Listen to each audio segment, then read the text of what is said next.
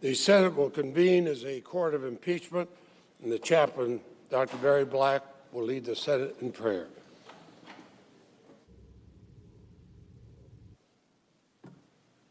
Let us pray. Mighty God, unsurpassed in both power and understanding, we worship you. Lord, when there is nowhere else to turn, we lift our eyes to you. As again, this Senate chamber becomes a court, and our senators become jurors, guide these lawmakers with your wisdom, mercy, and grace. Lord, infuse them with a spirit of nonpartisan patriotism. Unite them in their efforts to do what is best for America. As they depend on your providence and power, may they make choices that will be for your greater glory.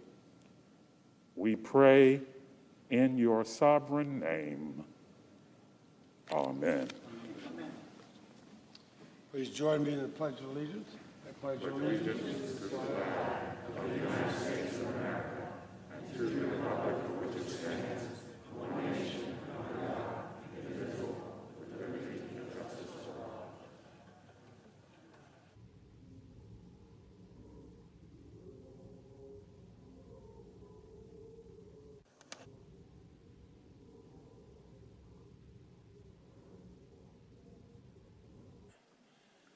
And Senators, will you please be seated? And if there is no objection, the journal proceedings of the trial are approved to date. I'd ask the Sergeant at Arms to make the proclamation. Hear ye, hear ye, hear ye. All persons are commanded to keep silence on pain of imprisonment while the Senate of the United States is sitting for the trial of the article of impeachment exhibited by the House of Representatives against Donald John Trump, former President of the United States.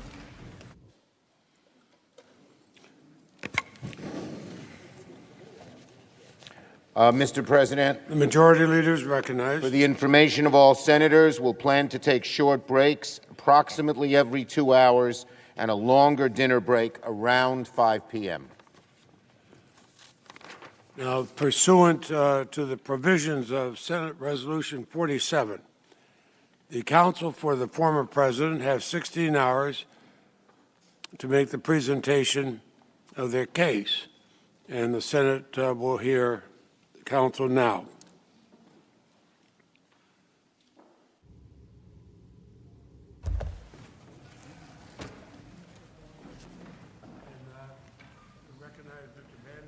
Begin the presentation of the case for the former president. Go ahead.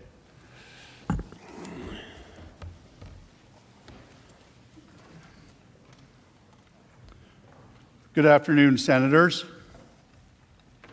Mr. President. The article of impeachment now before the Senate is an unjust and blatantly unconstitutional act of political vengeance. This appalling abuse of the Constitution only further divides our nation when we should be trying to come together around shared priorities. Like every other politically motivated witch hunt the left has engaged in over the past 4 years, this impeachment is completely divorced from the facts, the evidence, and the interests of the American people. The Senate should promptly and decisively vote to reject it. No thinking person could seriously believe that the President's January 6th speech on the ellipse was in any way an incitement to violence or insurrection. The suggestion is patently absurd on its face. Nothing in the text could ever be construed as encouraging, condoning, or enticing unlawful activity of any kind. Far from promoting insurrection against the United States, the President's remarks explicitly encouraged those in attendance to exercise their rights peacefully and patriotically. Peaceful and patriotic protest is the very antithesis of a violent assault on the nation's capital. The House impeachment article slanderously alleges that the President intended for the crowd at the ellipse to, quote, interfere with the joint session's solemn constitutional duty to certify the results of the 2020 presidential election. This is manifestly disproven by the plain text of the remarks. The President devoted nearly his entire speech to an extended discussion of how legislators should vote on the question at hand. Instead of expressing a desire that the joint session be prevented from conducting its business, the entire premise of his remarks was that the democratic process would and should play out according to the letter of the law, including both the Constitution and the Electoral Count Act. In the conclusion of his remarks, he then laid out a series of legislative steps that should be taken to improve democratic accountability going forward, such as passing universal voter ID legislation, banning ballot harvesting, requiring proof of citizenship to vote, and turning out strong in the next primaries. Not only these are not the words of someone inciting a violent insurrection. Not only President Trump's speech on January 6th, but indeed his entire challenge to the election results was squarely focused on how the proper civic process could address any concerns through the established legal and constitutional system. The President brought his case before state and federal courts, the U.S. Supreme Court, the state legislatures, the Electoral College, and ultimately the U.S. Congress. In the past, numerous other candidates for president have used many of the same processes to pursue their own election challenges. As recently as 2016, the Clinton campaign brought multiple post-election court cases, demanded recounts, and ridiculously declared the election stolen by Russia. Many Democrats even attempted to persuade the Electoral College delegates to overturn the 2016 results. House Manager Raskin objected to the certification of President Trump's victory 4 years ago, along with many of his colleagues. You'll remember it was Joe Biden who had to gavel them down. I have an objection because 10 of the 29 electoral votes cast by Florida were cast by electors not lawfully certified. I object to the votes from the state of Wisconsin, which should not be legally certified. Mr. President, I object to the certificate from the state of Georgia on the grounds that the electoral votes were not. There's no debate. And I object to the certificate from the state of North Carolina. I object to the 15 votes from the state of North Carolina. I object. I object to the certificate from the state of Alabama. The electors were not lawfully certified. Is it signed by a senator? Not as of yet, Mr. President. In that case, the objection cannot be entertained. The objection cannot be entertained. Debate is not in order. Even with the There is no debate in order. Is it signed by a senator? There is no debate. There is no debate in the joint session. There is no debate. There is no debate. There is no debate. Please come to order. The objection cannot be received. Section 18, Title 3 of the United States Code prohibits debate in the joint session. I do not wish to debate. I wish to ask, is there one United States senator who will join me in this letter There of is no rejection? debate. There is no debate. The gentlewoman will suspend.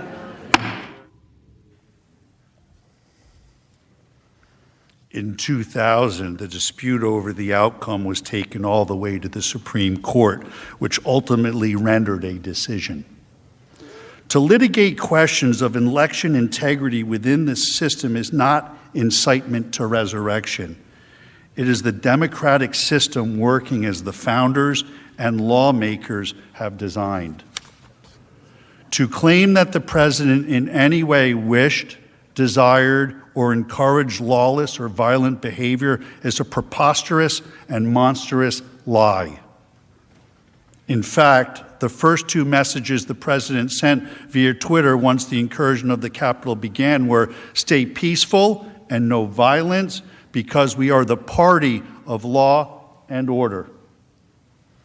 The gathering on January 6th was supposed to be a peaceful event. Make no mistake about that. And the overwhelming majority of those in attendance remained peaceful. As everyone knows, the president had spoken at hundreds of large rallies across the country over the past 5 years. There had never been any mob-like or riotous behaviors, and in fact, a significant portion of each event was devoted to celebrating the rule of law, protecting our Constitution, and honoring the men and women of law enforcement. Contrast the president's repeated condemnations of violence with the rhetoric from his opponents. I am your president of law and order and an ally of all peaceful protesters. The vast majority of the protesters have been peaceful. Republicans stand for law and order, and we stand for justice. I just don't even know why there aren't uprisings all over the country, and maybe there will be. My administration will always stand against violence, mayhem, and disorder. There needs to be unrest in the streets for as long as there's unrest in our lives. I stand with the heroes of law enforcement. And you push back on them, and you tell them they're not welcome anymore, anywhere. We will never defund our police. Together we will ensure that America is a nation of law and order. We were in high school, I'd take him behind the gym and beat the hell out of him. But I think you need to go back and punch him in the face. Feel like punching him. We just want law and order. Everybody wants that.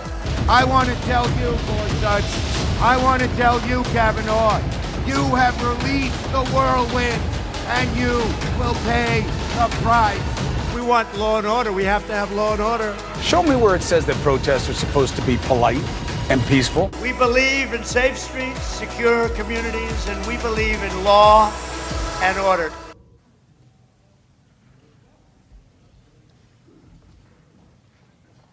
Tragically, as we know now, on January 6th, a small group who came to engage in violent and menacing behavior hijacked the event for their own purposes.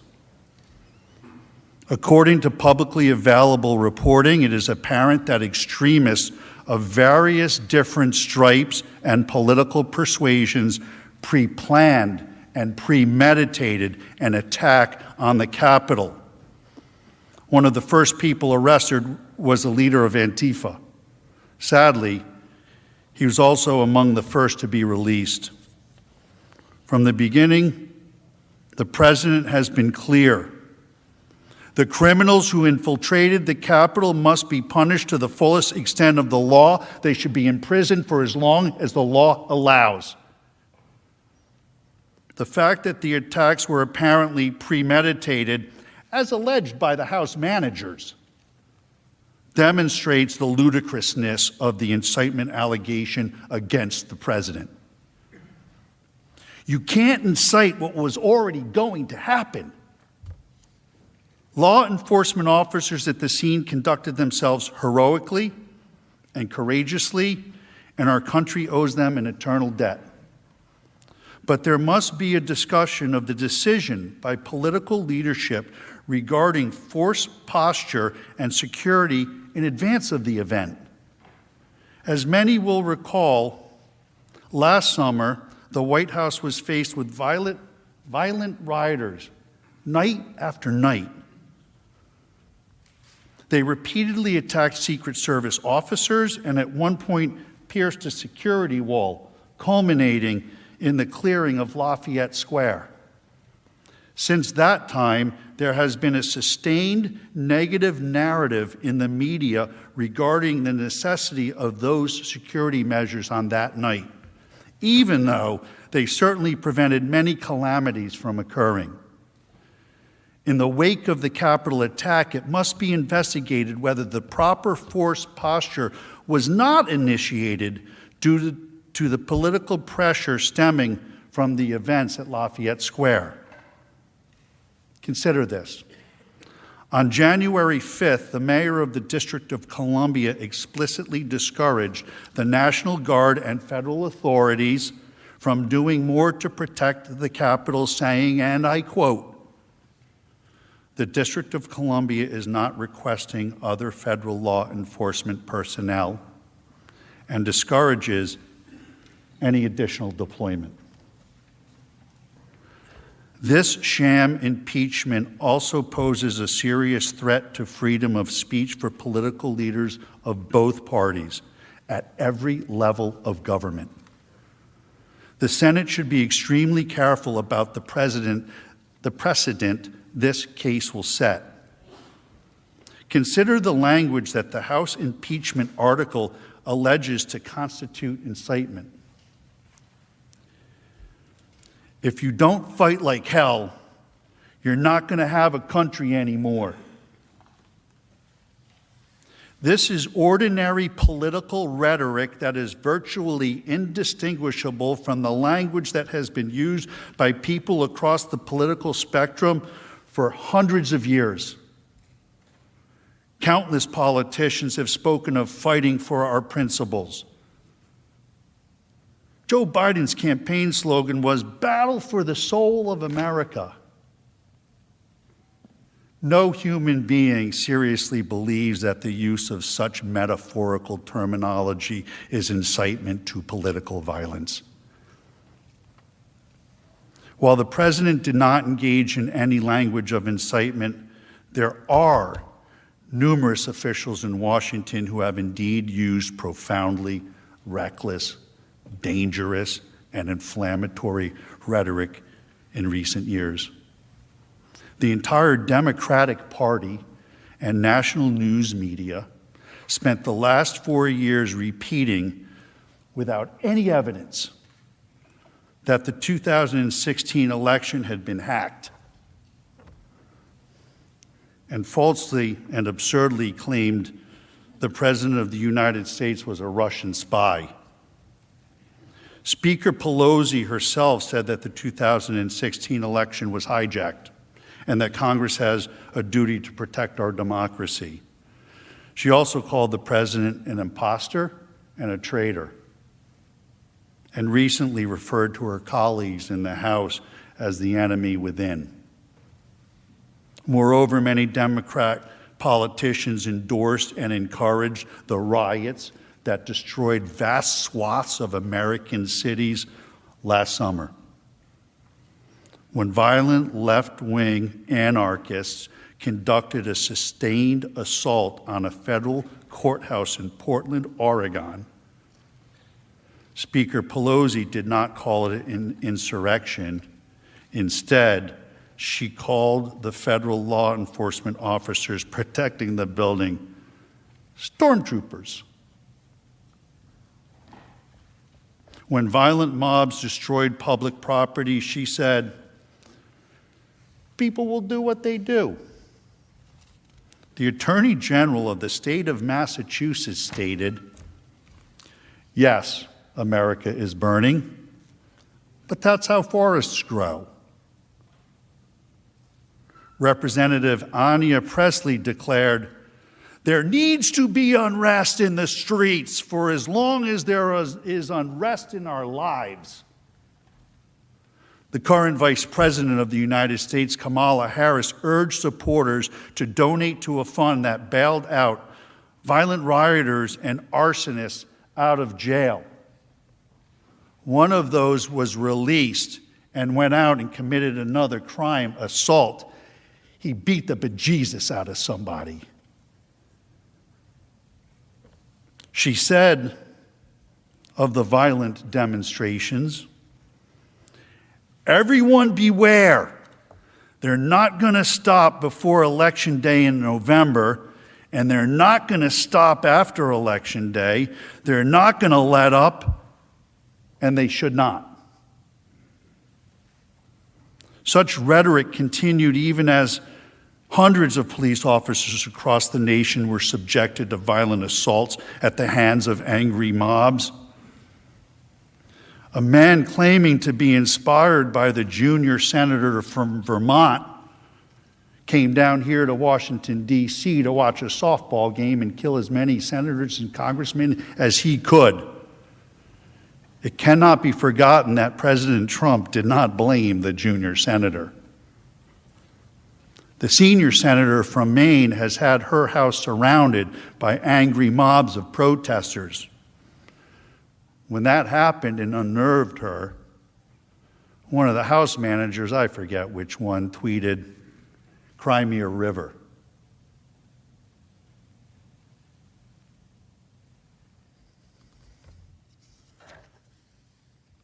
Under the standards of the House impeachment article, each of these individuals should be retroactively censored, expelled, punished, or impeached for inciting violence by their supporters. Unlike the left, President Trump has been entirely consistent in his opposition to mob violence. He opposes it in all forms, in all places. Just as he's been consistent that the National Guard should be deployed to protect American communities wherever protection is needed. For Democrats, they have clearly demonstrated that their opposition to mobs and their view of using the National Guard depends upon the mob's political views. Not only is this impeachment case preposterously wrong on the facts, no matter how much heat and emotion is injected by the political opposition, it is also plainly unconstitutional. In effect, Congress would be claiming that the right to disqualify a private citizen, no longer a government official, from running for public office. This would transform the solemn impeachment process into a mechanism for asserting congressional control over which private citizens are and are not allowed to run for president. In short, this unprecedented effort is not about Democrats opposing political violence. It is about Democrats trying to disqualify their political opposition. It is constitutional cancel culture. History will record this shameful effort as a deliberate attempt by the Democrat Party to smear, censor, and cancel not just President Trump, but the 75 million Americans who voted for him. Now is not the time for such a campaign of retribution. It is the time for unity and healing and focusing on the interests of the nation as a whole. We should all be seeking to cool temperatures, calm passions, rise above partisan lines. The Senate should reject this divisive and unconstitutional effort and allow the nation to move forward. Over the course of the next 3 hours or so, you will hear next from Mr. Schoen, who's going to talk about due process and a couple other points you'll be interested to hear. I'll return with an analysis of why the First Amendment must be properly applied here. And then Mr. Castor will discuss the law as it applies to the speech of January 6th. And then we'll be pleased to answer your questions. Thank you.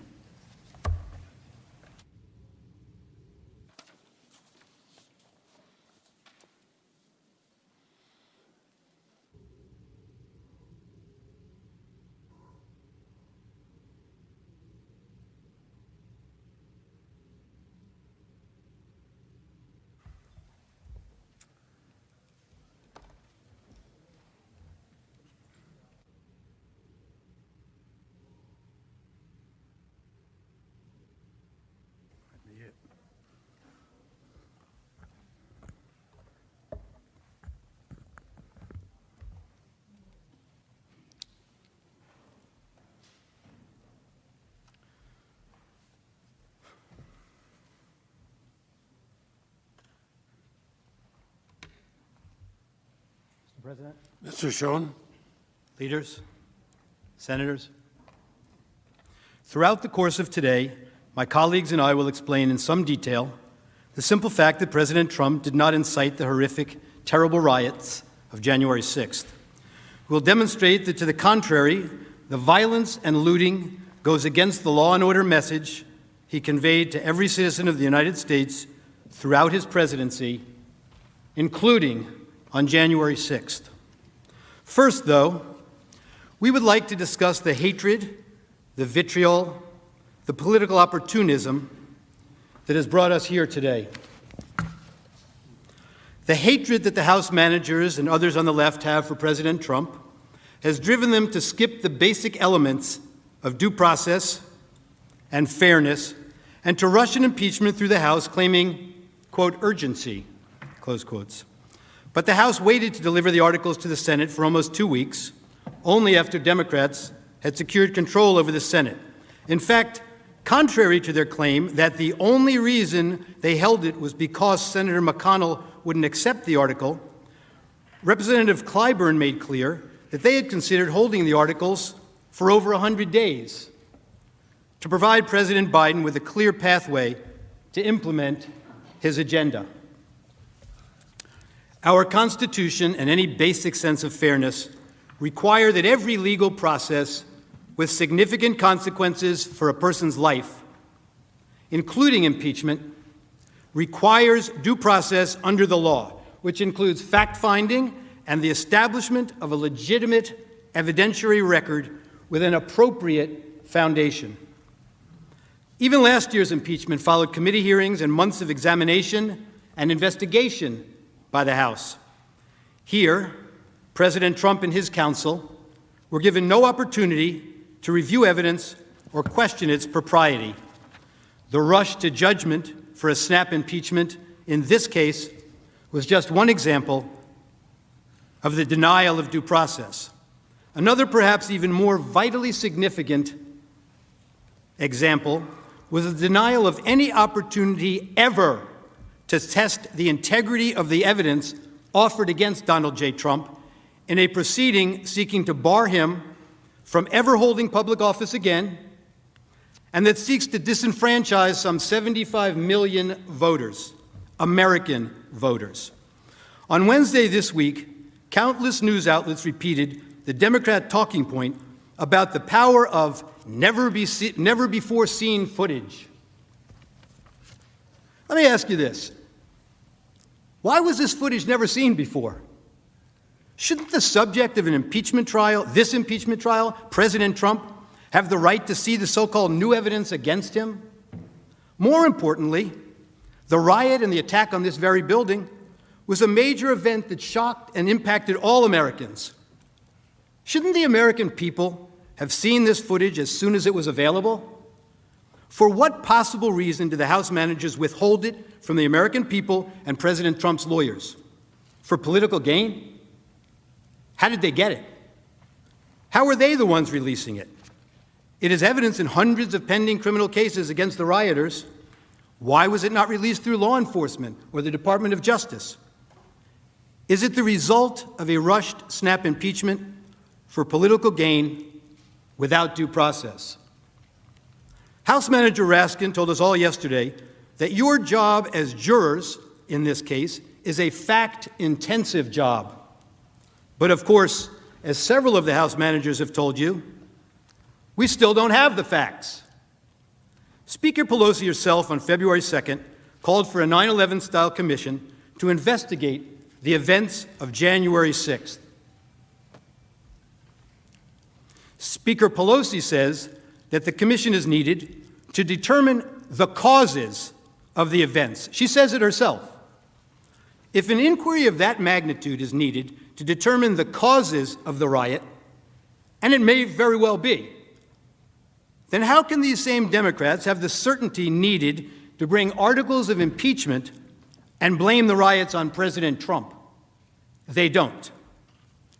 The House managers, facing a significant lack of evidence, turned often to press reports and rumors during these proceedings, claims that would never meet the evidentiary standards of any court. In fact, They even relied on the words of Andrew Feinberg, a reporter who recently worked for Sputnik, the Russian propaganda outlet. You saw it posted. By the way, the report they cited was completely refuted.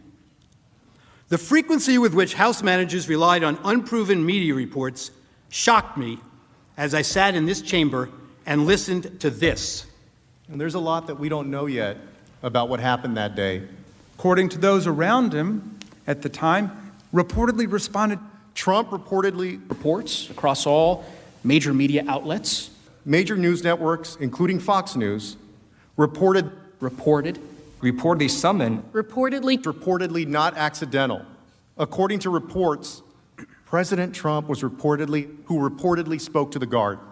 And was widely reported. Media reports? According to reports, reportedly. As any trial lawyer will tell you, reportedly is a euphemism for, I have no real evidence.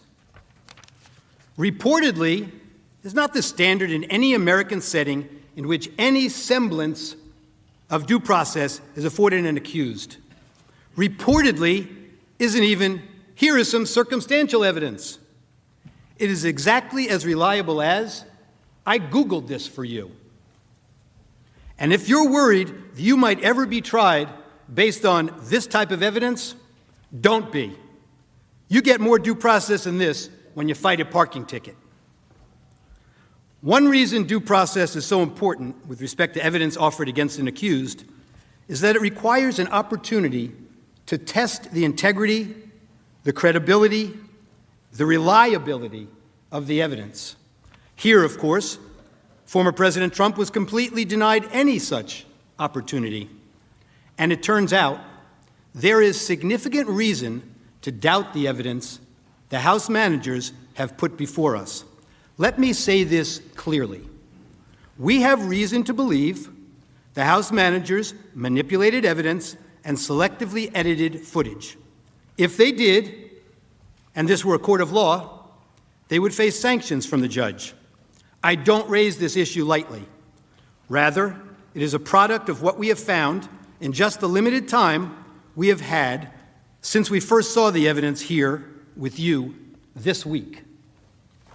We have reason to believe that the House managers created false representations of tweets, and the lack of due process means there was no opportunity to review or verify the accuracy. Consider these facts.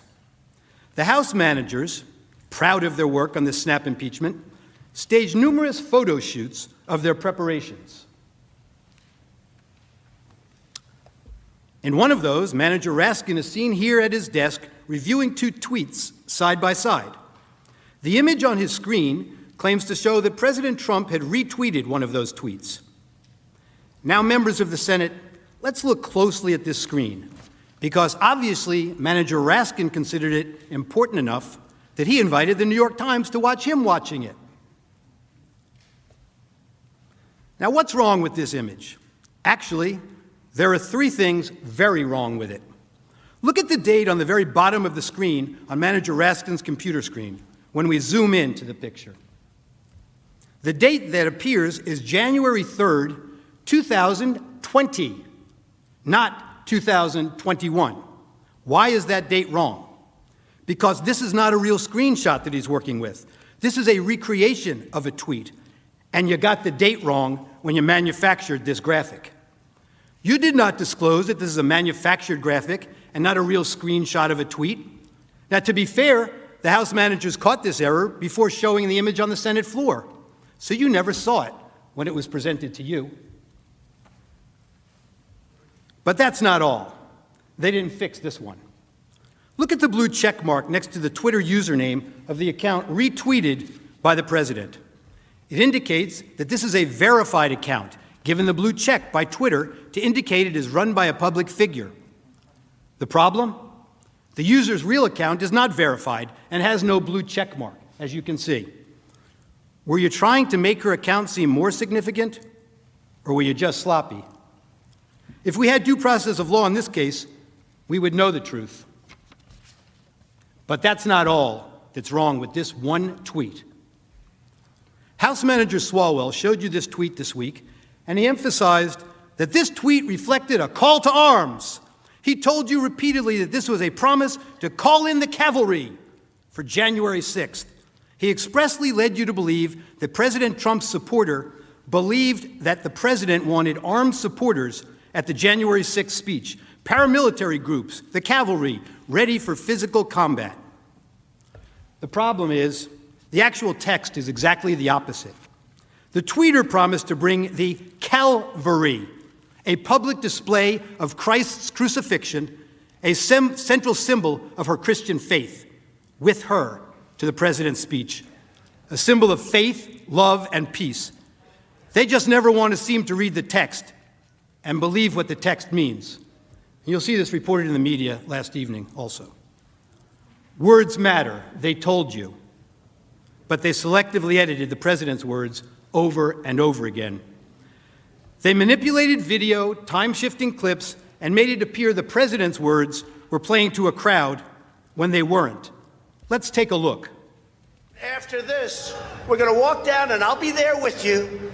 We're going to walk down. We're going to walk down to the Capitol. But I think right here, we're going to walk down to the Capitol, and we're going to cheer on our brave senators and congressmen and women. And we're probably not going to be cheering so much for some of them, because you'll never take back our country with weakness. You have to show strength, and you have to be strong. We have come to demand that Congress do the right thing and only count the electors who have been lawfully slated. Lawfully slated. I know that everyone here will soon be marching over to the Capitol building to peacefully and patriotically make your voices heard. And we are going to walk down to the Capitol. They showed you that part. Why are we walking to the Capitol?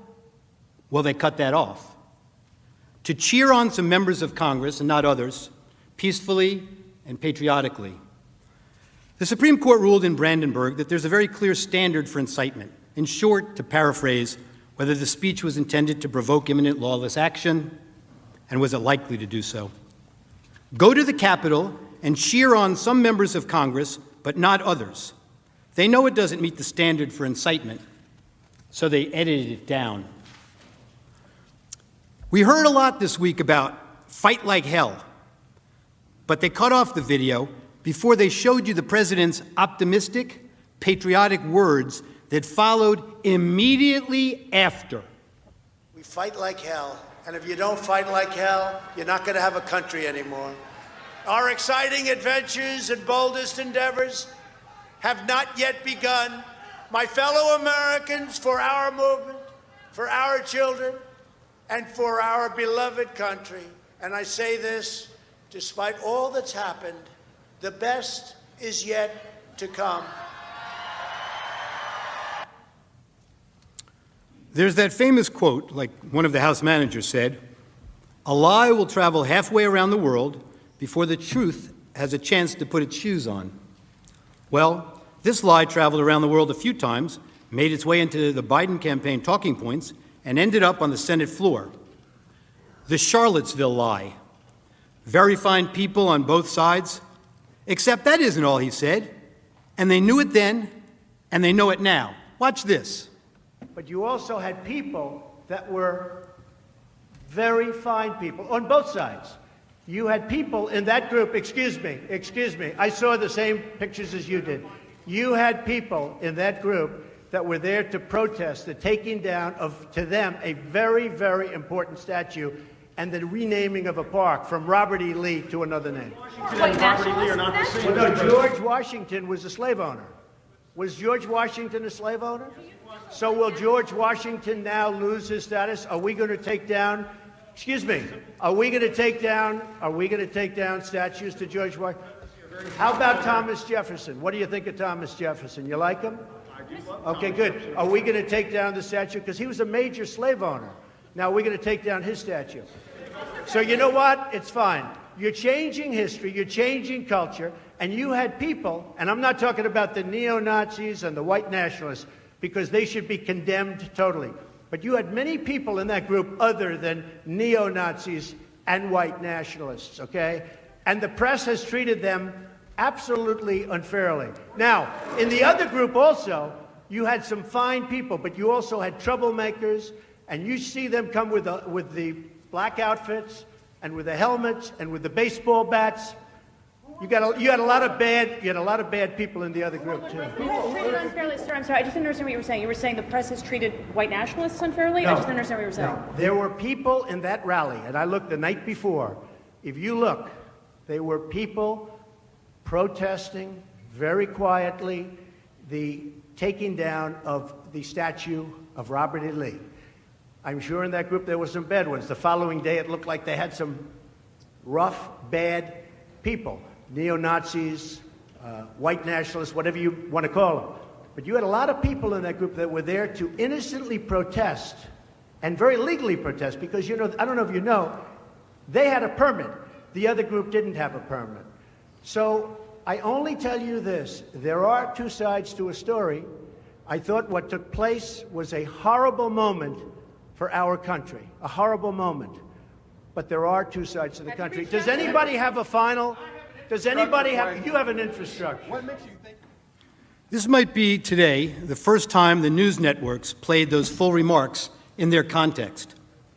And how many times have you heard that President Trump has never denounced white supremacists? Now you in America know the truth. Here's another example. One of the House managers made much of the president's supposedly ominous words of, "You have to get your people to fight." But you knew what the president really meant. He meant that the crowd should demand action from members of Congress and support primary challenges to those who don't do what he considered to be right. Support primary challenges, not violent action. I know what he meant because I watched the full video, and so did the House managers, but they manipulated his words. You will see where they stopped it, and to give it a very different meaning from the meaning it has in full context. Let's watch.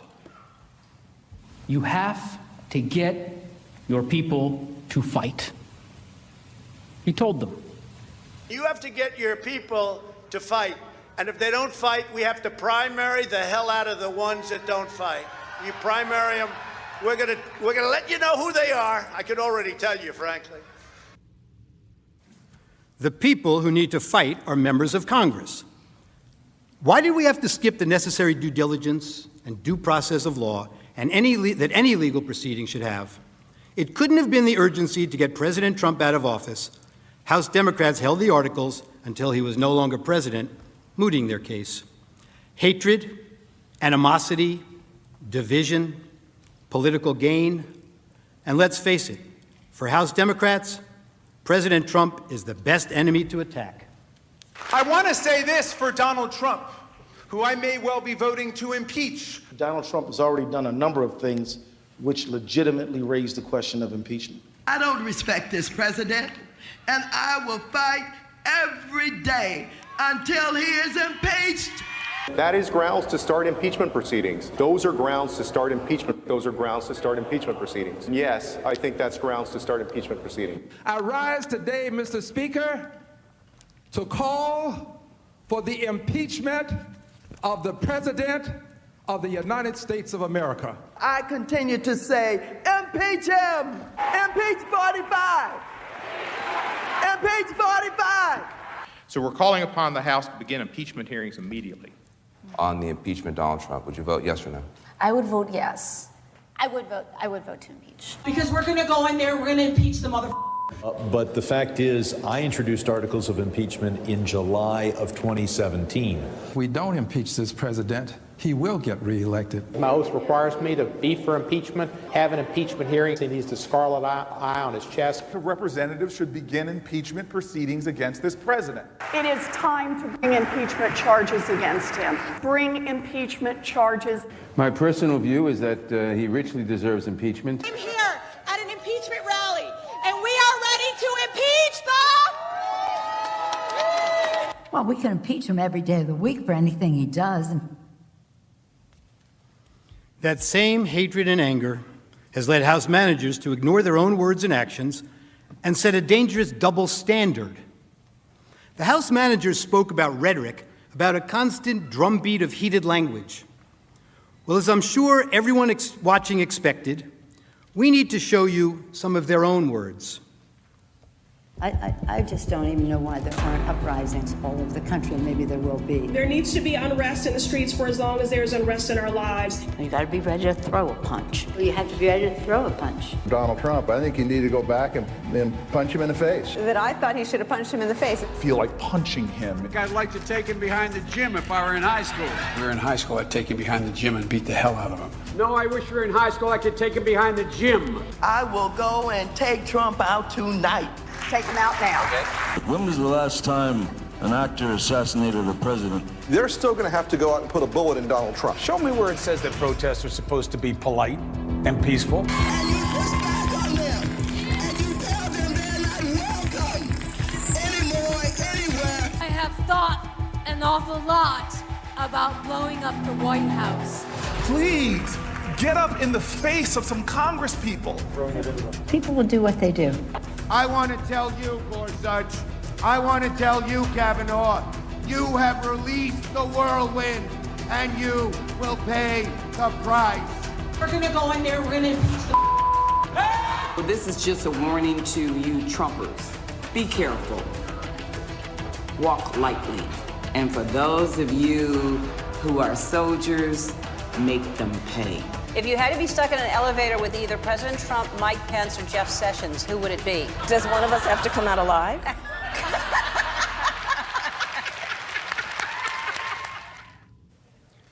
And there's more.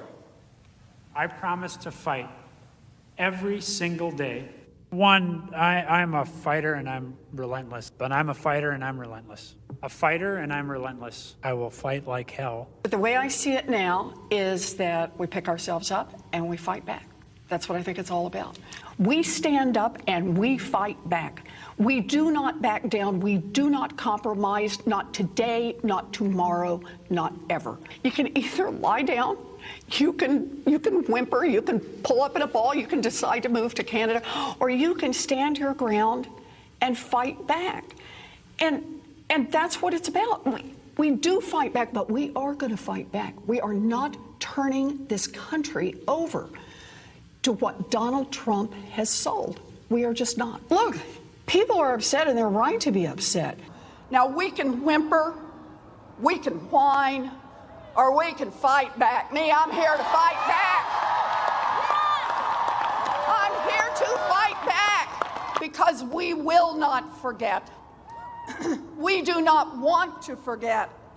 We will use that vision to make sure that we fight harder, we fight tougher, and we fight more passionately than ever. We still have a fight on our hands. Fight hard for the changes Americans are demanding. Get in the fight, to winning the fight, fighting. He's fighting. We'll use every tool possible to fight for this change. We'll fight to fighting hard. Serious about fighting and fight. We got to get on our front foot and fight back. Problems, we call them out and we fight back. I'm in this fight. I am fighting. Get in this fight. Get in this fight. Get in this fight. And fighting, we all need to be in the fight. We all need to stay in the fight. We stay in this fight. We fought back. I am not afraid of a fight. I am in this fight all the way. You don't get what you don't fight for. Our fight. We are in this fight for our lives. This is the fight of our lives. But we are going to make sure that this fight does not end tonight. This is a fight for our lives, the lives of our friends and family members and neighbors. It is a fight, and it is a fight that we're going to work to make sure continues. It's a fight. It is a fight. It is a fight, and that's what this fight is for. Well, I'm wired to fight anyone who isn't doing their job for us. I'm John Tester, and you damn right I approve this message. And I'll have lots of fights ahead of us, and I'm ready to stand up and keep fighting. We have to fight. We're going to fight. We're going to fight. We need to fight, and we need to fight. We're going to fight. We got a few more fights. We're going to take the privilege of a few more fights, and we have the biggest fight of all. I will never stop fighting. I will fight like hell to fight back against anyone. We need to say loud and clear that we are ready to fight. It's a bare-knuckles fight. Now they're going to have to actually fight back against people. The fight has to be conducted. It's so important that we need to fight. Fight that fight. We have been fighting. I was fighting very hard. Time is of the essence, both in terms of the fight. I think we should be fighting. Well, I really believe we need to fight. We're simply not going to take this line down. We're going to keep fighting. So I'm telling all my colleagues, this is the fight of our life. Whose side are you on? Who are you fighting for? They're fighting, I'm fighting. We're both fighting. We will fight back. We're not going to just take this line down. I'm just going to keep the fight up. What we have to do right now is fight as hard as we can. We have to rise up and fight back. And so we're going to fight, and we're going to continue to fight. I am going to be fighting like hell. Keep fighting, or we kept fighting and we did. So we're going to keep fighting. We have to be fighting every single day. We have to fight back, and we have no choice but to do that. I think we're doing the right thing to do that. Fighting. And I'm fighting. Well, our job right now is to fight. It's really important. I'm going to keep fighting. I'm asking for the support of people across the country to fight back. And you got to be fierce in fighting. Keep fighting. Brown have been fighting. I've told President Biden I will fight like mad. I'll tell you what, now more than ever, we have to fight like hell. We have these battles on the floor of the Senate. I'm going to go down and battle, and I'm going to be down there on the floor fighting. Right. But we Democrats are fighting as hard as we can. Democrats are fighting as hard as we can. Credit it in any way, but we're fighting back. What we've got to do is fight in Congress, fight in the courts, fight in the streets, fight online, fight at the ballot box. Fighting and pushing around the clock, fighting. Continue to be brave and be strong and keep fighting. We're getting people engaged in the fight. We're fighting. We've got to keep fighting and keep focused. Continue to fight. Fight. This is going to be a fight. We'll also fight him and challenge him in every way that we can, in the Congress, in the courts, and in the streets. To continue fighting, we each have an important role to play in fighting. In this fight, like so many before it, it has been a fight. The American people are going to have to fight. And about the importance of fighting, I will always fight. Fighting. But we always must fight. Joe Biden has a deep, deep-seated commitment to fight and to fight, and about the importance of fighting. We always must fight, to fight, to fight, and to fight. As our willingness to fight continued the fight, as Joe Biden says, to fight. It's about fighting of what we're fighting for. We will tell them about what we did to fight. Really about a fight. But truly, I do believe that we're in a fight. I believe that we are in a fight. I believe we are in a fight. I believe we are in a fight. So there's a fight in front of us, a fight for all of these things. And so we're prepared to fight for that. We know how to fight. Our ongoing fight of fight. We know how to fight. We like a good fight. We were born out of a fight. This is what is our fight right now. There's the fight, there's the fight, there's the fight, and then there's the fight to defend. Back in the fight. Our mission is to fight. That is the guiding purpose of House Democrats, fighting. He has never forgotten who he is fighting for. Marched and fought, and we just have to fight. But this is a fight for our country. Fighting the health crisis of COVID. I led the fight and continue to fight. Never, never, never give up this fight. I'm a citizen fighting for it. It means not only fighting a leader who fought for progressive change, as a lawyer who fought for people his whole life, as well as other fights. And I'm proud that to have Tim in this fight with me. And above all, it's time for America to get back up and once again fight. We will fight when we must fight. What kind of America are we fighting for? We've been fighting, so we need to fight, but we also need to fight for an America. I am going to wake up every day and fight hard. I have been fighting. We're going to fight. We are going to fight. We're going to fight. We're going to fight. And I will fight. We're in the fight of our lives. right now. We fight like hell to fight. To fight. Fight against the Trump administration. Democrats are standing up to fight. We're in this fight in a serious way. It's your fight. We're eager to take on this fight. Get in this fight, and we'll fight it out. I have taken on the fight. As representatives for the people, as legislators here in the halls of Congress, our job is to fight. Who has led us in this fight is to fight for this fight. And every day I'm in the United States Senate, I will fight. And one of the things we do is should fight. Because my constituents send me here each and every day to fight. We have been fighting this fight, and we need to be side by side so we can succeed. And so I hope that you will all join us in our fight. And if we fight, and as the next governor of Georgia, I will never stop fighting. We can show the old guard something new, and we can fight. My fight, those fights need to fight an administration requiring us to fight, and fight we will. Their fight, and their fight, and their fight. The fight is a fight, and so when we fight the fight that we are in, when we are fighting this fight, we fight this fight. The strength of who we are is we will fight. And we will fight, the fight, we will fight. We are in a fight, the fight.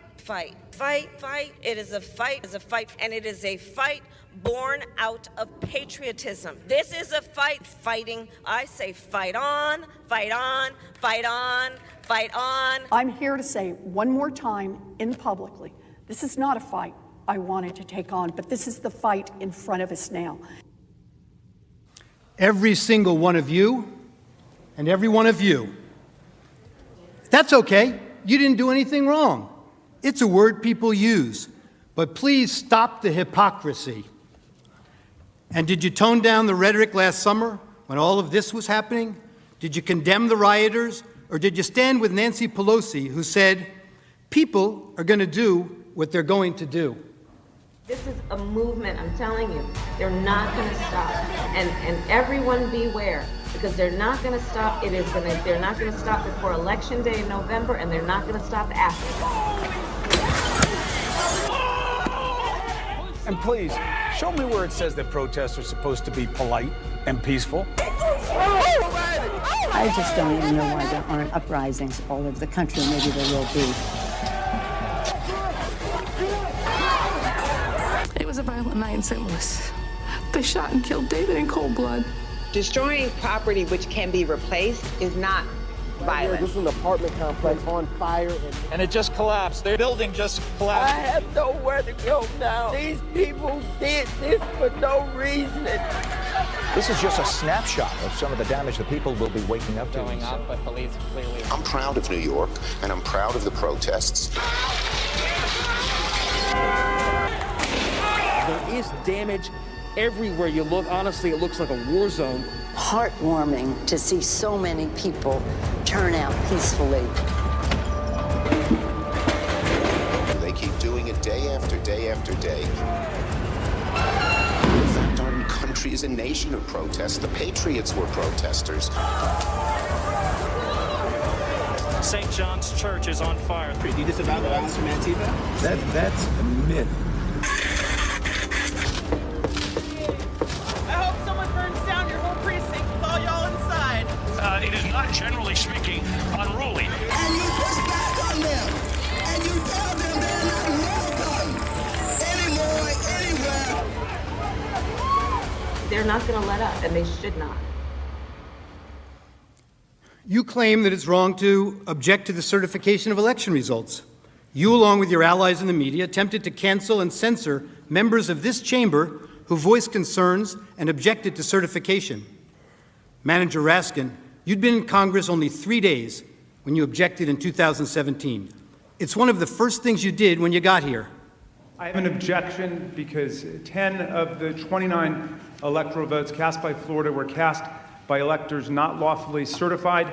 Is the objection in writing and signed not only by the member of the House of Representatives, but also by a senator? It is in writing, Mr. President. Is it signed by a senator? Not as of yet, Mr. President. In that case, the objection cannot be entertained. Mr. President, I object to the certificate from the state of Georgia on the grounds that the electoral votes were not... There's no debate. I object to a certificate from the state of North Carolina based on violations of the Voting Rights Act. There is no debate in the joint session. I object because people are horrified by the overwhelming evidence. Section 18, Title 3 of the United States Code prohibits debate. I object. Objected to the counting of the electoral votes of the state of Ohio. I object to the certificate from the state of Alabama. The electors were not lawfully certified. I object to the 15 votes from the state of North Carolina because of the massive voter suppression and the closing of polling booths. There is no debate. There is no debate. 16 There is to 1, no debate. And the massive voter suppression that occurred to African Americans. The gentleman will suspend.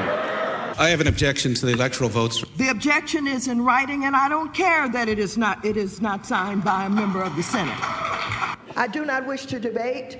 I wish to ask, is there one United States senator who will join me in this letter There of is no objection? debate. The objection is signed by a member of the House, but not yet by a member of the Senate. Well, it is over.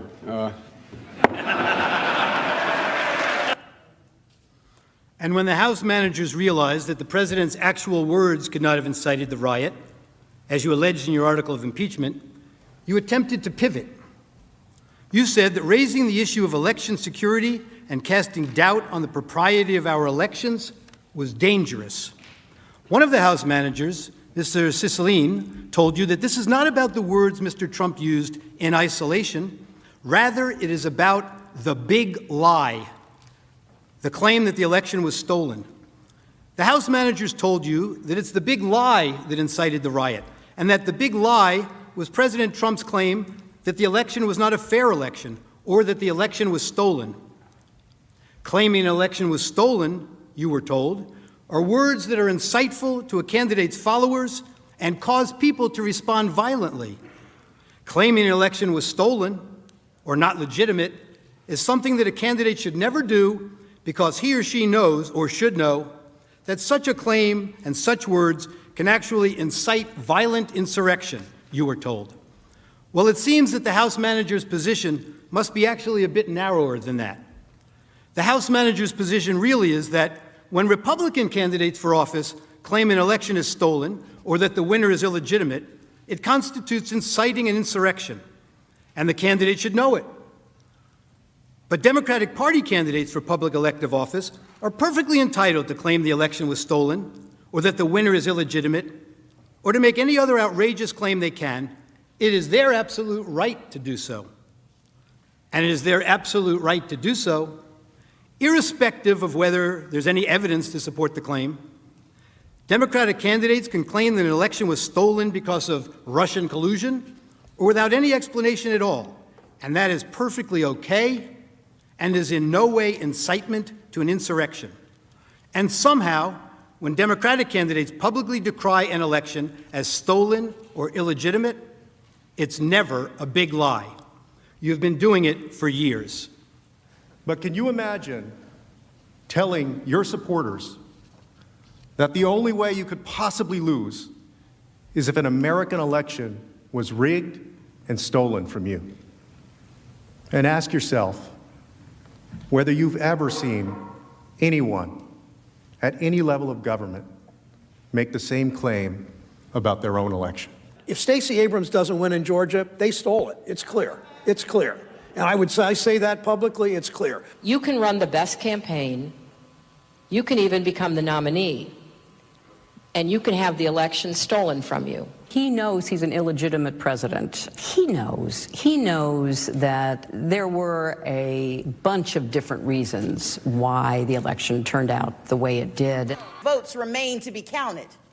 There are voices that were waiting to be heard. And I will not concede. And I respect where you're coming from, and I respect the issues that you're raising. You're not answering the question. Do you think it was... You're not using the word legitimate.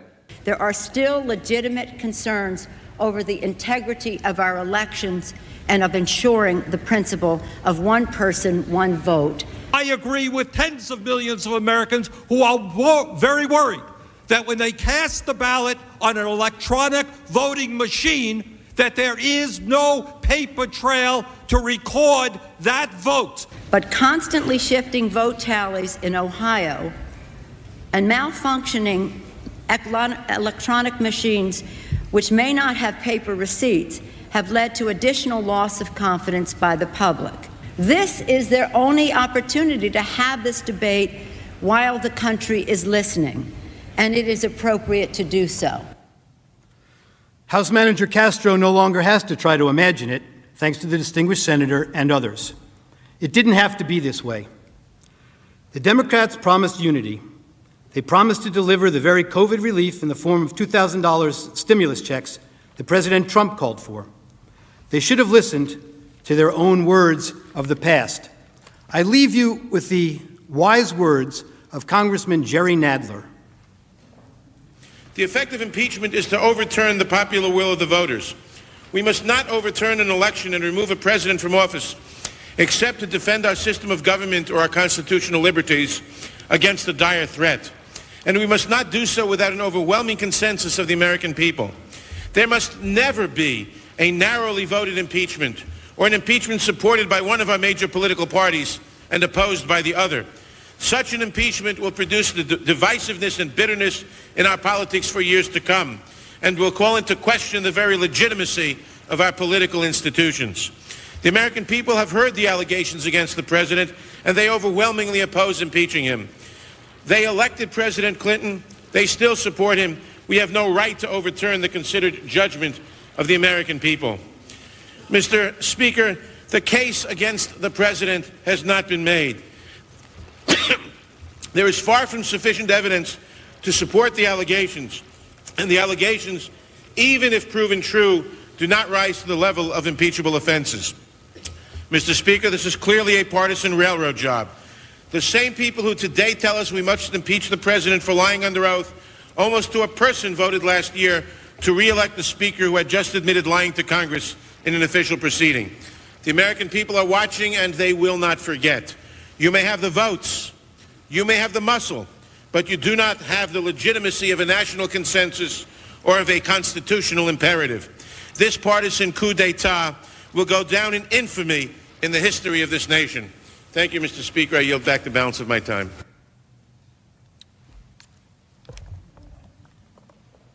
Thank you.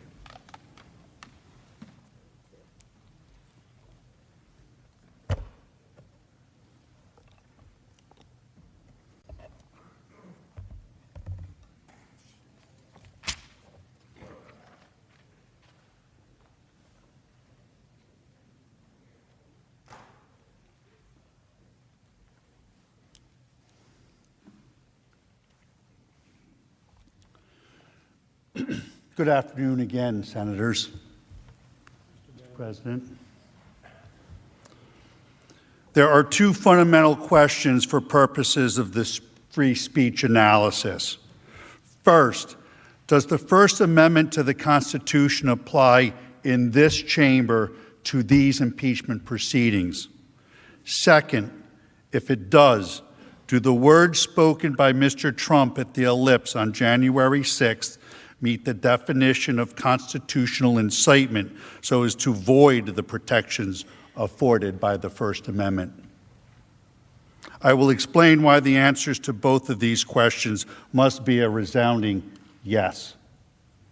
The Constitution and the First Amendment must certainly apply to these impeachment proceedings, and Mr. Trump's speech deserves full protection under the First Amendment.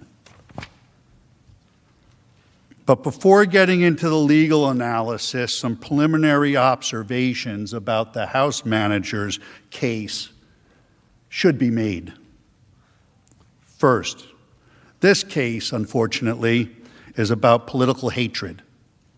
It has become very clear that the House Democrats hate Donald Trump.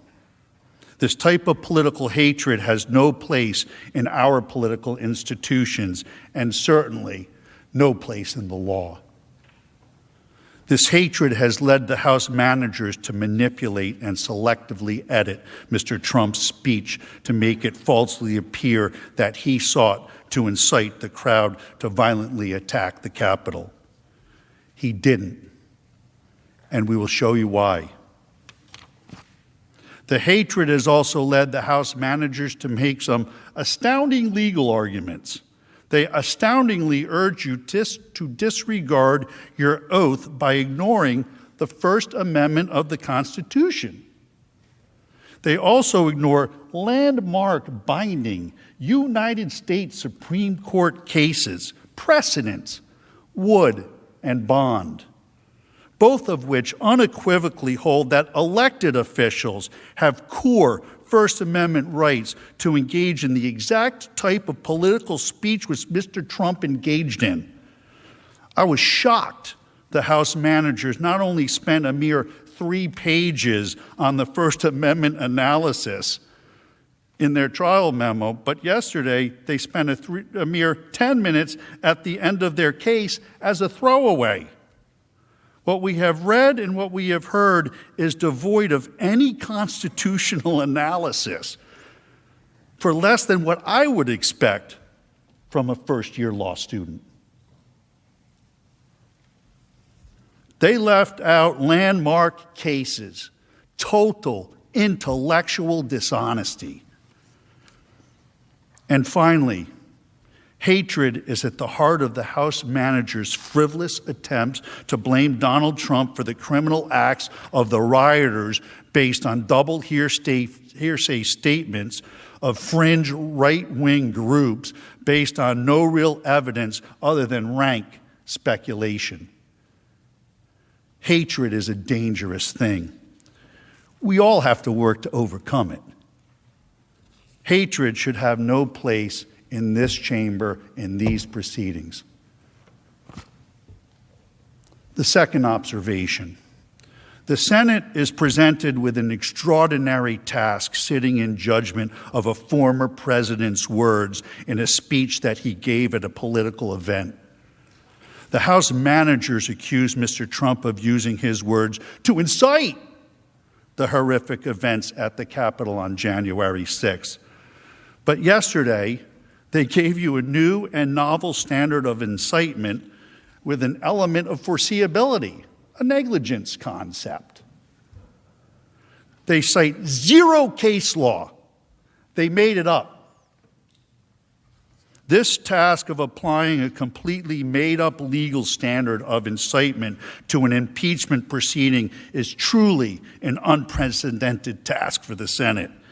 And that is something the Senate must seriously consider when deciding the issue.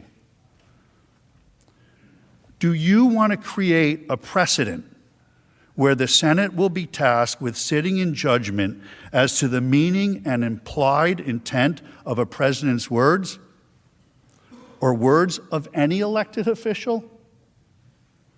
Will that allow and maybe encourage a majority party to weaponize the awesome power of impeachment against the minority to suppress a point of view? Will the Senate then have to deal with constant articles of impeachment by a majority party accusing minority presidents or other elected officials of so-called insightful or false speeches? You can see where this would lead. Sadly, we have all seen the political rhetoric get ratcheted up over the last few years. We've all been witnesses to many incendiary words by our officials at political events, broadcast over the media, internet. In each of those instances, will there now be Senate impeachment hearings? One last observation. We agree with the House managers, context does indeed matter. The inflammatory rhetoric from our elected officials must be considered as part of the larger context of Mr. Trump's speech at the ellipse on January 6th. The inflammatory language from both sides of the aisle has been alarming, frankly. But this political discourse must be considered as part of these proceedings to contextualize Mr. Trump's words. We have some video to play that highlights some of what I'm talking about. I preface this video by noting I am not showing you this video as some excuse for Mr. Trump's speech. This is not whataboutism. I am showing you this to make the point that all political speech must be protected. I just don't even know why there aren't uprisings all over the country. Maybe there will be. There needs to be unrest in the streets for as long as there's unrest in our lives. You got to be ready to throw a punch. You have to be ready to throw a punch. Donald Trump, I think you need to go back and punch him in the face. That I thought he should have punched him in the face. Feel like punching him. I'd like to take him behind the gym if I were in high school. If we were in high school, I'd take him behind the gym and beat the hell out of him. No, I wish we were in high school. I could take him behind the gym. I will go and take Trump out tonight. Take him out now. When was the last time an actor assassinated a president? They're still going to have to go out and put a bullet in Donald Trump. Show me where it says that protests are supposed to be polite and peaceful. And you push back on them. And you tell them they're not welcome anymore, anywhere. I have thought an awful lot about blowing up the White House. Please, get up in the face of some Congress people. People will do what they do. I want to tell you, Gorsuch, I want to tell you, Kavanaugh, you have released the whirlwind, and you will pay the price. We're going to go in there, we're going to impeach the This is just a warning to you Trumpers. Be careful. Walk lightly. And for those of you who are soldiers, make them pay. If you had to be stuck in an elevator with either President Trump, Mike Pence, or Jeff Sessions, who would it be? Does one of us have to come out alive?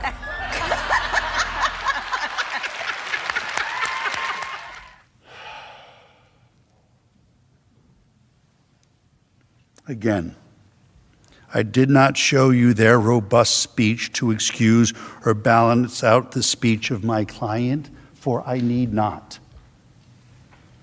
I showed you the video because in this political forum, all robust speech should be protected, and it should be protected evenly for all of us. As a brief aside, we should all reflect and acknowledge the rhetoric has gotten to be too much and over the top. It is grating on the collective well-being of the body politic, the citizens. Most would like it to stop. But the point is, when you see speech such as this, you have to apply the First Amendment evenly, blindly. She is blind, Lady Justice. Question 1. Does the First Amendment apply to this chamber in these proceedings? The House manager's position, as stated in their trial brief, is, and I quote, "The First Amendment does not apply at all to an impeachment proceeding." That's their position. This is plainly wrong. The text of the First Amendment expressly restricts Congress from regulating speech.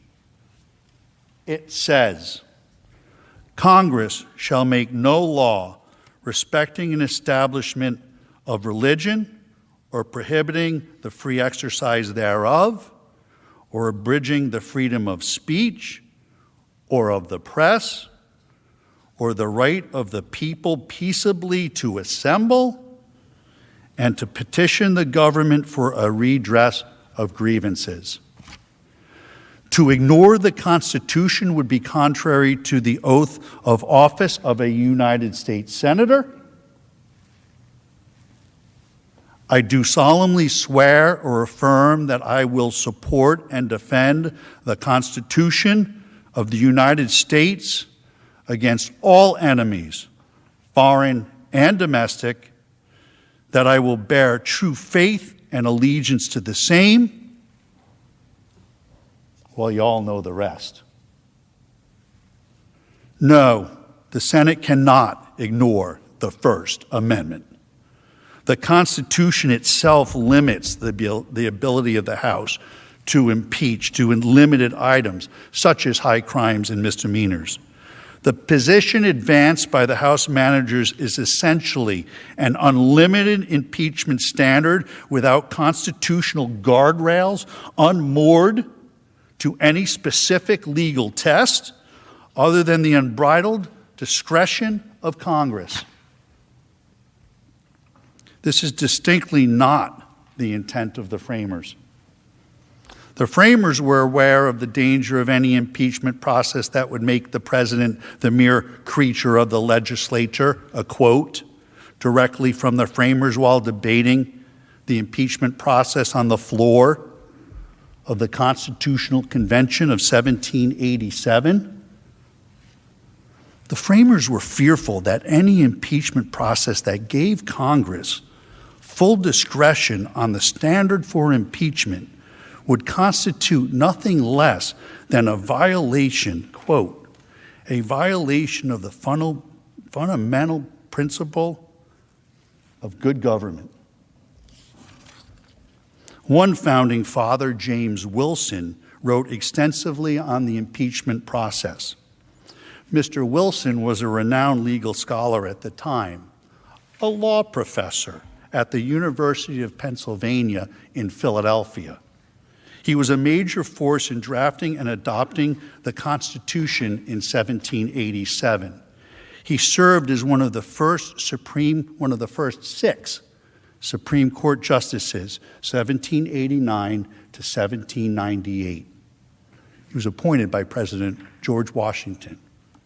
In fact, Wilson taught the first course on the new Constitution to President Washington and his cabinet, the first in the nation's history, in Philadelphia, at the University of Pennsylvania in 1789.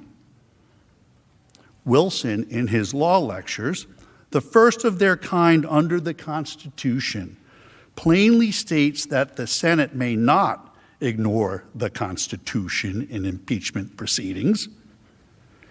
He states that lawful and constitutional conduct may not be used as an impeachable offense. Let me say that again. He states that lawful and constitutional conduct may not be used as an impeachable offense. Read along with me. The doctrine of impeachments is of high import in the constitutions of free states. On one hand, the most powerful magistrate should be amenable to the law. On the other hand, elevated characters should not be sacrificed merely on account of their elevation. No one should be secure while he violates the Constitution and the laws. Everyone should be secure while he observes them. To be clear, James Wilson is saying that the Constitution does indeed apply when judging whether to convict an official by impeachment. If the complaint of conduct is constitutional, it cannot be impeachable. Are we to ignore the words and teachings of James Wilson? The House managers surely want you to. The House managers have made several references to this letter, signed by 140 partisan law professors, calling Mr. Trump's First Amendment defense legally frivolous. This is really an outrageous attempt to intimidate Mr. Trump's lawyers.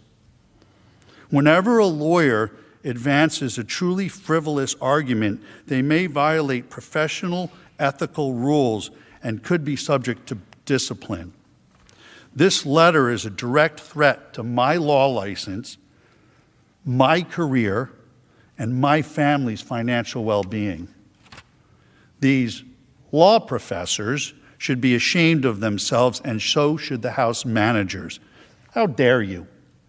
Do you really hate Donald Trump so much that you're willing to destroy good, hard-working people's lives, people that are only doing their jobs, and frankly, as counsel for an accused fulfilling a constitutional role? It's astounding, really. I'm a citizen, not a politician. I know these First Amendment arguments are not anywhere close to frivolous. They are completely meritorious. Interestingly, the law professor's letter was issued on February 5th, 3 days before we even filed our legal brief in this matter, and they ignored landmark, bedrock Supreme Court cases directly addressing this issue. In our brief, we have a direct quote from James Wilson, the founding father, supporting our position. The direct quote was documented in the founding fathers' original legal papers. Do I have those with me? On the subject. He was the primary draftsman of the Constitution who taught the new Constitution to President Washington. He says so long as acts of elected officials like Mr. Trump are constitutionally protected, he should not be impeached. We have landmark U.S. Supreme Court decisions, Wood and Bonds, which I'll explain in detail, supporting our position. All of this the House managers and the partisan law professors completely and misleadingly ignore. Frivolous? Hardly. The letter is a bully tactic, and I think evidence is the House managers know they have a problem with the First Amendment defense on the merits, so they're resorting to such tactics. The House manager's suggestion that the First Amendment does not apply to this impeachment process is completely untenable. Ignoring the First Amendment would conflict with the senator's oath of office. It would also conflict with well-settled Supreme Court precedent and ignore the intent of the framers of the Constitution, such as James Wilson. Above all else, ignoring the Constitution would adopt the new Raskin common sense doctrine we heard yesterday, eroding hundreds of years of First Amendment protections. We are here under the Constitution. It is illogical what the House managers say. The Constitution does apply to this constitutional impeachment process. It's double talk, nonsense, illogical. If the House managers had their way, they would ignore all of the Constitution. Does that include the Sixth Amendment? The right to counsel? They would have Mr. Trump sitting here without lawyers. And who would be next? It could be anyone. One of you. Or one of you. You must reject this invitation to ignore the First Amendment. It is anti-American and would set dangerous precedent forever. The law has developed over the years to clearly establish elected officials have the right to engage in protected speech. Mr. Trump is not just a guy on the street or a guy at a bar or a fire chief or a police officer. There were a few of them in there. All analogies given by the House managers. These sideways analogies are wrong. Mr. Trump was an elected official, and there is an entire body of law, Supreme Court landmark cases supporting the conclusion that Mr. Trump actually has enhanced free speech rights because he is an elected official. These cases are ignored by the House managers and the law professors. And that, too, is total intellectual dishonesty. The Supreme Court has long held that the First Amendment's right to freedom of speech protects elected officials. Two important on-point decisions from the Supreme Court, Wood versus Georgia and Bond versus Floyd, expressly contradict the House managers' position. The House managers do not even cite those cases in their brief. They barely acknowledged them in their reply, and they were mum on them yesterday. In Wood versus Georgia, the Supreme Court addressed a case involving a sitting sheriff whose reelection was being investigated by a grand jury impaneled by a judge based on allegations of irregular Negro bloc voting. It was in the 60s. The sheriff spoke publicly in multiple press releases calling the grand jury investigations racist, illegitimate, and an attempt to intimidate voters. He even urged the grand jurors on how to decide the issues and not let its high office be a party to any political attempt to intimidate voters. The sheriff viewed the grand jury as challenging the legitimacy of his election. The sheriff even sent a letter to the grand jurors with these allegations, which is an extraordinary step since laws in most states, including Georgia, prohibit attempts to influence or intimidate jurors. The sheriff was charged and convicted of contempt of court and obstruction of the grand jury. But the Supreme Court, in a decision written by Justice Brennan, reversed. The court held that the First Amendment protected an elected public official's speech because the voting controversy directly affected the sheriff's political career. G29. The petitioner was an elected official and had, read with me, please, everybody. The petitioner was an elected official and had the right to enter the field of political controversy, particularly where his political life was at stake. The role that elected officials play in our society makes it all the more imperative that they be allowed freely to express themselves on matters of current public importance.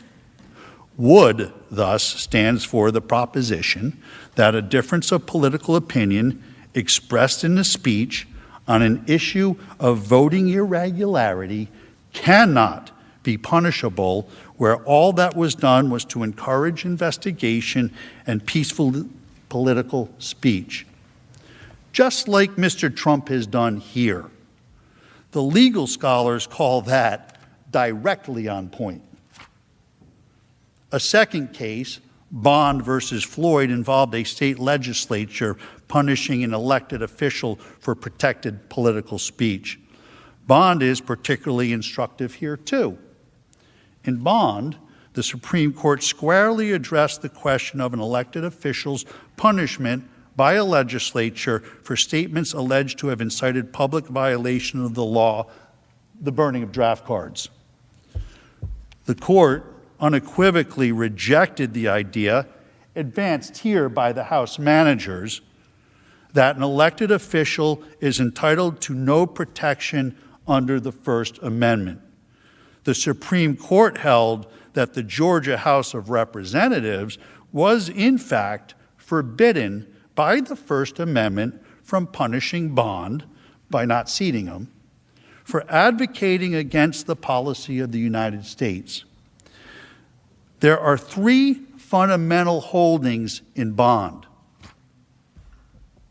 One, the manifest function of the First Amendment in a representative government requires that legislators be given the widest latitude to express their views on issues of policy.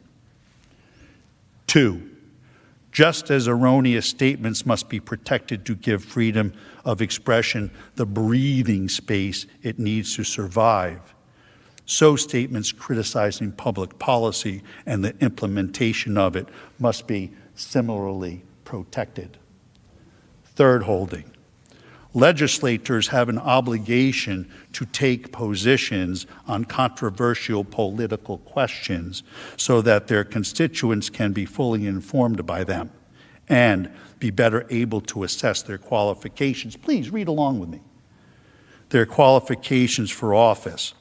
Also, so they may be represented in governmental debates by the person they have elected to represent them. Mr. Trump enjoys this same First Amendment protection from Congress. The First Amendment's protections guarantee free speech addressing the electoral integrity issues essential to his career that Mr. Trump has consistently advocated. The House managers argue that the First Amendment, and I quote, does not shield public officials who occupy sensitive policy-making positions from adverse actions when their speech undermines important governmental interests. That is flat wrong. They are, in essence, attempting to treat Mr. Trump as their employee. This is not the law under Wood and Bond. Mr. Trump was elected by the people. He is an elected official. The Supreme Court says elected officials must have the right to freely engage in public speech. Indeed, the Supreme Court expressly rejected the House manager's argument in Wood versus Georgia, holding that the sheriff was not a civil servant, but an elected official who had core First Amendment rights which could not be restricted. That's Wood v. Georgia, page 395, footnote 21. The House managers do not mention Wood or Bond in the trial brief or anywhere else. Why? Why not? Because it does not fit their narrative or their story. They want to punish Mr. Trump for engaging in constitutionally protected free speech, and they do not want you to consider the issue. But you must. Question 2. Does Mr. Trump's speech deserve protection under the First Amendment? There is no doubt Mr. Trump engaged in constitutionally protected political speech that the House has improperly characterized as incitement of insurrection. The fatal flaw of the House's argument is that it seeks to mete out governmental punishment, impeachment, based on First Amendment political speech. Speech for political purposes is the kind of activity to which the First Amendment offers its strongest protection. These are bedrock principles recognized by our Supreme Court for decades. The Court has stated in no uncertain terms the importance of these principles to our democratic principles. The general proposition that freedom of expression upon public questions is secured by the First Amendment has long been settled by our decisions. The constitutional safeguard, we have said, was fashioned to assure unfettered interchange of ideas for the bringing about of political and social changes desired by the people. New York Times v. Sullivan. Our First Amendment decisions have created a rough hierarchy in the constitutional protection of speech. Core political speeches occupy the highest, most protected position. Even political speech that may incite unlawful conduct is protected from the reach of government punishment. The Court has said every idea is an incitement, and if speech may be suppressed when it might inspire someone to act unlawfully, then there is no limit to the state's censorial power. The government may not prohibit speech because it increases the chances of an unlawful act will be committed at some indefinite time in the future. The House managers showed you a series of tweets going all the way back to 2015 in an effort to prove incitement. All of that evidence is totally irrelevant under the constitutional definition of incitement. Brandenburg versus Ohio is really the landmark case on the issue of incitement speech. Half of the case was mentioned yesterday. In the Brandenburg v. Ohio case, another landmark, the court held the government may only suppress speech for advocating the use of force or a violation of law if such advocacy is directed to inciting or producing imminent lawless action and is likely to incite or produce such action.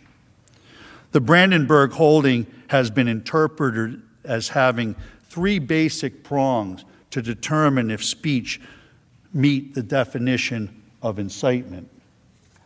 The Brandenburg test precludes speech from being sanctioned as incitement to a riot unless the speech explicitly or implicitly encouraged use of violence or lawless action.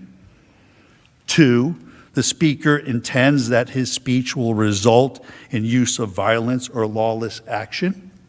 And 3, the imminent use of violence or lawless action is the likely result of the speech. The House managers cannot get past the first prong of the Brandenburg test. They have not and cannot prove Mr. Trump explicitly or implicitly encouraged use of violence or lawless action, period. Brandenburg requires a close examination of the words themselves. The words are either important or they're not. The House managers admitted that the incitement issue is not about the words. Why not?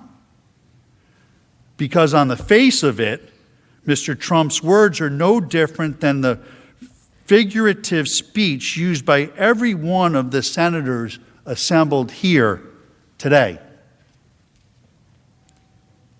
If it is not about the words, but about the big lie of a stolen election, then why isn't House Manager Raskin guilty since he tried to overturn the 2016 election? The more the House managers speak, the more hypocrisy gets revealed. Hypocrisy. Even though they say it's not about the words, the law under Brandenburg requires a close analysis of the words to determine incitement. So we need to look at those words. Mr. Trump did the opposite of advocating for lawless action. The opposite. He expressly advocated for peaceful action at the Save America rally. He explicitly stated, these are the words, "I know that everyone here will soon be marching over to the Capitol building to peacefully and patriotically make your voices heard." To peacefully and patriotically make your voices heard. That is how this president has spoken for years when he condemns violence, lawlessness, and rioters. The House managers have played manipulated, selectively edited parts of Mr. Trump's speech. They focus heavily on the word fight. The president used the word fight 20 times in his speech. They picked only 2. Why? Why not the other 18? Because they don't tell the story the way they want to tell it. Here are all of them. Listen to the context. And Rudy, you did a great job. He's got guts. You know what? He's got guts, unlike a lot of people in the Republican Party. He's got guts. He fights. He fights. And I'll tell you, thank you very much, John. Fantastic job. I watched. That's a tough act to follow, those two. There's so many weak Republicans, and we have great ones. Jim Jordan and some of these guys, they're out there fighting. The House guys are fighting. But it's incredible. Many of the Republicans, I helped them get in. I helped them get elected. Get rid of, how do you say, I want to get rid of America first? Even if you're going to do it, don't talk about it, right? Unbelievable what we have to go through. What we have to go through, and you have to get your people to fight. And if they don't fight, we have to primary the hell out of the ones that don't fight. You primary them, we're gonna let you know who they are. I could already tell you, frankly. Republicans are constantly fighting like a boxer with his hands tied behind his back. It's like a boxer. And we want to be so nice. We want to be so respectful of everybody, including bad people. And we're going to have to fight much harder. And Mike Pence is going to have to come through for us. And if he doesn't, that will be a sad day for our country. Because you're sworn to uphold our Constitution.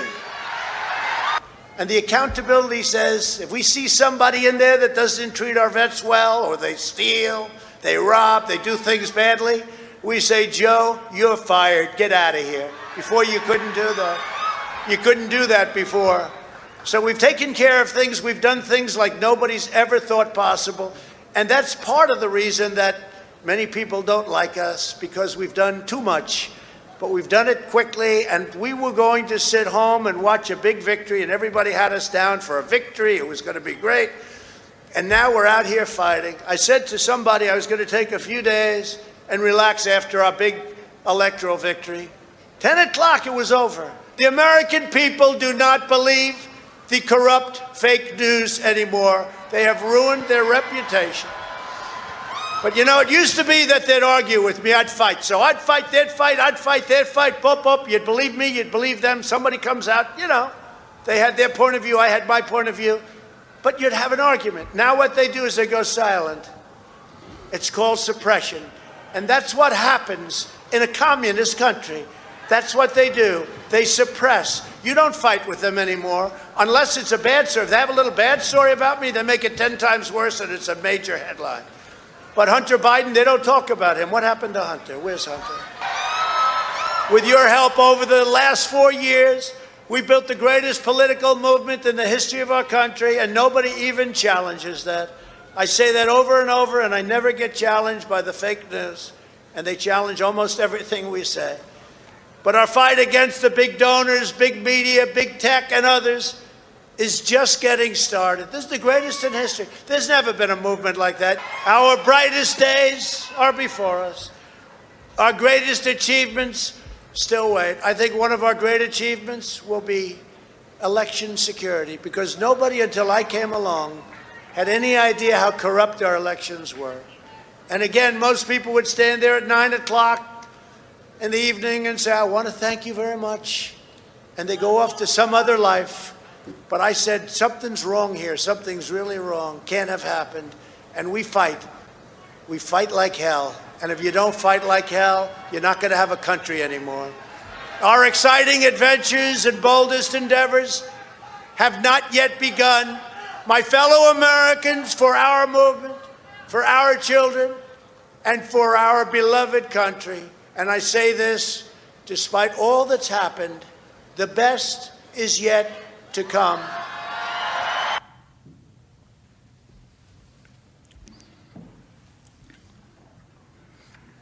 A boxer fighting with his hand tied behind his back, members of Congress fighting, Rudy being Rudy.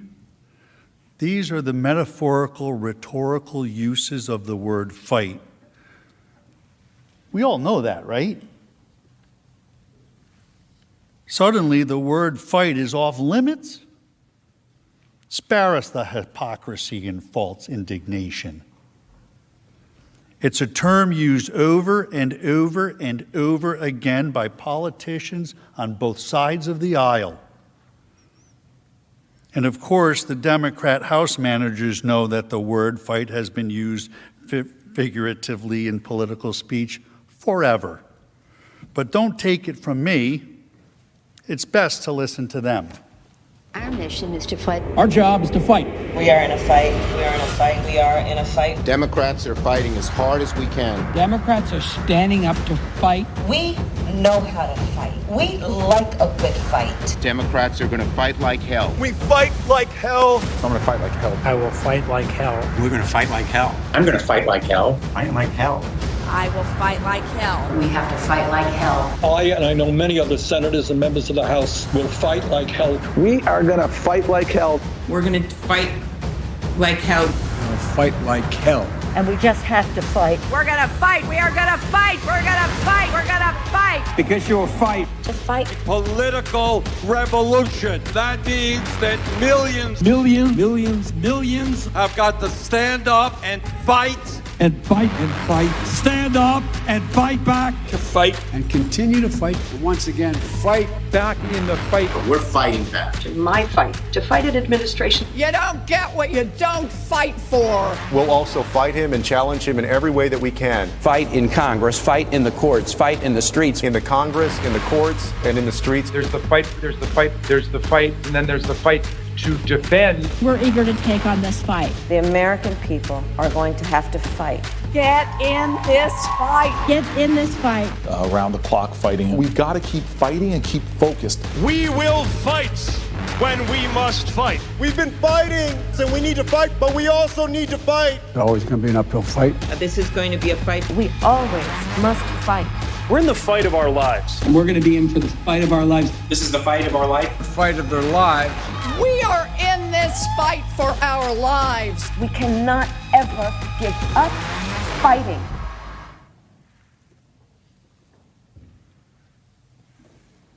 Hypocrisy. The reality is Mr. Trump was not in any way, shape, or form instructing these people to fight or to use physical violence. What he was instructing them to do was to challenge their opponents in primary elections, to push for sweeping election reforms, to hold big tech responsible, all customary and legal ways to petition your government for redress of grievances, which of course is also protected constitutional speech. But the House managers don't want you to focus on those things because, again, it does not fit their story.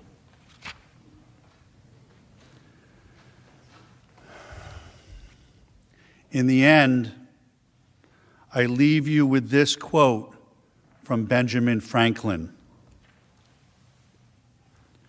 Freedom of speech is a principal pillar of a free government. When this support is taken away, the constitution of a free society is dissolved and tyranny is erected on its ruins. Thank you.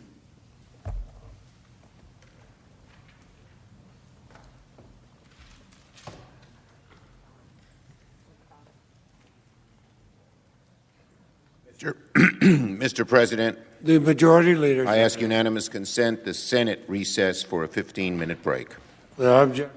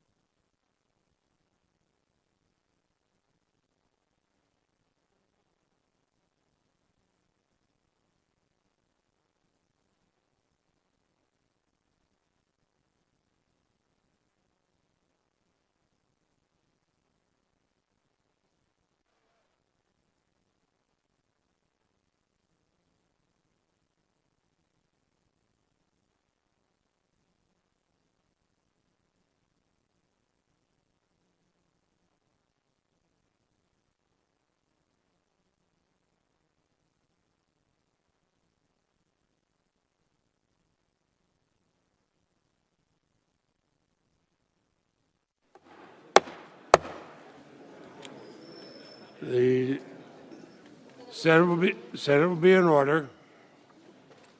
Senators will take their seats.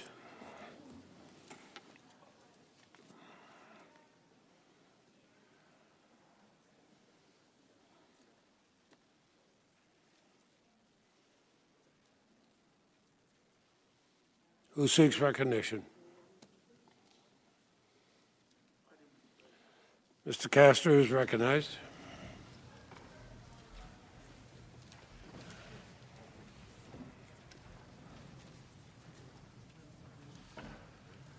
Mr. President, Mr. members Castor. of the Senate, good afternoon. It has been my great privilege over the past couple of weeks to lead this outstanding team of lawyers and dedicated professionals in the defense of the 45th President of the United States.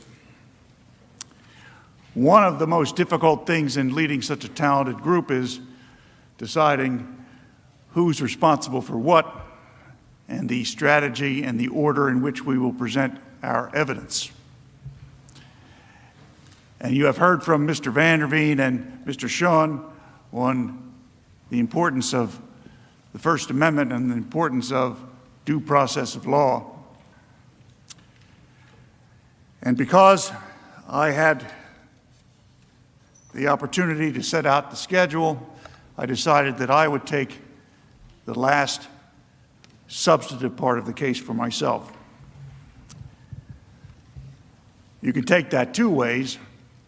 The first, perhaps, is the best, and that would be that it's almost over. The second is that perhaps you have to wait another hour for it to be over. The reason why I chose this section, and believe me, it was a very difficult decision to make because I thought that the other arguments presented by Mr. Schoen and Mr. Vanderveen were outstandingly researched, thoroughly vetted, and wonderfully and articulately presented by them. But the critical issue in this case is the very narrow issue that is charged against the 45th President. And that issue is, did the 45th President engage in incitement of, they continue to say, insurrection? Clearly, there was no insurrection. Insurrection is a term of art. It's defined in the law. It involves taking over a country, a shadow government, taking the TV stations over, and having some plan on what you're going to do when you finally take power. Clearly, this is not that. What our colleagues here across the aisle meant is incitement to violence, to riot. So the word incitement is the critical case and the critical issue in the case. Now, the first time that you heard from us, I told you that you would never hear from our side that what happened on January 6th was anything other than horrific, and that the 45th President of the United States and his lawyers and his entire team adamantly denounce that violence by those criminals that occurred in this very chamber, this very building. There was a reason why we started our presentation back on Tuesday in that way. Because I did not want the senators to consider that there was any challenge to that particular fact. And yet, the House managers, knowing it was not contested at all, chose to spend 14+ hours showing you pictures of how horrific the attack on the United States Capitol was. They spent no time at all in connecting legally the attack on the Capitol to the 45th President of the United States, which is the only question that needs to be answered, is Was Donald Trump responsible for inciting the violence that came to this building on January 6th?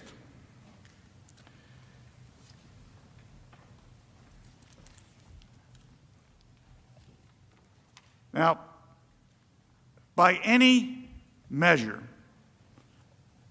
President Trump is the most pro-police, anti-mob rule president this country has ever seen. His real supporters know this. He made it clear throughout his presidency. He made it clear during the violence this past summer. He made it clear on January 6th. But politics changes things. Politics has created and interposed an element that should not be here. It has interposed the element of hatred.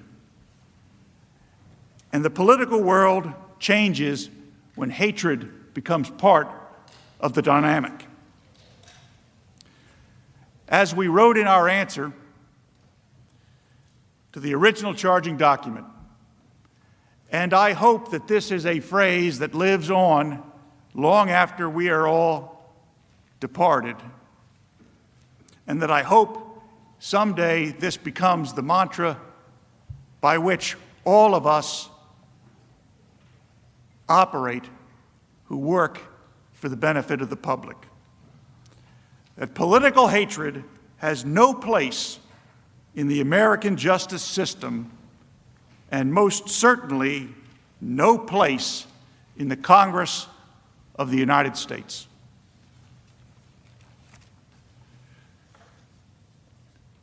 To illustrate the contrast that I am speaking of, we have a video. I am your president of law and order and an ally of all peaceful protesters. The vast majority of the protests have been peaceful. Republicans stand for law and order, and we stand for justice. I just don't even know why there aren't uprisings all over the country, and maybe there will be. My administration will always stand against violence, mayhem, and disorder. There needs to be unrest in the streets for as long as there's unrest in our lives. I stand with the heroes of law enforcement. And you push back on them, and you tell them they're not welcome anymore, anywhere. We will never defund our police. Together we will ensure that America is a nation of law and order. We were in high school, I'd take him behind the gym and beat the hell out of him. I think you need to go back and punch him in the face. Feel like punching him. We just want law and order. Everybody wants that. I want to tell you, Gorsuch, I want to tell you, Kavanaugh, you have released the whirlwind, and you will pay the price. We want law and order. We have to have law and order. Show me where it says that protests are supposed to be polite and peaceful. We believe in safe streets, secure communities, and we believe in law and order. Is there truly anyone in this chamber who disagrees with the words as spoken by President Trump on that video? Surely not. Surely not. This contrast, and in this context, I ask you to keep that in mind. My colleagues here, actually my colleague here, Mr. Raskin, hopes that you don't. They have used selective editing and manipulated visuals to paint a picture far different from this truth. Make no mistake, and I will repeat it now and any time I'm ever asked, January 6th was a terrible day for our country. The attack on this building shocked us all. President Trump did not incite or cause the horrific violence that occurred on January 6th, 2021. They know that. We know the president did not incite the riot because of his plain words that day, as Mr. Van der Veen elucidated on a few moments ago. We know the president could not have incited the riots because of the timeline of the events of that day. We heard a great deal from the House manager about their prosecutorial bona fides and their ability to analyze evidence, apply it to statutes, use timelines, and figure out what happened based on circumstantial evidence and direct evidence and testimony and forensic analysis. I can't recall any of the House managers who got up that didn't make some reference to prosecutorial bona fides. Well, I spent more than 3 decades locking up killers, and I do know a little bit about applying the facts to the law. We know that the president would never have wanted such a riot to occur because his long-standing hatred for violent protesters and his love for law and order is on display, worn on his sleeve, every single day that he served in the White House. But if we're going to apply the facts to the statute, it has to be done systematically. It has to be done with precision, the way a court would expect us to do that. Let's look at the letter of the law. Again, Mr. Van der Veen gave you an overview of the Brandenburg case and some of the related cases. You notice that when Mr. Van der Veen listed the elements that he took verbatim or close to verbatim right out of Vandenberg, they bore no reference whatsoever to the elements that were flashed up by the Democrat managers the other day repeatedly. He actually used the Supreme Court's case. He didn't make it up. Let's look at the letter of the law. The Supreme Court of the United States, over 50 years ago, laid out a clear test to determine whether speech is incitement. Under that test, the Brandenburg versus Ohio test, there are 3 elements that must be proven beyond a reasonable doubt by a preponderance of the evidence, whatever the Senate considers, I suggest, beyond a reasonable doubt. First, the speech in question must explicitly or implicitly encourage the use of violence or lawless action. But here, the president's speech called for peaceful protest. Second, the speaker must intend that his speech will result in the use of violence or lawless action. And again, as Mr. Van der Veen pointed out, the president clearly deplores rioters and political violence and did so throughout his term as president and never hesitated to express his admiration for the men and women that protect this country. Finally, the third element under the Brandenburg test is the imminent use of violence. Imminent use of violence. In other words, right then, the imminent use of violence or lawless action must be the likely result of the speech. The likely result of the speech. Well, that argument is completely eviscerated by the fact that the violence was pre-planned, as confirmed by the FBI, Department of Justice, and even the House managers, not the result of the speech at all. Several of my colleagues at the House managers got up and spoke about the proceeding in the House being like a grand jury proceeding. Well, I've been in grand jury proceedings. I have run grand juries. In grand jury proceedings, you call witnesses. You hear evidence. You make transcripts. You take affidavits. You develop physical evidence. You hear reports from police officers. You hear forensic analysis from scientists. In fact, you invite the target of the grand jury to come in and testify if he or she pleases to be heard by the grand jury.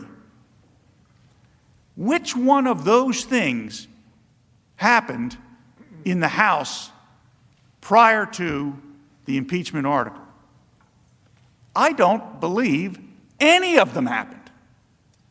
So the suggestion that what happened in the House was anything at all like a grand jury investigating a case and preferring it for prosecution is complete nonsense.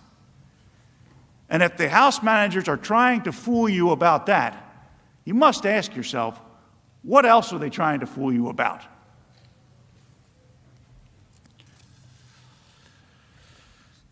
Let's look more closely at the president's speech. We have mentioned this line before, but it is so critical we need to talk about it again. The president asked that the attendees at his rally peacefully make their voices heard.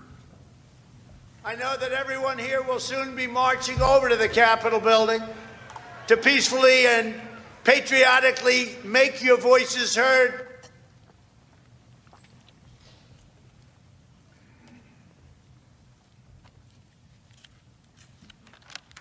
The managers would have you believe that the president's supporters usually follow his every word, but in this case, imputed some imaginary meaning to them while ignoring his most clear instructions. President Trump said, peacefully and patriotically make your voices heard, and the House managers took from that, go down to the Capitol and riot. So you are supposed to put yourselves in the heads of the people who hear peacefully and patriotically make your voices heard and conclude that those words do not mean what the president said. More than that, the president criticized the destruction wrought by left-wing anarchists and rioters. He told his supporters that they build, they don't destroy. If this happened to the Democrats, there'd be hell all over the country going on. There'd be hell all over the country. But just remember this, you're stronger, you're smarter, you've got more going than anybody, and they try and demean everybody having to do with us. And you're the real people. You're the people that built this nation. You're not the people that tore down our nation. Is it possible, listening to those words in the proper cadence without them being edited or the sound changed so that they're indistinguishable or sounds as though the crowd is right there, but listening to it as you have here, unedited by us, is it possible that President Trump's disdain for political violence could be any clearer to the persons listening as he was speaking? Is it possible that his words could have been misunderstood? I suggest to you that is impossible. Now, the House manager said the president told the crowd, quote, "You have to get out your people to fight." The House manager's claim is that the President of the United States was telling the audience to get each other to physically fight. But that is not what the President said. The people who should fight, he said, were members of Congress. If they don't fight, what the President said is, what should the rally attendees do? If members of Congress wouldn't fight for the principles they held dear, what was it that the President specifically told his supporters at that rally he wanted them to do? He wanted them to support primary challenges. Now, nobody in this chamber is anxious to have a primary challenge. That is one truism I think I can say with some certainty. But that's the way we operate in this country. When the people of a state want to change their representatives and their senators, they use the electoral process. President Trump told his listeners that if their members of Congress won't fight for their views, then go back home and find others that will. That's what President Trump said. The people who should fight were the members of Congress. You have to get your people to fight. He told them. You have to get your people to fight. And if they don't fight, we have to primary the hell out of the ones that don't fight. You primary them, we're gonna let you know who they are. I could already tell you, frankly. It is pretty stark contrast when you watch that video, isn't it? When you see the House manager tell you, and I don't know if we're under oath here, but when I walked into this room, I sure as heck felt I was under oath and that I was speaking not only to senators of the United States, but before the entire world and with God watching. And a House manager got up here and told you that the President of the United States on January the 6th, 2021, told the crowd that they had to go and fight. And the implication that they wanted you to draw was that he was sending them down to Capitol Hill to go and breach the building and trash the very sacred halls of Congress. But we now know that is not at all anything near what the president said. What the president said was, if you can't get your members of Congress to do as you would like them to do, you primary them. That's the American way. The first way that the House managers presented and wanted you to conclude, that's the criminal way. But what the president said was the American way. Again, House managers manipulated President Trump's words.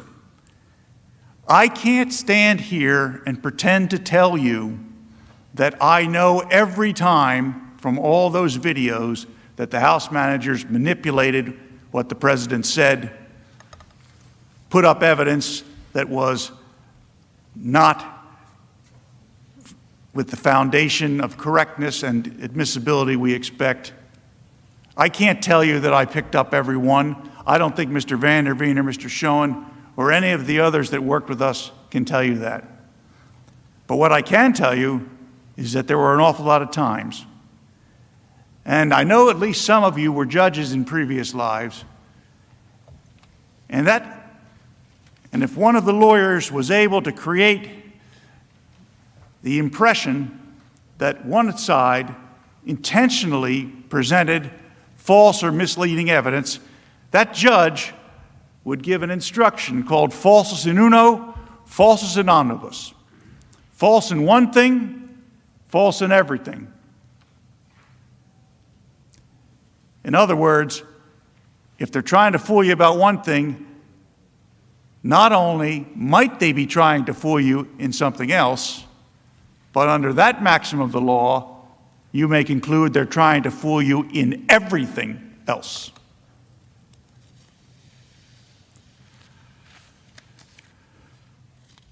President Trump was immediate in his calls for calm and respect for law enforcement.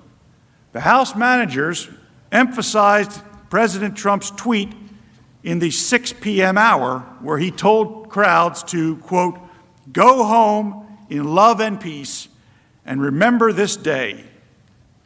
What is it that they left out?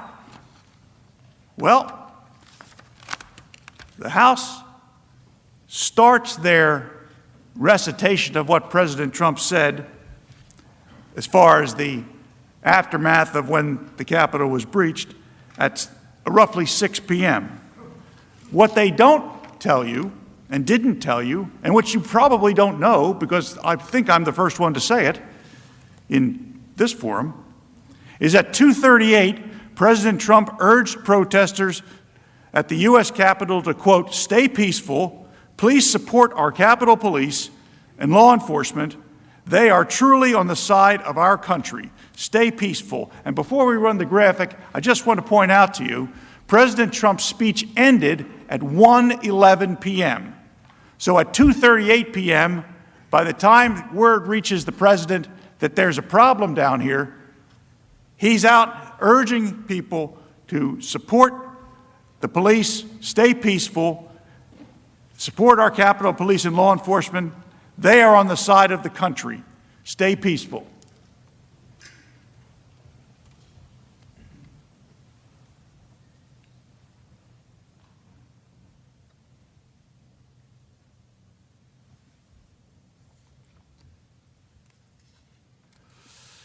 At 3:13 p.m., President Trump urged protesters at the U.S. Capitol to remain peaceful. No violence. Remember, we are the party of law and order. Respect the law and our great men and women in blue. 3:13 p.m. President Trump's words couldn't have incited the riot at the Capitol. The day's events make this clear. Let's walk through the actual timeline. At 11:15 a.m., police security camera videos show crowds forming at First Street near the Capitol reflecting pool. This is a full 45 minutes before President Trump even took the stage on January 6th. Let me repeat that. Violent criminals were assembling at the Capitol over a mile away, almost an hour before the president uttered a single word on the ellipse. You did not hear that fact during the hours and hours of the House manager's presentation, did you? When the president spoke, what did he call for? He called for rally attendees to peacefully and patriotically make their voices heard, for them to walk down Pennsylvania Avenue to cheer on members of Congress. President Trump went on for more than an hour, ending at 1:11. Now, why is this important?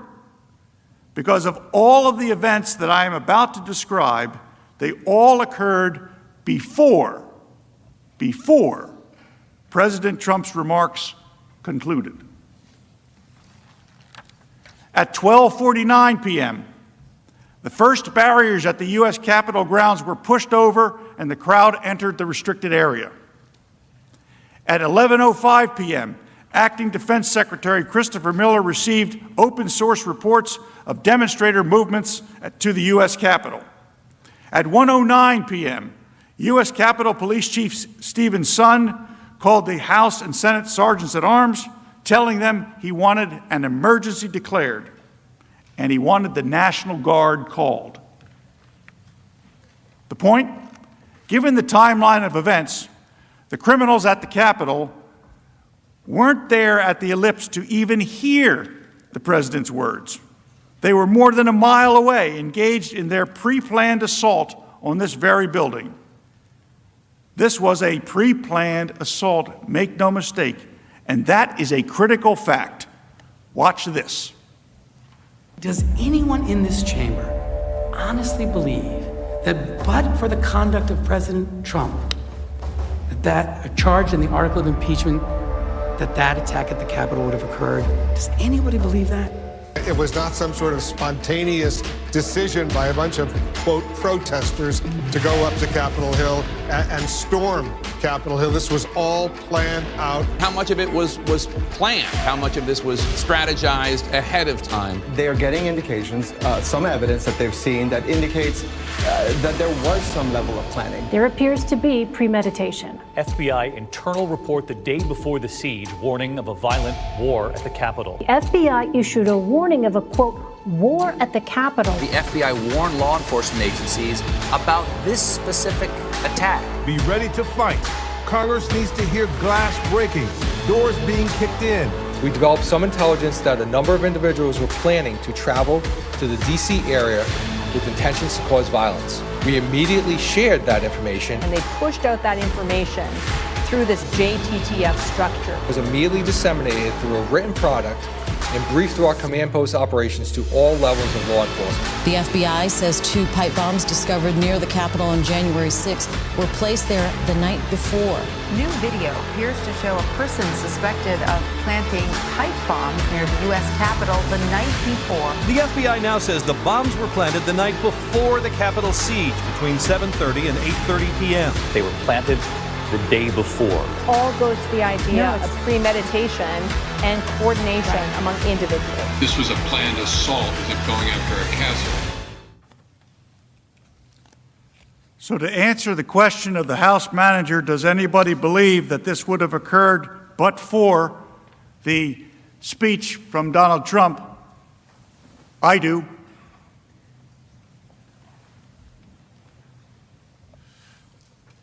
All of these facts make clear the January 6th speech did not cause the riots. The president did not cause the riots. He neither explicitly or implicitly encouraged the use of violence or lawless action, but in fact called for peaceful exercise of every American's First Amendment rights to peacefully assemble and petition their government for redress of grievances. In other words, the Brandenburg Standard is not made out. The House managers admitted many facts are unknown. Even Speaker Pelosi admitted not knowing the real cause of the violence when she called for a 9/11-style commission to examine the facts and causes that led to the violence.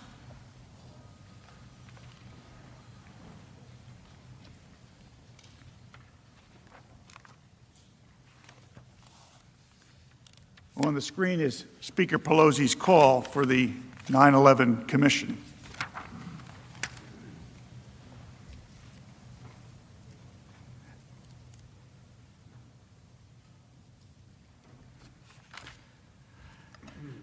Let's touch now on the second absurd and conflated allegation in the House manager's single article.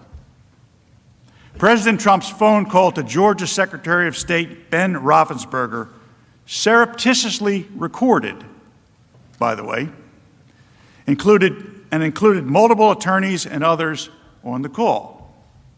Let me point out the very obvious fact that the House managers ignored.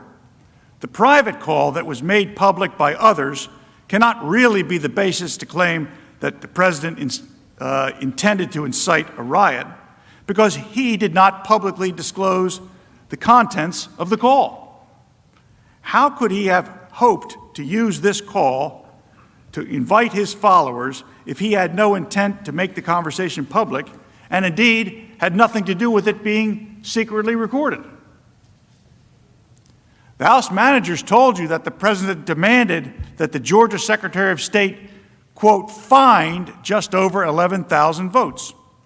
The word find, like so many others the House managers highlighted, is taken completely out of context. And the word find did not come out of thin air. Based on an analysis of publicly available voter data that the ballot rejection rate in Georgia in 2016 was approximately 6.42%. And even though a tremendous amount of new first-time mail-in ballots were included in the 2020 count, the Georgia rejection rate in 2020 was a mere 0.4%, a drop-off from 6.42% to 0.4%. President Trump wanted the signature verification to be done in public. How can a request for signature verifications to be done in public be a basis for a charge for inciting a riot? With that background, it is clear that President Trump's comments and the use of the word find were solely related to his concerns with the inexplicable dramatic drop in Georgia's ballot rejection rates. Let's examine how the word find was used throughout that conversation. Mr. Trump's first use of the word find was as follows, quote, we think that if you check the signatures, a real check of the signatures going back in Fulton County, you'll find at least a couple 100,000 of forged signatures of people who have been forged. And we are quite sure that's going to happen. President Trump also used find as follows, quote, now why aren't we doing signature and why can't it be open to the public? And why can't we have professionals do it instead of rank amateurs who will never find anything and don't want to find anything? They don't want to find, they don't want to find anything. Someday you'll tell me the reason why, because I don't understand your reasoning. But someday you'll tell me the reason why. But why don't you want to find? President Trump echoed his previous sentiments, again in the context of pursuing a legitimate and robust investigation into the lack of signature verification for mail-in and absentee ballots. Quote, And why can't we have professionals do it instead of rank amateurs who will never find anything and don't want to find anything? They don't want to find anything, you know, they don't want to find anything. They don't want to find, you know, they don't want to find anything. Someday you'll tell me why, because I don't understand your reasoning, but someday you'll tell me why. But why don't you want to find? We can go through signature verification and we'll find hundreds of thousands of signatures, and you can let us do it. And the only way you can do it, as you know, is to go to the past. But you didn't do that in Cobb County. You just looked at one page compared to another. The only way you could do a signature verification is to go from one that signed it on November whatever, recently, and compare it to 2 years ago, 4 years ago, 6 years ago, you know, or even one. And you'll find that you have many different signatures. But in Fulton, where they dumped ballots, you will find that you have many that aren't even signed and that you have many forgeries. End quote. Mr. Trump continued to use the word find throughout the conversation. Each and every other time in the context of his request that Mr. Raffensperger undertake a review of signature verifications and his concerns generally with ballot integrity and his reported electoral deficit, here are a few examples. Quote, but why wouldn't you want to find the right answer, Brad? Instead of keep saying that the numbers are right, because those numbers are so wrong. Another example, quote, we think that if you check the signatures, a real check of the signatures, going back in Fulton County, you'll find at least a couple 100,000 of forged signatures of people who have been forged, and we are quite sure that's going to happen, end quote. Moreover, there was nothing untoward with President Trump, or any other candidate for that matter, speaking with the lead elections officer of a state. That's why the Georgia Secretary of State took a call along with members of his team, one of whom decided to record it and release it to the press. The only reason this conversation is being discussed in this chamber is because, once again, the media and their Democratic allies distorted the true conversation to mislead you and the American public. So we have a complete lack of evidence for the article of impeachment presented by the House managers. So why are we here? Politics. Their goal is to eliminate a political opponent, to substitute their judgment for the will of the voters. Why bother with a Senate trial of Donald Trump? He's no longer president. He'll be out of office anyway. Is it to keep him from ever running again? Make sure he can never run for office again. Keep him from running for office again. Donald Trump would not be able to run for office again. Barring him from running for office again. Disqualified from running for office. Disqualify him from ever running from office again. Disqualified from running for office again. It's about focusing that he can never run again. Remove him from ever running for office again. Never be able to run for office again. To ban former President Trump from running again. If we don't impeach this president, he will get reelected.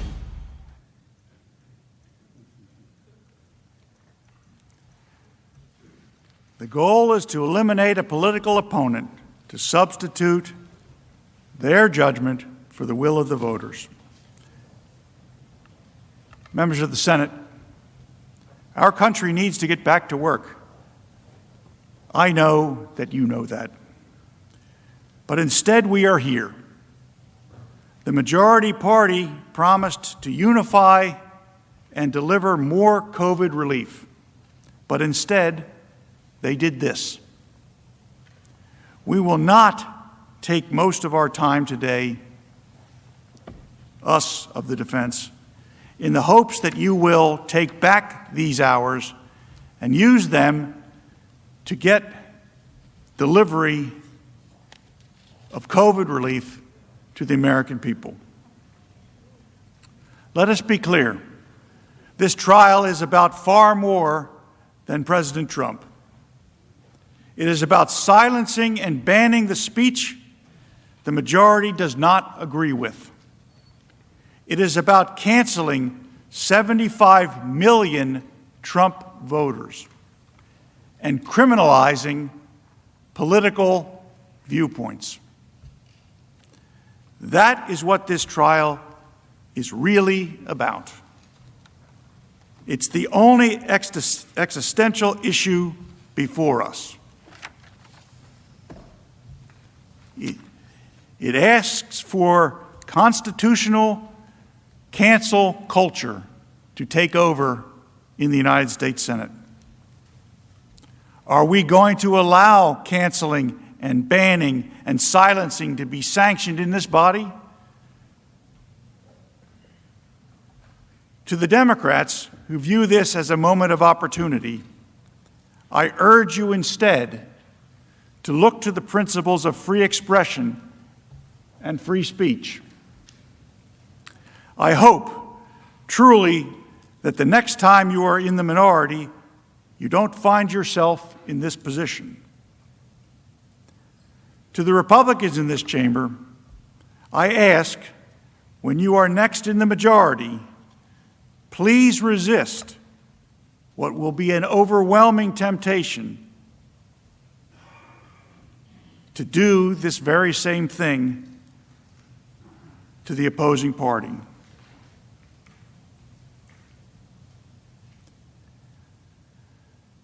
Members of the Senate, this concludes the formal defense of the 45th President of the United States to the impeachment article filed by the House of Representatives. I understand that there is a procedure in place for questions, and we await them. Thereafter, we will close on behalf of President Trump. Mr. President, we yield the balance of our time. And I ask unanimous consent. We take a 15-minute recess. Without objection, the Senate will stand in recess.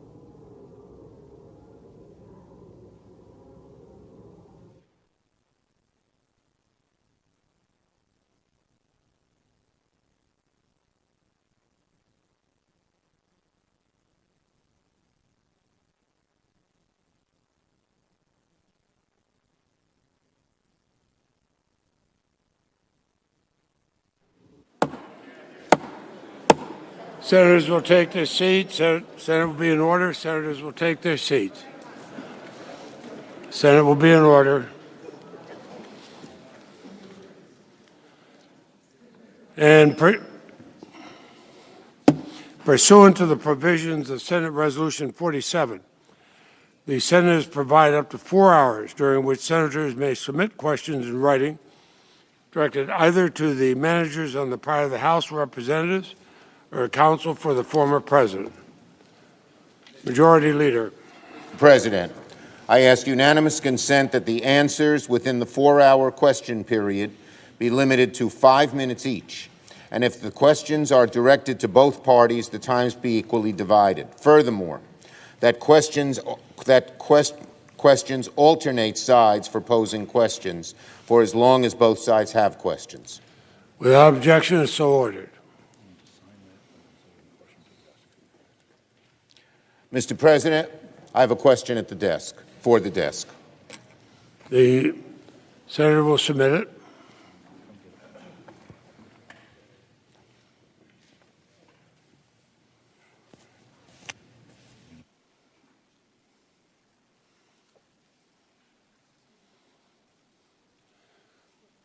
The question from Senator Schumer and Senator Feinstein is directed to the House managers. The clerk will read it.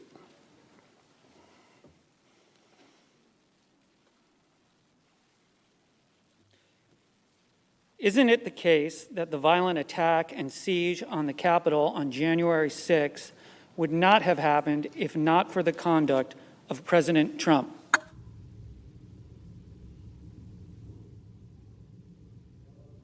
Up to 5 minutes.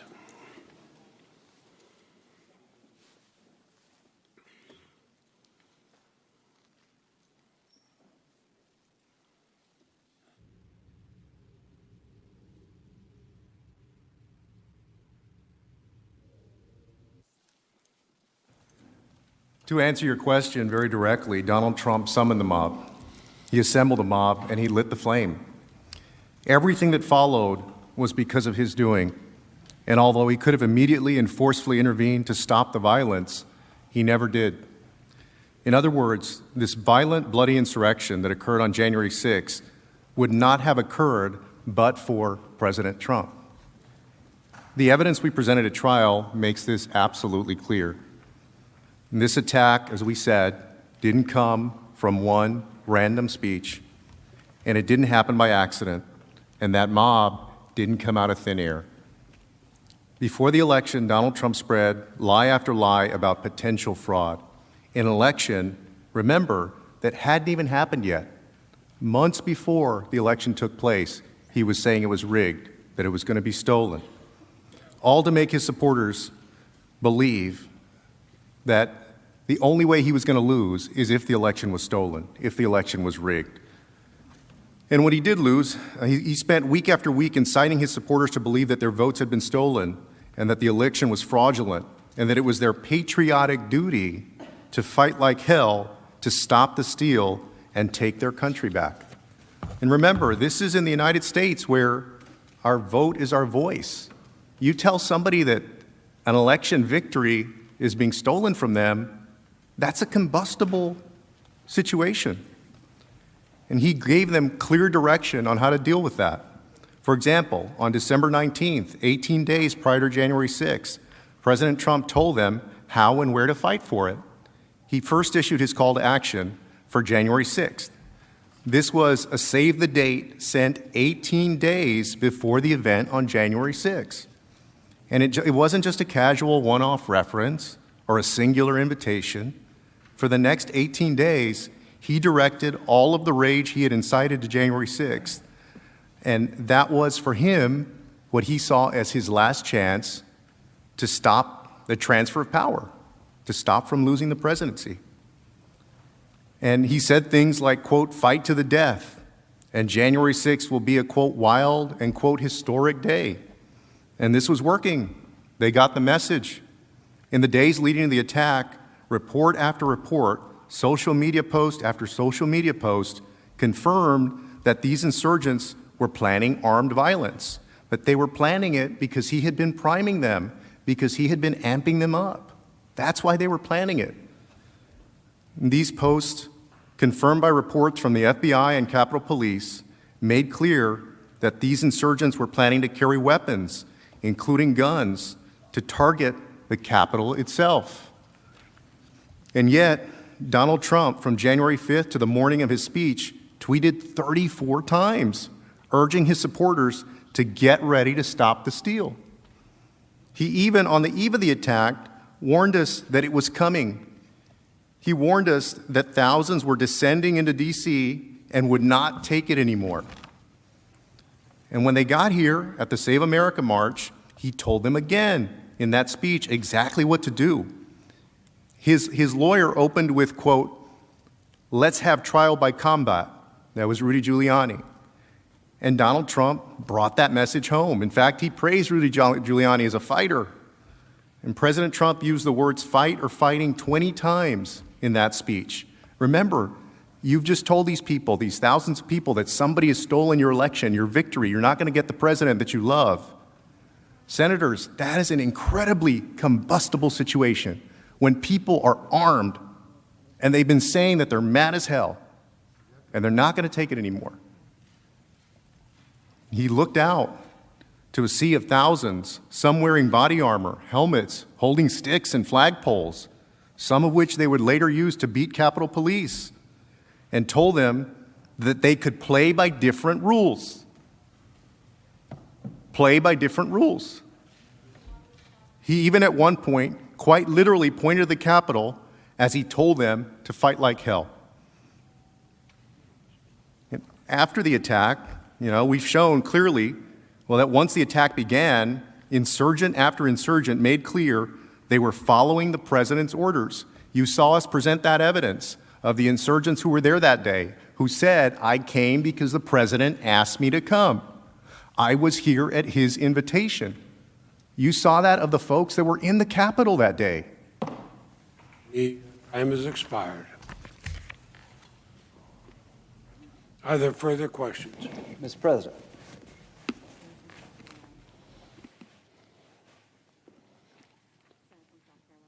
Senator from South Carolina, have a question? Thank you very much, Mr. President. Submit it.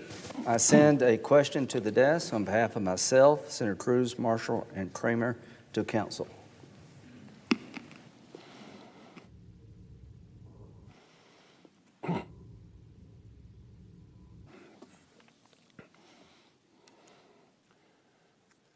Senator Graham for himself, Senator Cruz, Senator Marshall, and Senator Kramer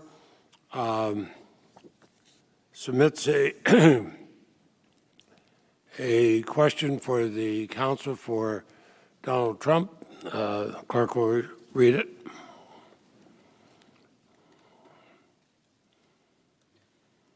Does a politician raising bail for rioters encourage more rioting? Council has 5 minutes. Yes. Does council yield back the rest of their time? Council's time is yielded back. Are there other questions? Mr. President. The senator from Georgia. I have a question for the desk. Send it to the desk.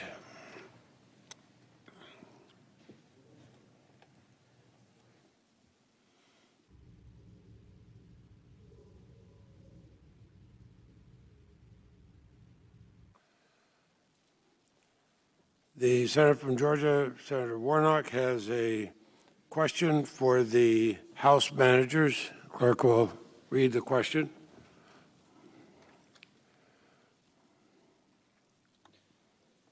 Is it true or false that in the months leading up to January 6th, dozens of courts, including state and federal courts in Georgia, rejected President Trump's campaign's efforts to overturn his loss to Joe Biden?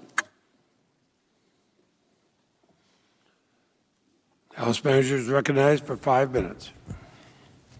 Mr. President, Senators, that is true. That's true.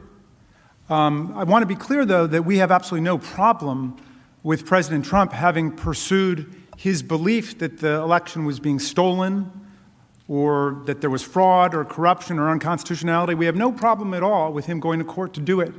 And he did, and he lost in 61 straight cases, in federal court and state court, in the lowest courts in the land, in the U.S. Supreme Court. He lost it. He lost in courts in Pennsylvania, Arizona, Georgia, Michigan, Minnesota, Nevada, and Wisconsin. All of them said the same thing. They couldn't find any corruption. They couldn't find any fraud, certainly nothing rising to a material level that would alter the outcome of any of the elections, and there was no unconstitutionality. That's the American system. And so, I mean, it's hard to imagine him having gotten more due process than that in pursuing what has come to be known popularly as the big lie, the idea that somehow the election was being stolen from him. And we have no problem with the fact that he went to court to do all those things. But notice, number one, the big lie was refuted, devastated, and demolished in federal and state courts across the land, including by 8 judges appointed by President Donald Trump himself. We quoted earlier in the case what happened in Pennsylvania, where U.S. District Court Judge Matthew Brand said, in the United States, the court has been presented with strained legal arguments without merit and speculative accusations. In the U.S., this cannot justify the disenfranchisement of a single voter, let alone all the voters of its 6th most populous state. Our people, laws, and institutions demand more. Then it went up to Judge Stefanos Bibas, who's a Trump appointee, who was a part of the appeals court panel. He said, the campaign's claims have no merit. The number of ballots it specifically challenges is far smaller than the 81,000 vote margin of victory, and it never claims fraud or that any votes were cast by illegal voters. Plus, tossing out millions of mail-in ballots would be drastic and unprecedented, disenfranchising a huge swath of the electorate and upsetting all of the down-ballot races, too, which incidentally weren't being challenged, even though it was the exact same ballot that had been brought. So the problem was when the president went from his judicial combat, which was fine, to intimidating and bullying state election officials and state legislators, and then finally, as Representative Cheney said, summoning a mob, assembling a mob, and then lighting the match for an insurrection against the Union. When he crossed over from nonviolent means, no matter how ridiculous or absurd, that's fine, he's exercising his rights, to inciting violence. That's what this trial is about. And we heard very little of that from the presentation of the president's lawyers. They really didn't address the facts of the case at all. There were a couple propaganda reels about Democratic politicians that would be excluded in any court in the land. They talked about the rules of evidence. All of that was totally irrelevant to the case before us. Whatever you think about it, it's irrelevant. And we'll be happy, of course, to address the First Amendment arguments, too. Mr. President. The Senator from Maine. Mr. President, I send a question to the desk.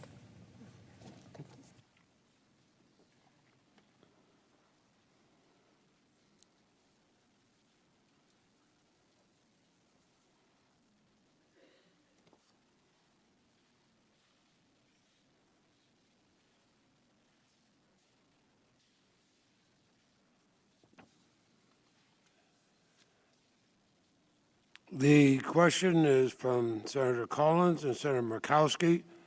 It is for the counsel for the former president. Clerk will read.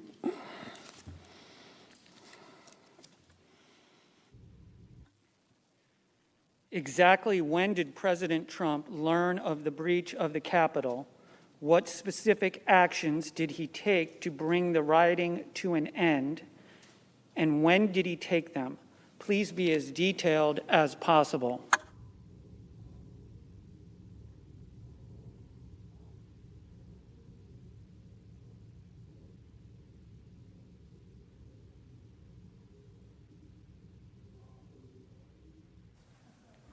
Clerk, read that question again. We're getting it back.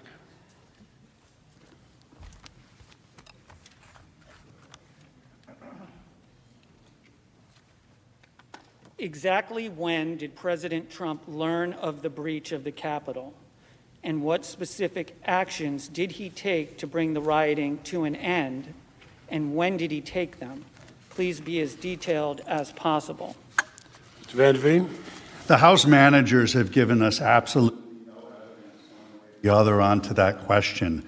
We're able to piece together a timeline, and it goes all the way back to December 31st, January 2nd. There is a lot of interaction between the authorities and getting folks to have security beforehand. On the day, we have a tweet at 2:38, so it was certainly sometime before then. With the rush to bring this impeachment, there's been absolutely no investigation into that. And that's the problem with this entire proceeding. The House managers did zero investigation, and the American people deserve a lot better than coming in here with no evidence, hearsay on top of hearsay on top of reports that are of hearsay. Due process is required here, and that was denied.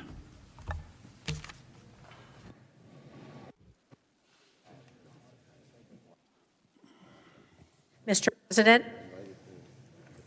The Senator from Nevada. Mr. President, I send a question to the desk.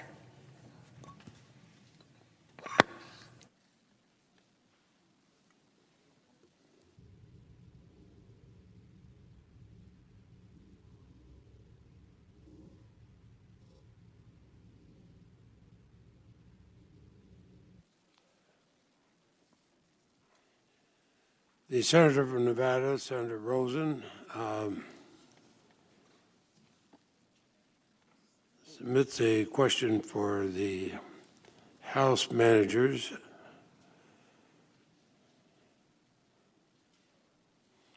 And the clerk will read it.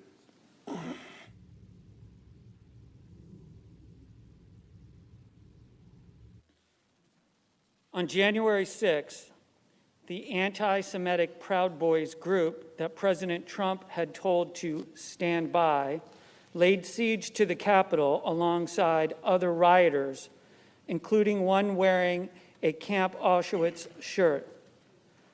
Is there evidence that President Trump knew or should have known that his tolerance of anti-Semitic speech, hate speech, combined with his own rhetoric, could incite the kind of violence we saw on January 6th?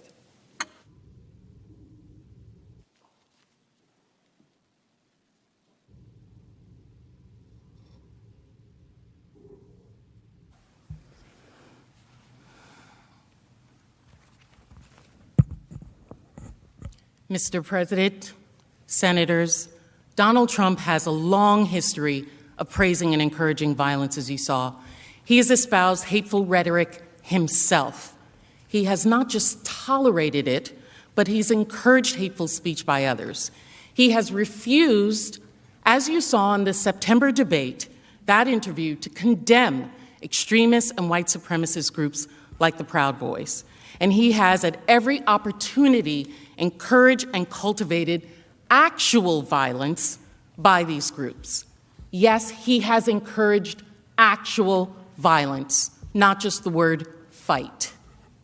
He told groups like the Proud Boys, who had beaten people with baseball bats, to stand by. When his supporters in the 50-car caravan tried to drive a bus of Biden campaign workers off the road, he tweeted a video of that incident with fight music attached to it and wrote, "I love Texas." When his supporters sent death threats to the Republican Secretary of State Raffensperger in Georgia, he responded by calling Mr. Raffensperger an enemy of the state after he knew of those death threats. And in the morning of the 2nd Million MAGA March, when it erupted in violence and burned churches, he began that day with the tweet, "We have just begun to fight." I want to be clear that Donald Trump is not on trial for those prior statements, however that hateful and violent and inappropriate they may be. But his statements, the president's statements, make absolutely clear three important points for our case. First, President Trump had a pattern and practice of praising and encouraging violence, never condemning it. It is not a coincidence that those very same people, Proud Boys, organizers of the Trump Caravan, supporters and speakers of the 2nd Million MAGA March, all showed up on January 6th to an event that he had organized with those same individuals who had organized that violent attack. Second, his behavior is different. It's not just that it was a comment by an official to fight for a cause. This is months of cultivating a base of people who were violent, not potentially violent, but were violent. And that prior conduct both helped him cultivate the very group of people that attacked us. It also shows clearly that he had that group assembled, inflamed, and all the public reports ready to attack. He deliberately encouraged them to engage in violence on January 6th. President Trump had spent months calling his supporters to a march on a specific day, at a specific time, for a specific purpose. What else were they going to do to stop the certification of the election on that day but to stop you? But to stop you physically. There was no other way, particularly after his vice president said that he would refuse to do what the president asked. The point is this, that by the time he called the cavalry, not Calvary, but cavalry of his thousands of supporters on January 6th, an event he had invited them to, he had every reason to know that they were armed, violent, and ready to actually fight. He knew who he was calling and the violence they were capable of. And he still gave his marching orders to go to the Capitol and, quote, fight like hell to stop the steal. How else was that going to happen? If they had stayed at the ellipse, maybe it would have just been to violently fight in protest with their words. But to come to the Capitol? That is why this is different, and that is why he must be convicted and acquitted. And disqualified.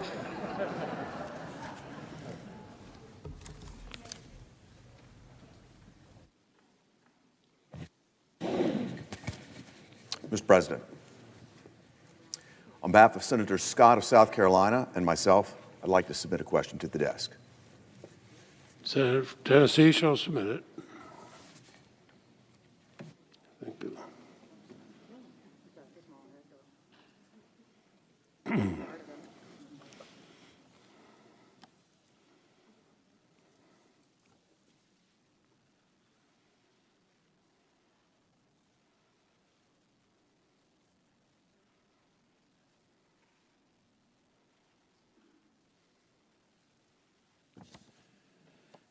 The question is for counsel for the former president from Senators Hagerty and Scott of South Carolina. Clerk will read the question.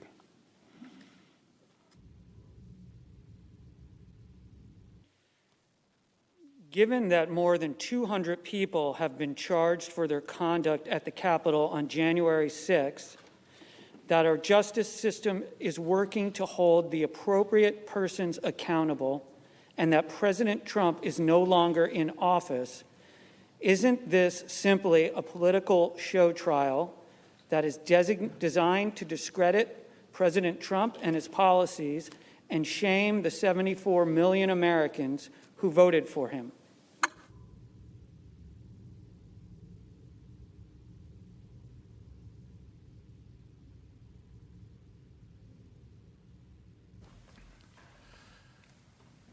Thank you, Senators, for that question. That's precisely what the 45th President believes this gathering is about. We believe in law and order and trust that the federal authorities that are conducting investigations and prosecutions against the criminals that invaded this building will continue their work and be as aggressive and thorough as we know them to always be, and that they will continue to identify those that entered the inner sanctum of our government and desecrated it. The 45th President no longer holds office. There is no sanction available under the Constitution, in our view, for him to be removed from office that he no longer holds. The only logical conclusion is that the purpose of this gathering is to embarrass the 45th President of the United States and in some way try to create an opportunity for senators to suggest that he should not be permitted to hold office in the future, or at the very least, publicize this throughout the land to try to damage his ability to run for office when and if he is acquitted, and at the same time, tell the 74 million people who voted for them that their choice was the wrong choice. I believe that this is a divisive way of going about handling impeachment, and it denigrates the great solemnity that should attach to such proceedings. I yield the remainder of my time, Mr. President.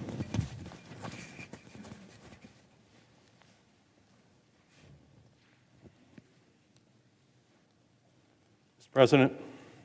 Senator from Massachusetts. Mr. President, I send a question to the House managers to the desk because the President's lawyers did not answer the question when it was posed to them. The Senator will send the question. Debate's not allowed.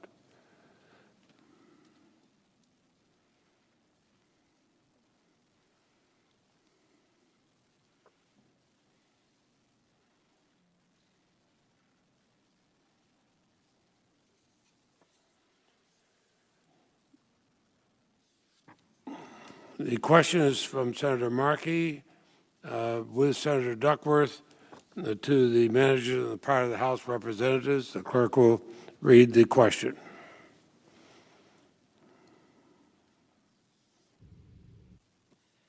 Exactly when did the President learn of the breach at the Capitol, and what steps did he take to address the violence? Please be as detailed as possible.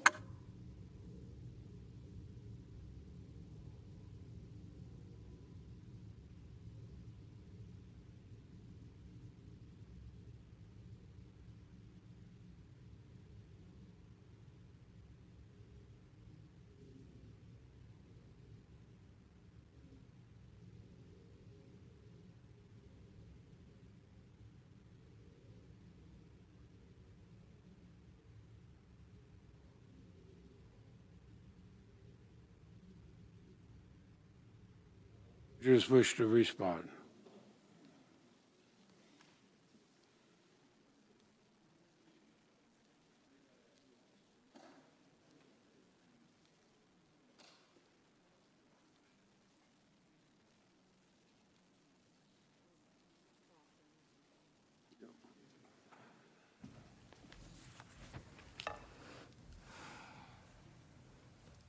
Mr. President, Senators, this attack was on live TV, on all major networks in real time. The President, as President, has access to intelligence information, including reports from inside the Capitol. He knew the violence that was underway. He knew the severity of the threats. And most importantly, he knew the Capitol Police were overwhelmingly outnumbered and in a fight for their lives against thousands of insurgents with weapons. We know he knew that. We know that he did not send any individuals. We did not hear any tweets. We did not hear him tell those individuals, stop. This is wrong. You must go back. We did not hear that. So what else did the President do? We are unclear. But we believe it was a dereliction of his duty. And that was because he was the one who had caused them to come to the Capitol, and they were doing what he asked them to do. So there was no need for him to stop them from what they were engaged in. But one of the things I would like to ask is we still have not heard and posed to you all the questions that were raised by Mr. Raskin, Manager Raskin, in his closing argument. Why did the President Trump not tell the protesters to stop as soon as he learned about it? Why did President Trump do nothing to stop the attack for 2 hours after the attack began? Why did President Trump do nothing to help protect the Capitol and law enforcement battling the insurgents? You saw the body cam of a Capitol police officer at 4:29, still fighting. 4:29 after, since what time? 1, 2 o'clock in the afternoon. Why did he not condemn the violent insurrection on January 6th? Those are the questions that we have as well. And the reason this question keeps coming up is because the answer is nothing.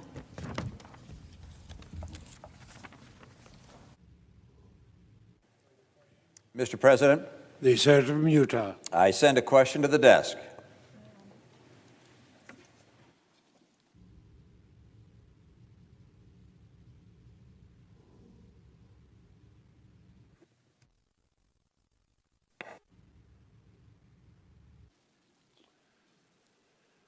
The Senator from Utah, Mr. Romney, on behalf of himself and Senator Collins. Submits a question, and the clerk will read it.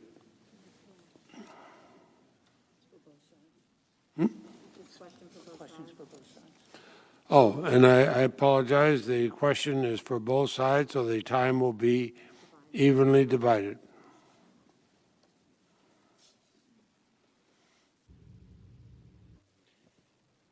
When President Trump sent the disparaging tweet at 2:24 p.m. regarding Vice President Pence, was he aware that Vice President had been removed from the Senate by the Secret Service for his safety?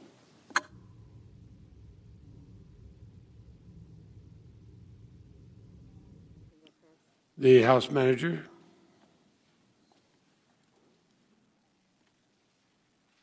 And time will be evenly divided between. Of course. Would the clerk read the question again? When President Trump sent the disparaging tweet at 2:24 p.m. regarding Vice President Pence, was he aware that the Vice President had been removed from the Senate by the Secret Service for his safety?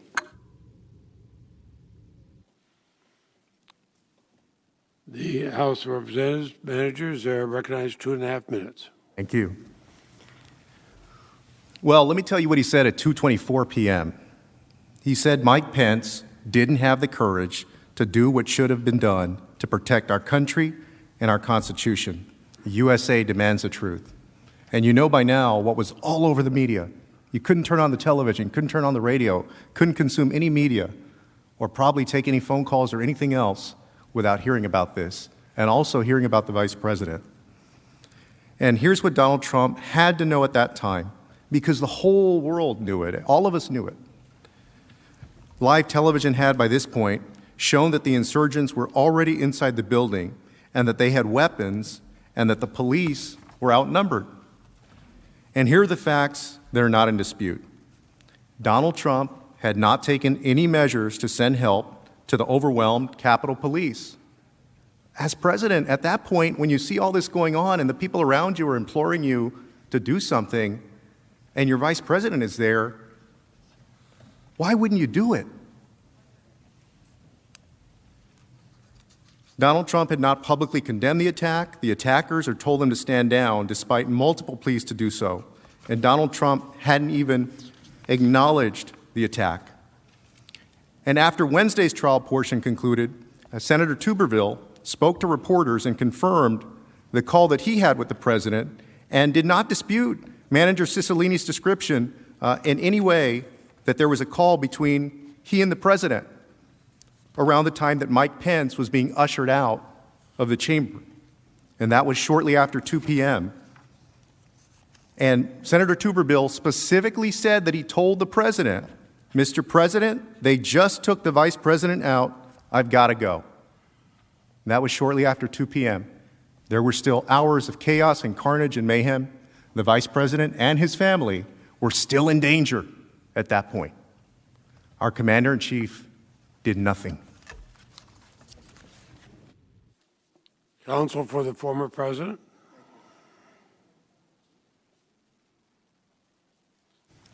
The answer is no. At no point was the president informed the vice president was in any danger, because the House rushed through this impeachment in 7 days with no evidence. There is nothing at all in the record on this point, because the House failed to do even a minimum amount of due diligence. What the president did know is that there was a violent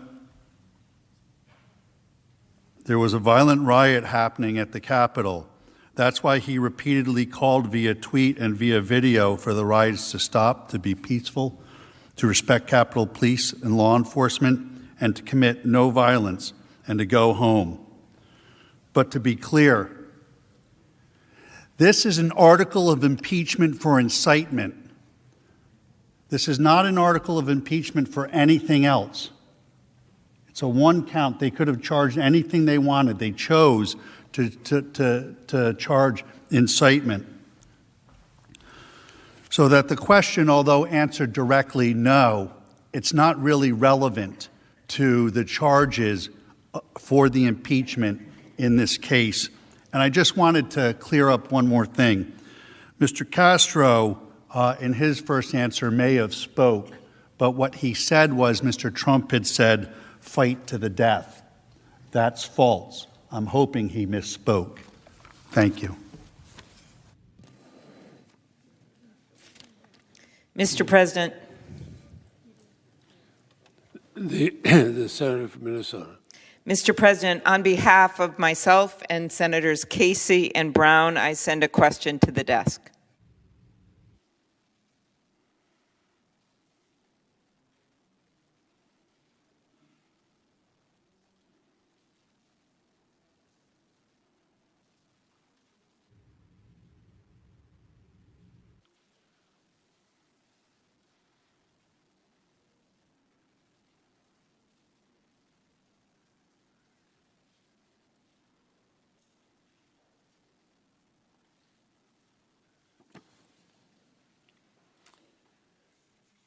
It's a question from Senator Klobuchar, Senator Casey, Senator Brown to the House managers. The clerk will report.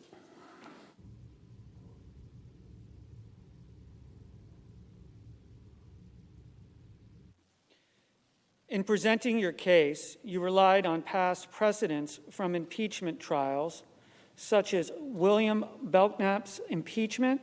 After what you have presented in the course of this trial, if we do not convict former President Trump, what message will we be sending to future presidents and Congresses?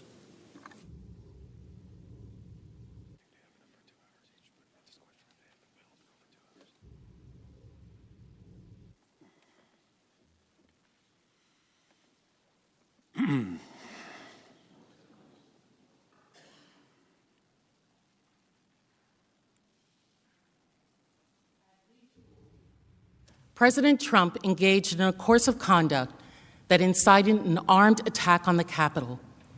He did so while seeking to overturn the results of the election and thwart the transfer of power. And when the attack began, he further incited violence aimed to his own vice president, even as demonstrated his state of mind by failing to defend us and the law enforcement officials who protect us.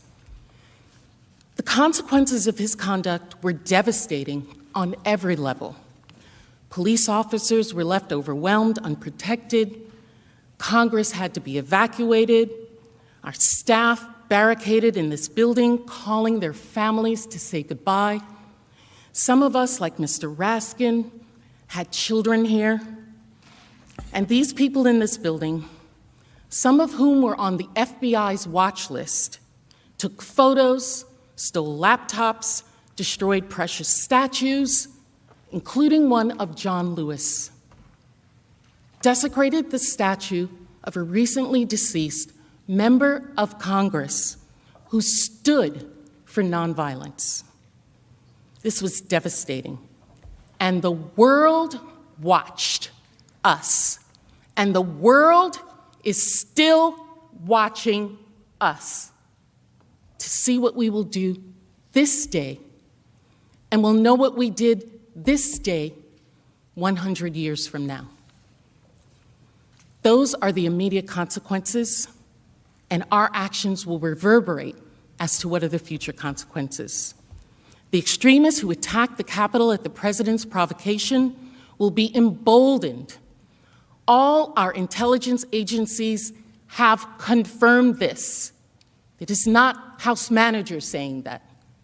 There are quite literally standing by and standing ready. Donald Trump told them this is only the beginning. They are waiting and watching to see if Donald Trump is right that everyone said this was totally appropriate. Let me also bring something else up. I'll briefly say that defense counsels put a lot of videos out in their defense, playing clip after clip of black women talking about fighting for a cause or an issue or a policy. It was not lost on me as so many of them were people of color and women, and black women like myself, who are sick and tired of being sick and tired for our children, your children, our children. This summer, things happened that were violent, but there were also things that gave some of us black women great comfort. Seeing Amish people from Pennsylvania standing up with us, members of Congress fighting up with us. And so I thought we were past that. I think maybe we're not. There are long-standing consequences, decisions like this that will define who we are as a people, who America is. We have, in this room, made monumental decisions. You all have made monumental decisions. We've declared wars, passed civil rights acts, ensured that no one in this country is a slave.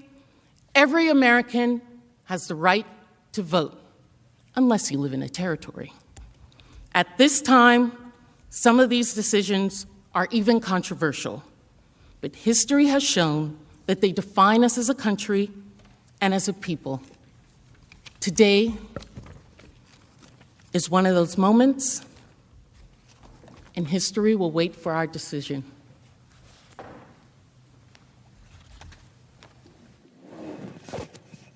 Mr. President?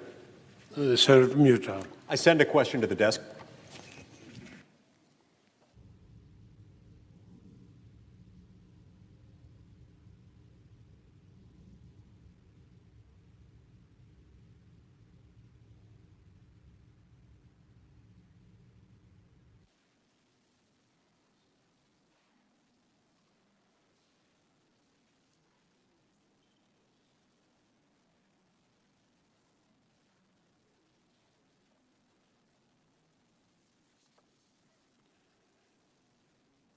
The senator from Utah, Mr. Lee, sends a question on behalf of himself, Senator Hawley, Senator Crapo, Senator Blackburn, Senator Portman, and the question is for the counsel for the former president.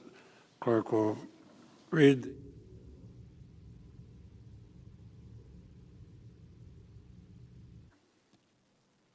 Multiple state constitutions enacted prior to 1787, namely the constitutions of Delaware, Virginia, Pennsylvania, and Vermont, specifically provided for the impeachment of a former officer.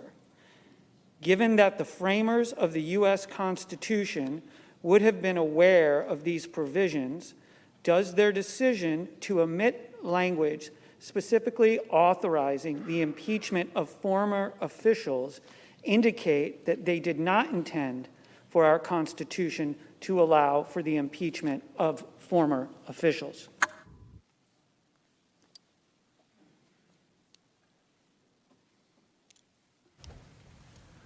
Good question. And the answer is yes, of course they left it out. The framers were very smart men, and they went over draft after draft after draft on that document. And they reviewed all the other drafts of all of the state constitutions, all of them. And they picked and chose what they wanted, and they discarded what they did not. And what they discarded was the option for all of you to impeach a former elected official. I hope that's answering your question. Thank you. Mr. President.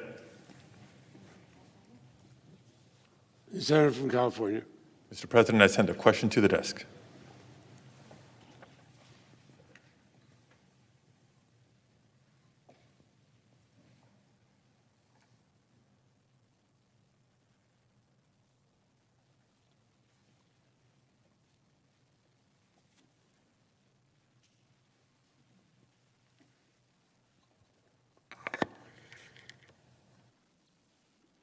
The Senator from California submits a question for the House managers. The clerk will report.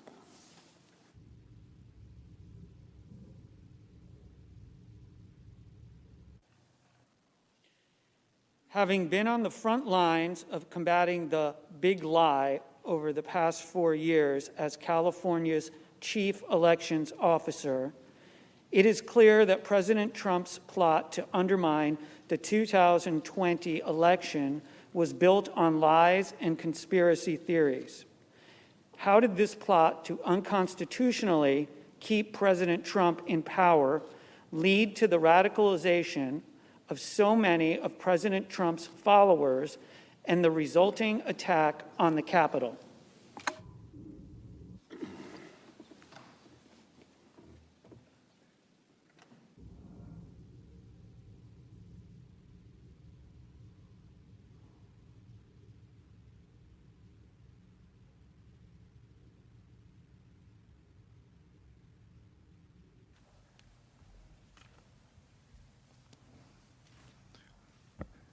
Senators, Donald Trump spent months inciting his base to believe that their election was stolen. And that was the point, that was the thing that would get people so angry. Think about that. What it would take to get a large group of thousands of Americans so angry to storm the Capitol. That was the purpose behind Donald Trump saying that the election had been rigged and that the election had been stolen. And to be clear, when he says the election is stolen, what he's saying is that the victory, and he even says one time, the election victory is being stolen from them. Think about how significant that is to Americans. Again, you're right, over 70 million, I think 74 million people voted for Donald Trump. And this wasn't a one-off comment. It wasn't one time. It was over and over and over and over and over again with a purpose.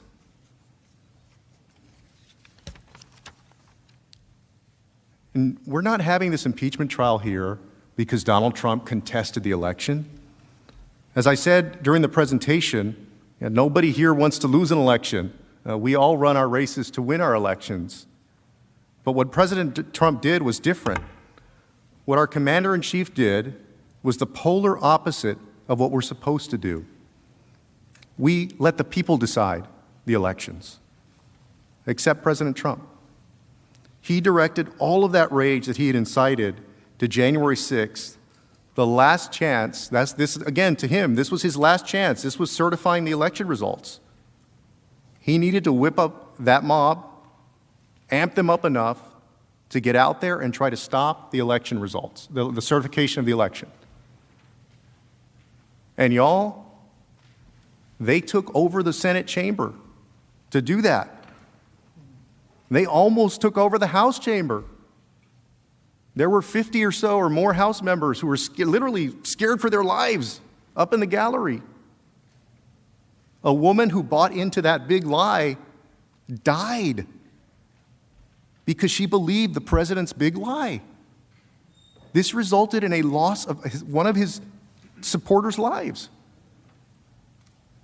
A Capitol police officer died that day.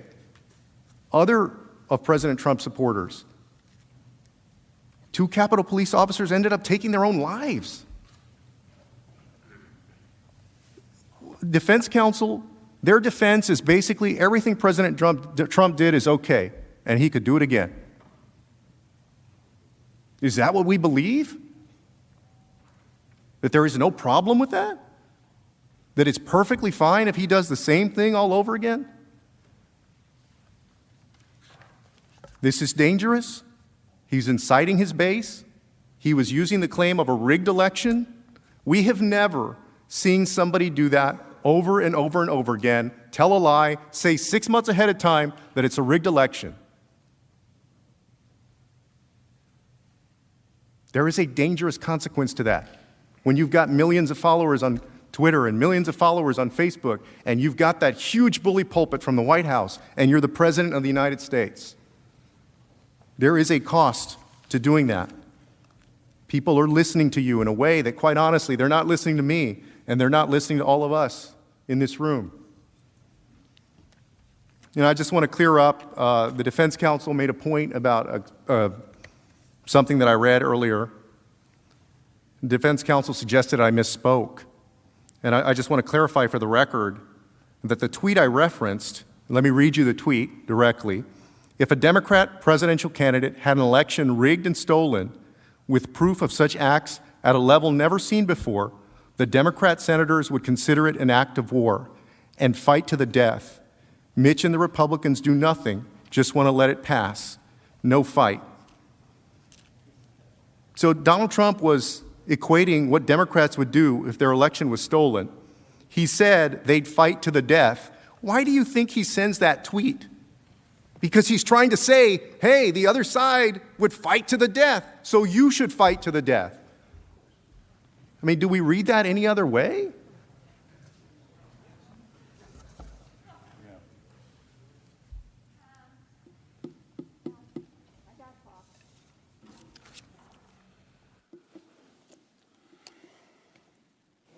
Mr. President.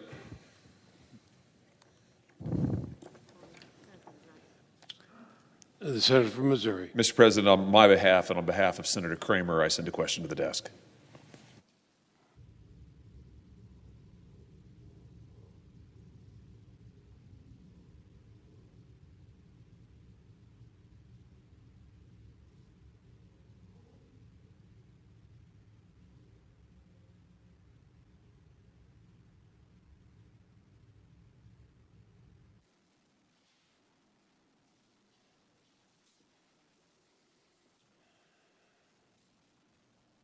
Senator Hawley, on behalf of himself and Senator Kramer, send a question for the council and House manager. And following our procedure, the first one to respond will be, after it's read, will be the counsel for the former president.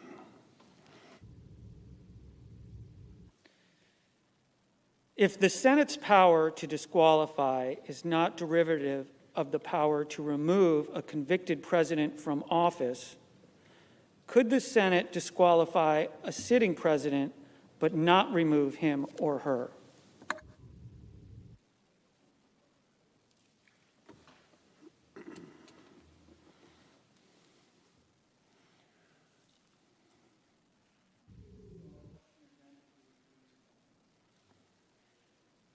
If the Senate's power to disqualify is not derivative of the power to remove a convicted president from office, could the Senate disqualify a sitting president but not remove him or her?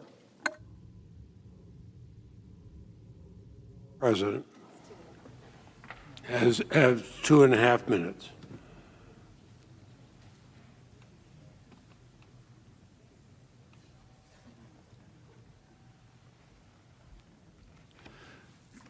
No. But I can't let this rest. Mr. Castro attributed a statement the time before last that he was up here that Donald Trump had told his people to fight to the death.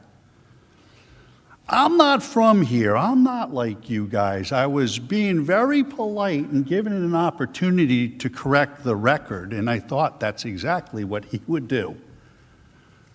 But instead, what he did is he came up and illustrated the problem with the presentation of the House case. It's been smoke and mirrors, and worse, it's been dishonest. He came up and tried to cover when he got caught, as they were caught earlier today with all of the evidence, checking tweets, switching dates, everything they did. And bear in mind, I had 2 days to look at their evidence. And when I say 2 days, I mean they started putting in their evidence, so I started to be able to get looking at it. That is not the way this should be done. But what we discovered was he knew what he was doing. He knew that the president didn't say that to his people. What he said was if it happened to the Dems, this is what they would do. In his speech that day, you know what he said? He said if this happened to the Democrats, if the election was stolen from the Democrats, all hell would break loose. But, he said to his supporters, we are smarter, we are stronger, and we're going to do what they did all summer long. So what he did was he misrepresented a tweet to you to put forth the narrative that is wrong. It's wrong, it's dishonest, and the American people don't deserve this any longer. You must acquit.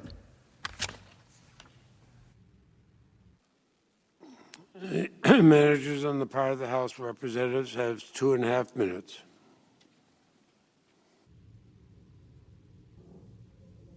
And that was profoundly inaccurate and irrelevant to what the question is. So I'm going to get back to the question.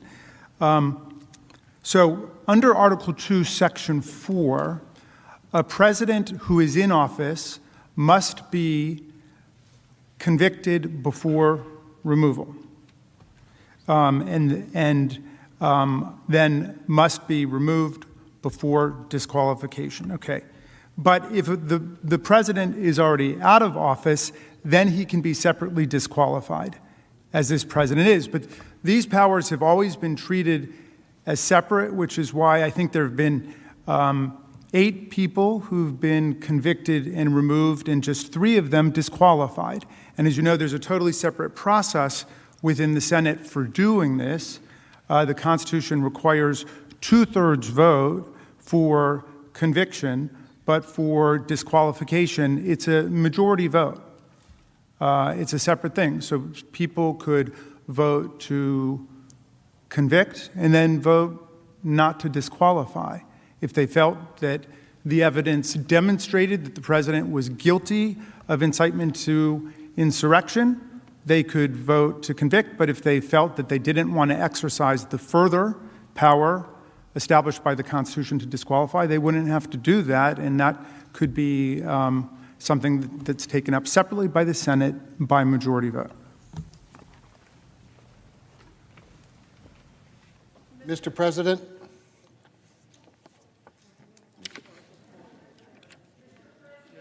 The senator from Massachusetts. I send a question to the desk.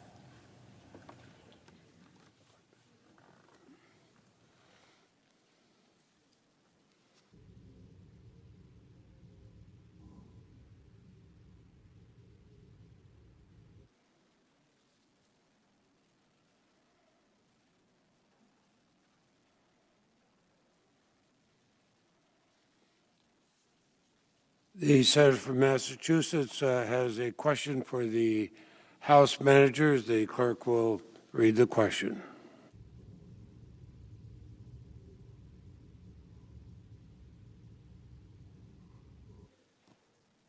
The defense's presentation highlighted the fact that Democratic members of Congress raised objections to counting of electoral votes in past joint sessions of Congress. To your knowledge, were any of those Democratic objections raised after insurrectionists stormed the Capitol in order to prevent the counting of electoral votes, and after the president's personal lawyer asked senators to make these objections specifically to delay the certification?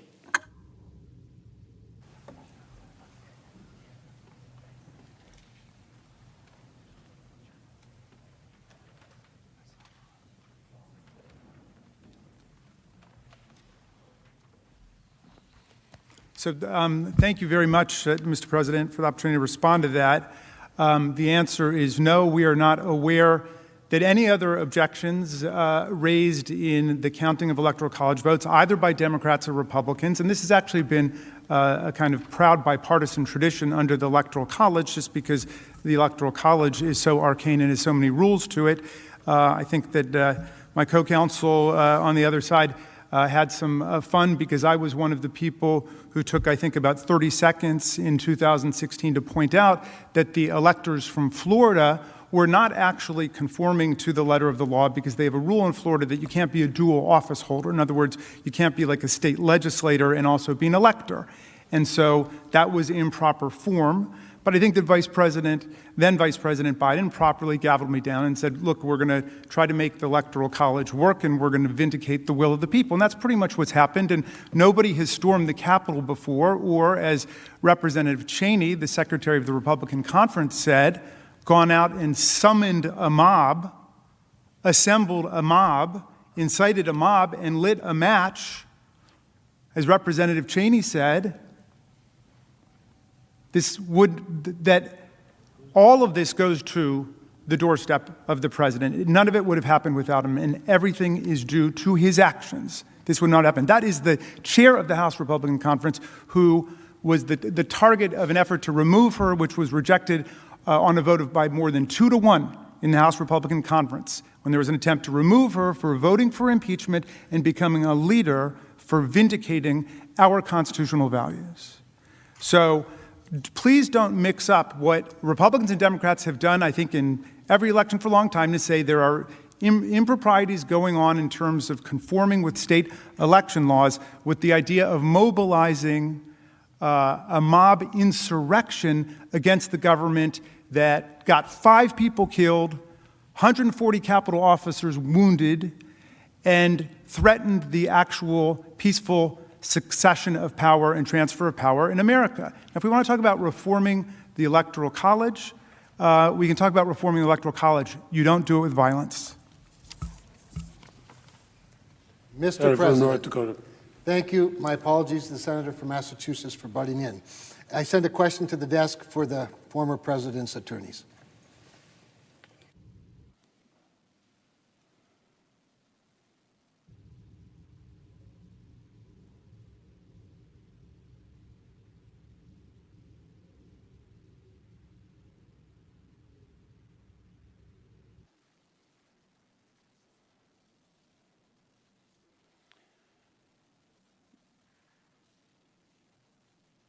The question from Senator Kramer is for the counsel for the former president. The clerk will read the question.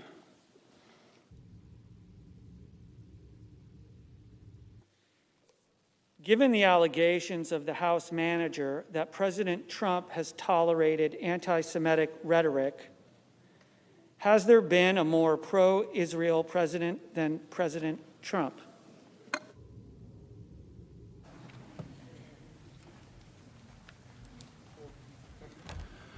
No, but it's apparent that nobody listened to what I said earlier today, because the victorial speech needs to stop. You need to stop. There was nothing fun here, Mr. Raskin. We aren't having fun here. This is about the most miserable experience I've had down here in Washington, D.C. There's nothing fun about it. And in Philadelphia, where I come from, when you get caught doctoring the evidence, your case is over. And that's what happened. They got caught doctoring the evidence, and this case should be over.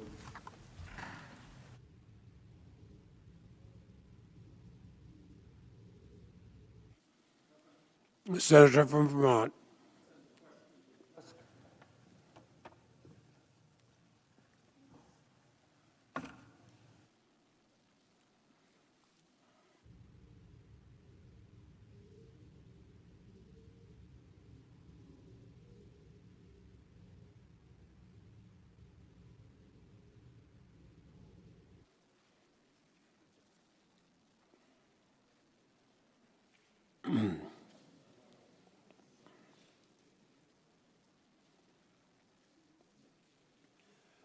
The senator from Vermont, Senator Sanders, has a question for both the counsel for the former president and the House manager. The clerk will read it, and following our procedure, the House managers will go first. The House prosecutors have stated over and over again that President Trump was perpetrating a big lie when he repeatedly claimed that the election was stolen from him and that he actually won the election by a landslide. Are the prosecutors right when they claim that Trump was telling a big lie, or in your judgment, did Trump actually win the election? The House managers have up to 2.5 minutes.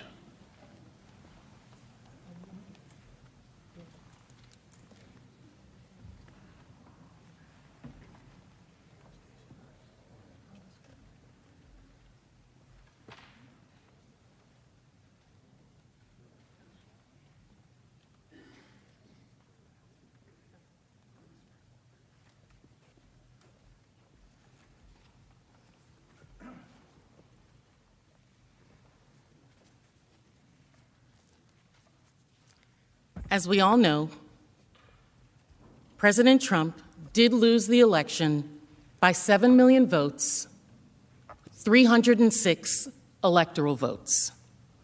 By the time of the January 6 attack, the courts, the Justice Department, all 50 states across the country had done, agreed that the votes were counted, the people had spoken, and it was time for the peaceful transfer of power, as our Constitution and the rule of law demands.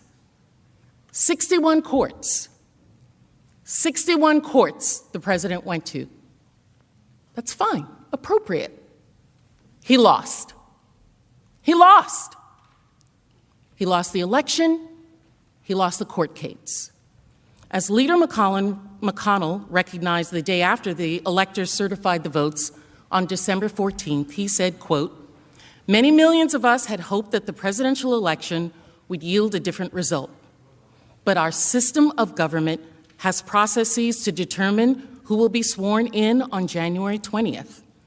The Electoral College has spoken." Patriotism. Sometimes there is a reason to dispute an election. Sometimes the count is close. Sometimes we ask for a recount, go to courts. All of that's appropriate. I lost my first election. I stayed in bed for 3 days. We do what we need to do, and we move on. This was not that. Because when all of these people confirmed that Donald Trump had lost, when the courts, his Department of Justice, state officials, Congress, his vice president, were ready to commit to the peaceful transfer of power, Donald Trump was not ready. And so we are all here because he was not ready. Day after day, he told his supporters false, outlandish claims of why this election was rigged. Now, let's be clear. President Trump had absolutely no support of these claims. But that wasn't the point of what he was doing. He did it to make his supporters frustrated, to make them angry. Time has expired. And counsel for the former president are recognized for 2.5 minutes. May I have the question read again and not have it count to my time? Of course, the clerk will read the question again. The House prosecutors have stated over and over again that President Trump was perpetrating a big lie when he repeatedly claimed that the election was stolen from him and that he actually won the election by a landslide. Are the prosecutors right when they claim that Trump was telling a big lie, or in your judgment, did Trump actually win the election?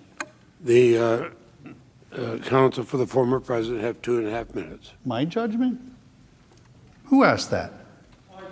My judgment's irrelevant in this proceeding. It absolutely is. What's supposed to happen here is the article of impeachment is supposed to be... The Senate will be in order.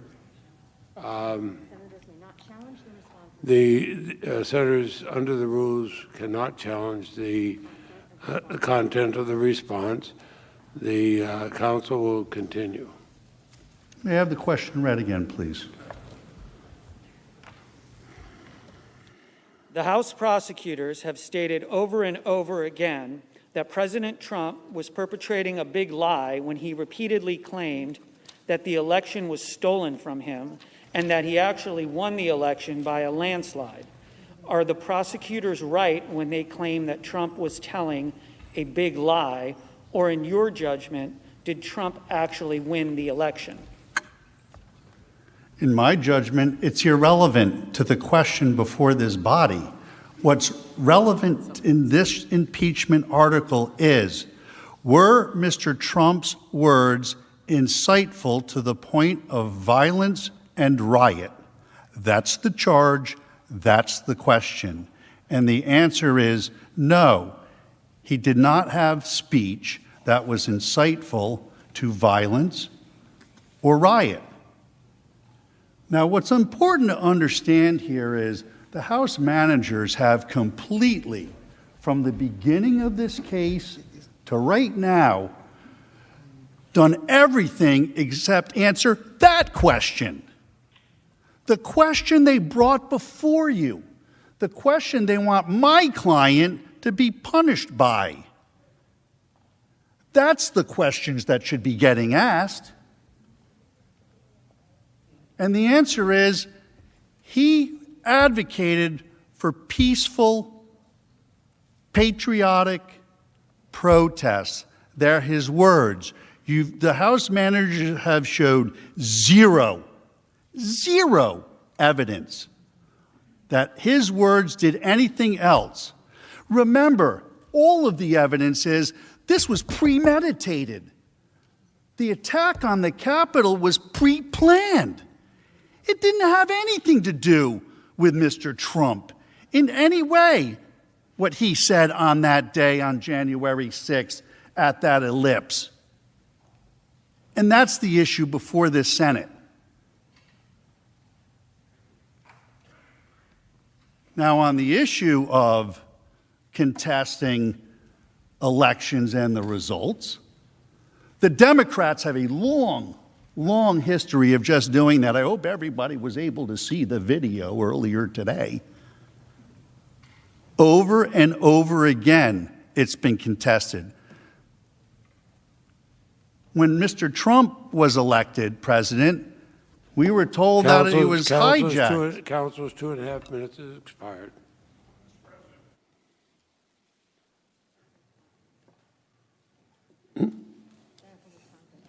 Oh, okay. The senator from Wisconsin. I'm sorry, I couldn't see who was. Understand. I send a question to the desk for both parties. So we'll go.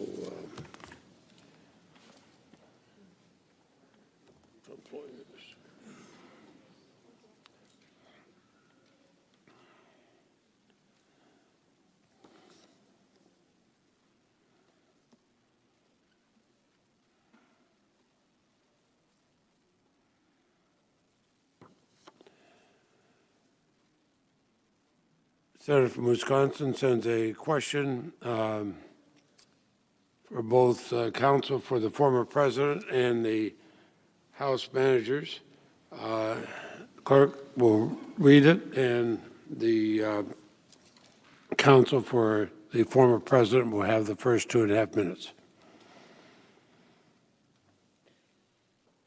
The House managers assert that the January 6th attack was predictable and it was foreseeable.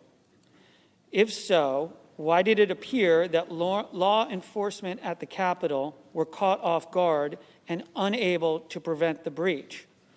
Why did the House Sergeant-at-Arms reportedly turn down a request to activate the National Guard, stating that he was not comfortable with the optics?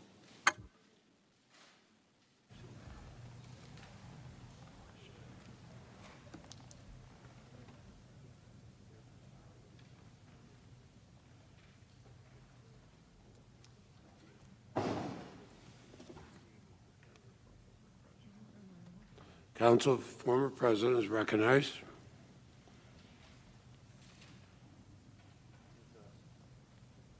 Could you read the question again, please? Clerk will read the question again.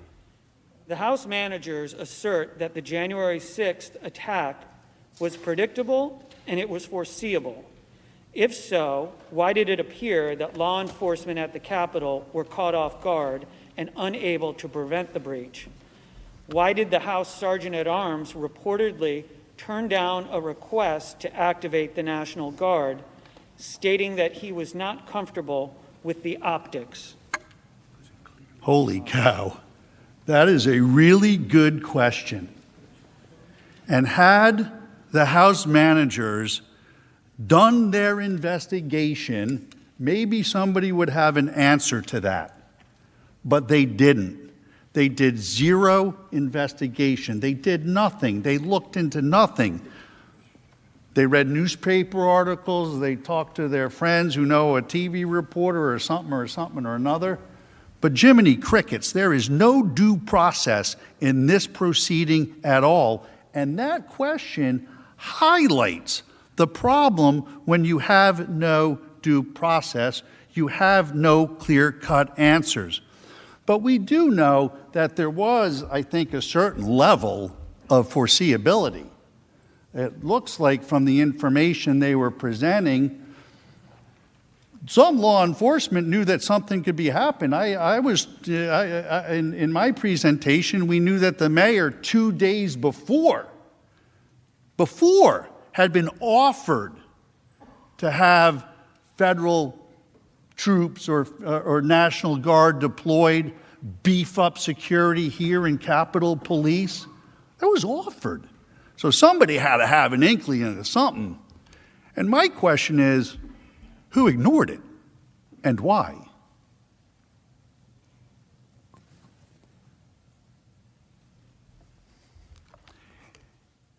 If an investigation were done, we would know the answer to that too. Thank you. The House managers have 2.5 minutes. First, if defense counsel has exculpatory evidence, you're welcome to give it to us. We would love to see it. You've had an opportunity to give us evidence that would exculpate the president. Haven't seen it yet. The defense counsel wants to blame everyone else except the person who was most responsible for what happened on January 6th, and that's President Trump, Donald Trump. And he is the person who foresee this the most because he had the reports, he had access to the information, he as well had, we all know how he is an avid cable news watcher. He knew what was going to happen. He cultivated these individuals. These are the undisputed facts. The National Guard was not deployed until over 2 hours after the attack. I heard reference to Mayor Bowser in defense's presentation. Mayor Bowser does not have authority over the Capitol or federal buildings. She could not deploy National Guards to the Capitol that is outside of the jurisdiction of the mayor of the District of Columbia. At no point in that entire day did the President of the United States, our Commander-in-Chief, tell anyone, law enforcement struggling for their lives, insurgents who felt empowered by the sheer quantity of them, any of us in this building, or the American people, that he was sending help. He did not defend the Capitol. The President of the United States did not defend the Capitol of this country. It's indefensible. Mr. President. The Senator from Oregon. Mr. President, I send a question to the desk.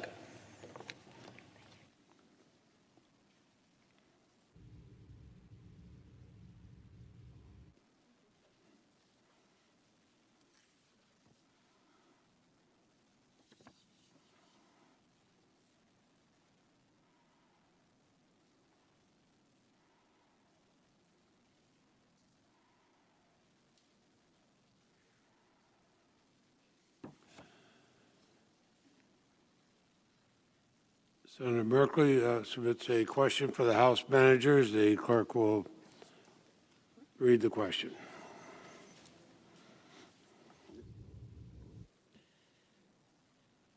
If a president spins a big lie to anger Americans and stokes the fury by repeating the lie at event after event, and invites violent groups to D.C. on the day and hour necessary to interrupt the Electoral College count, and does nothing to stop those groups from advancing on the Capitol, and fails to summon the National Guard to protect the Capitol, and then expresses pleasure and delight that the Capitol was under attack, is the President innocent of inciting an insurrection because in a speech he says, "Be peaceful"?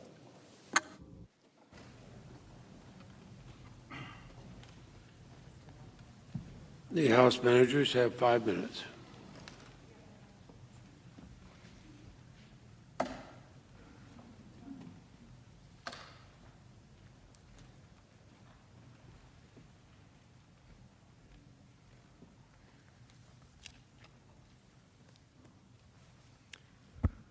You all ask a very important question, which is, given everything that the president did leading up to the election, after the election, and leading up to January 6th, all of the incitement of his supporters, whom he convinced with a big lie over and over that the election had been stolen from them and from him.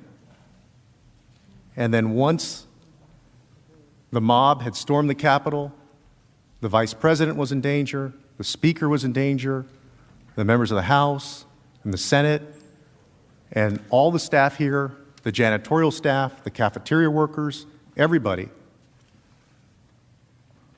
And all of the hot rhetoric that he spoke with, and then simply a few times said, "Stay peaceful." Remember, he said, "Stay peaceful," when they'd already gotten violent, when they'd already brought weapons, when they'd already hurt people. What he never said was, "Stop the attack, leave the Capitol, leave immediately."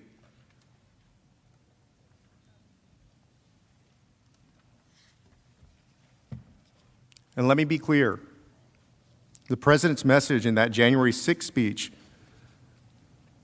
was incendiary. So in the entire speech, which was roughly 1,100 words, he used the word peaceful once. And using the word peaceful was the only suggestion of nonviolence. And President Trump used the word fight or fighting 20 times. Now again, consider the context.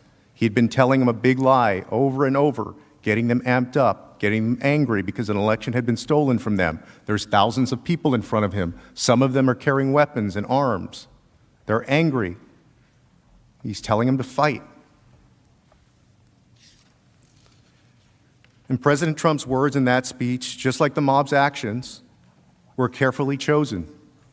His words incited their actions. And how do we know this? For months, the president had told his supporters his big lie, that the election was rigged, and he used the lie to urge his supporters not to concede and to stop the steal.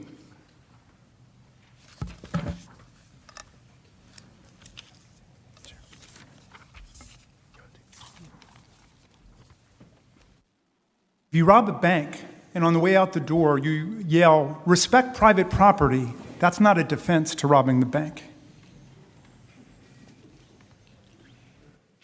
Mr. President. The senator from Texas. Mr. President, I send a question to the desk directed at both sides.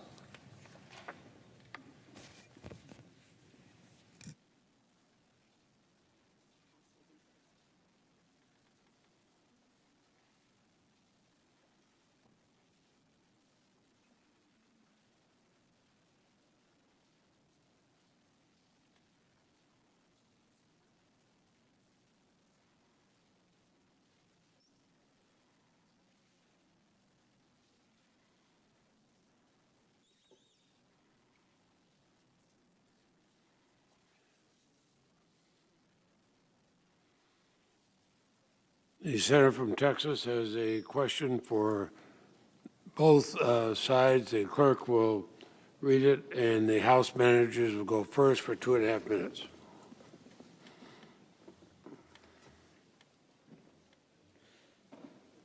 Out of their 16 hours, the House managers devoted all of 15 minutes to articulating a newly created legal standard for incitement.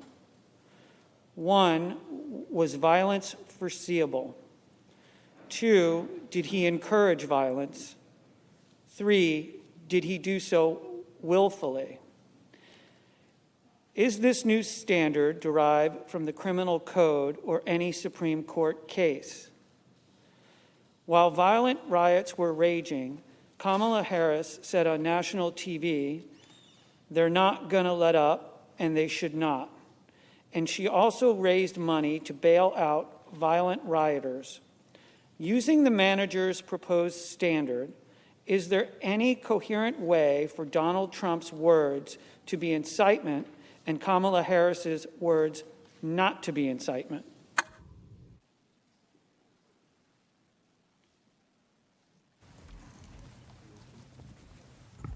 Thank you, Mr. President, Senators. I'm not familiar with the statement that is being referred to with respect to the Vice President, but I find it absolutely unimaginable that Vice President Harris would ever incite violence or encourage or promote violence. Obviously, it's completely irrelevant to the proceeding at hand, and I will allow her to defend herself. The president's lawyers are pointing out that we've never had any situation like this before in the history of the United States, and it's true. There's never been a president who has encouraged a violent insurrection against our own government. So we really have nothing to compare it to. So what we do in this trial will establish a standard going forward for all time. Now, there are 2 theories that have been put before you, and I think we've got to get past all of the picayune little critiques that have been offered today about this or that. Let's focus on what's really at stake here. The president's lawyers say, echoing the president, his conduct was totally appropriate. In other words, he would do it again. Exactly what he did is the new standard for what's allowable for him or any other president who gets into office. Our point is that his incitement so overwhelms any possible legal standard we have that we've got the opportunity now to declare that presidential incitement to violent insurrection against the Capitol and the Congress is completely forbidden to the President of the United States under the impeachment clauses. So we set forth for you the elements of encouragement of violence, and we saw it overwhelmingly. We know that he picked the date of that rally. In fact, there was another group that was going to have a rally on another date, and he got it moved to January 1st. He synchronized it exactly with the time that we would be in joint session. And as Representative Cheney said, he summoned that mob, he assembled that mob, he incited that mob, he lit the match. Come on, get real. We know that this is what happened. And the second thing is the foreseeability of it. Was it foreseeable? Remember Lansing, Michigan, and everything we showed you. They didn't mention that, of course. Remember the MAGA 2 march, the MAGA 2 rally. They didn't mention that. Violence all over the rallies. The president cheering it on, delighting in it, reveling in it, exulting in it. Come on, how gullible do you think we are? We saw this happen. We just spent 11 or 12 hours looking at all the evidence. An intent to encourage. Time Thank has you. expired. Counsel for the former president has 2.5 minutes. Senator Cruz, I believe the first part of your question refers to the newly created Raskin Doctrine on First Amendment. He just in his answer actually gave you a new one, appropriateness. The standard that this body needs to follow for law is Brandenburg v. Ohio, and the test really, the three-part test really comes out of Bible believers versus Wayne County, to be specific. The speech has to be explicitly or implicitly encouraged, the use of violence. In other words, it has to be in the words itself, which is clearly it's not in the words itself. That's step one. They don't get past it. 2, the speaker intends that his speech will result in use of violence or lawless action. There's no evidence of that, and it's ludicrous to believe that that would be true. 3rd, the imminent use of violence or lawless action is likely to result in speech. Also, they fail on all 3 points of the law as we know it and needs to be applied here. I don't know why he said he never heard Kamala Harris say about the riots and the people rioting and ruining our businesses and our streets that they're not going to let up, and they should not, because we played it 3 times today. We gave it to you in audio, I read it to you, and you got it in video. That's what she said. But it's protected speech. Her speech is protected also, Senator. That's the point. You all have protections as elected officials, the highest protections under the First Amendment.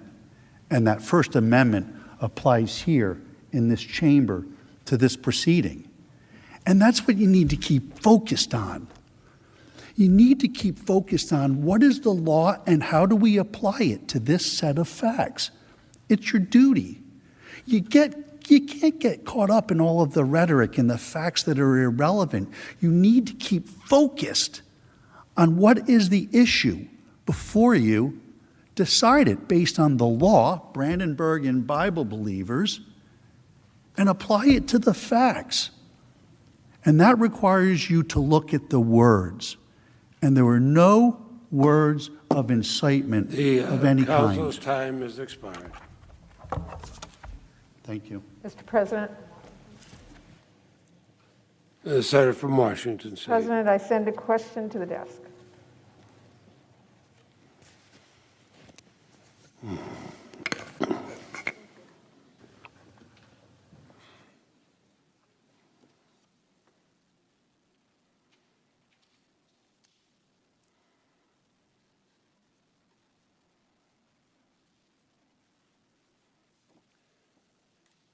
The senator from Washington, Senator Murray, has a question for the House managers. The clerk will read the question.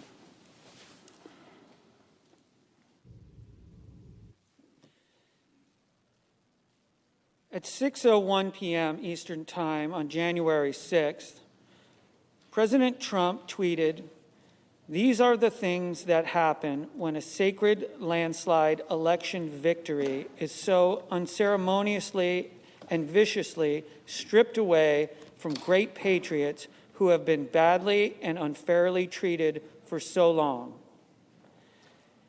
Adding, for rioters to go home with love and in peace. What is the relevance of this tweet to President Trump's guilt?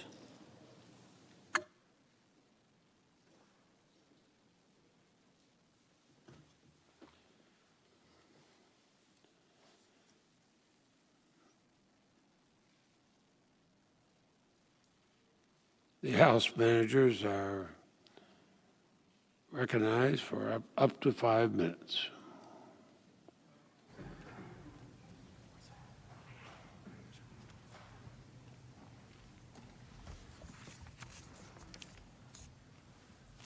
Senators, this was a key quote and a key statement by the President that day, that horrific day.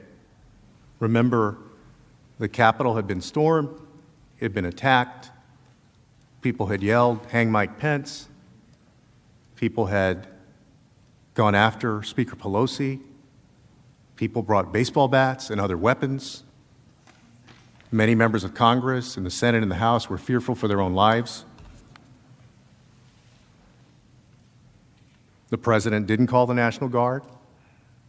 His own administration didn't list him as somebody that they had spoken with to activate the Guard.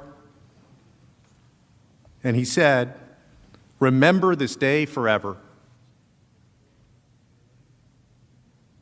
So if he was not guilty of inciting this insurrection, if this is not what he wanted, if it wasn't what he desired, by that time the carnage had been on television for hours. He saw what was going on.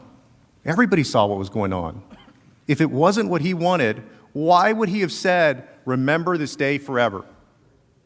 Why commemorate a day like that, an attack on the U.S. Capitol, for God's sake? Why would you do that? Unless you agreed that it was something to praise, not condemn, something to hold up and commemorate. No consoling the nation, no reassuring that the government was secure, not a single word that entire day condemning the attack or the attackers or the violent insurrection against Congress. And this tweet is important because it shows two key points about Donald Trump's state of mind. First, this was entirely and completely foreseeable, and he foresaw it. And he helped incite it over many months. He's saying, "I told you this was going to happen if you certified the election for anyone else besides me, and you got what you deserved for trying to take it away from me." And we know this because that statement was entirely consistent with everything he said leading up to the attack. Second, this shows that Donald Trump intended and reveled in this. Senators, he reveled in this. He delighted in it. This is what he wanted. "Remember this day forever," he said, not as a day of disgrace as it is to all of us, but as a day of celebration and commemoration. And if we let it, if we don't hold him accountable and set a strong precedent, possibly a continuation later on. We will, of course, all of us remember this day, but not in the same way that Donald Trump suggested. We'll remember the bravery of our Capitol and Metro police forces. We'll remember the officer who lost his life, and sadly the others who did as well, and the devastation that was done to this country because of Donald Trump.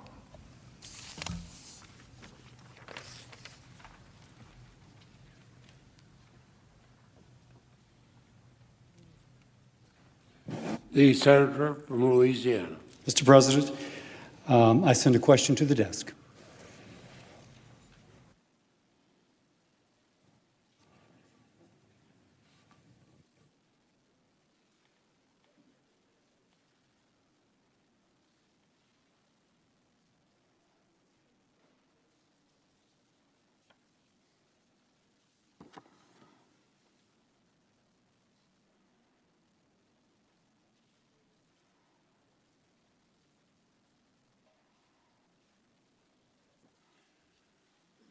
The Senator from Louisiana, Mr. Cassidy, has a question for both counsel for the former president and counsel for the House. The clerk will read it, and counsel for the former president will go first for 2.5 minutes. And then the House representatives will have 2.5 minutes.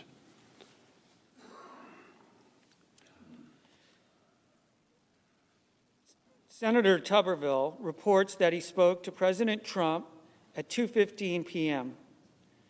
He told the president that the vice president had just evacuated.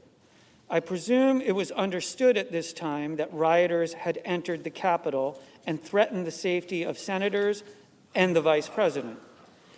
Even after hearing of this at 2:24 p.m., President Trump tweeted that Mike Pence lacked courage. He did not call for law enforcement backup until then. The tweet and lack of response suggests President Trump did not care that Vice President Pence was endangered or that law enforcement was overwhelmed. Does this show that President Trump was tolerant of the intimidation of Vice President Pence? Counsel has 2.5 minutes. Directly, no.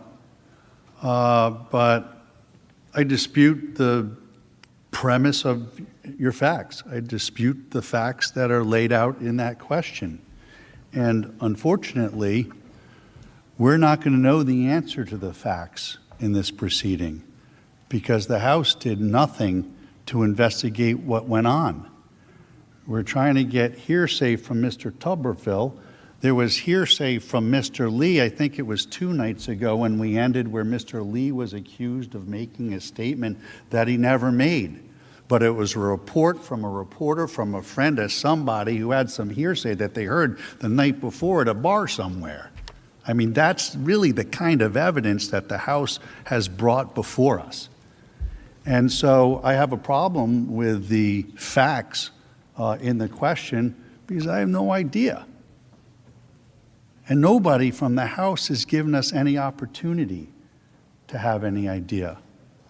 But Mr. Trump and Mr. Pence have had a very good relationship for a long time, and I'm sure Mr. Trump very much is concerned and was concerned for the safety and well-being of Mr. Pence and everybody else that was over here. Thank you. Managers and part of the House representatives have 2.5 minutes. Thank you, Mr. President. My counsel said before, this has been my worst experience in Washington, and for that, I guess we're sorry, but man, you should have been here on January 6th. So the counsel for the president keep blaming the House for not having the evidence that's within the sole possession of their client, who we invited to come and testify last week. We sent a letter on February 4th. I sent it directly to President Trump, inviting him to come and to explain and fill in the gaps of what we know about what happened there. And they sent back a contemptuous response just a few hours later. I think they maybe even responded more quickly to my letter than President Trump did as a commander-in-chief to the invasion and the storming of the Capitol of the United States. But in that letter, I said, if you decline this invitation, we reserve all rights, including the right to establish a trial, that your refusal to testify supports a strong adverse inference. What's that? Well, Justice Scalia was the great champion of it. If you don't testify in a criminal case, it can't be used against you. Everybody knows that. That's the Fifth Amendment privilege against self-incrimination. But if it's a civil case and you plead the Fifth or you don't show up, then according to Justice Scalia and the rest of the Supreme Court, you can interpret every disputed fact against the defendant.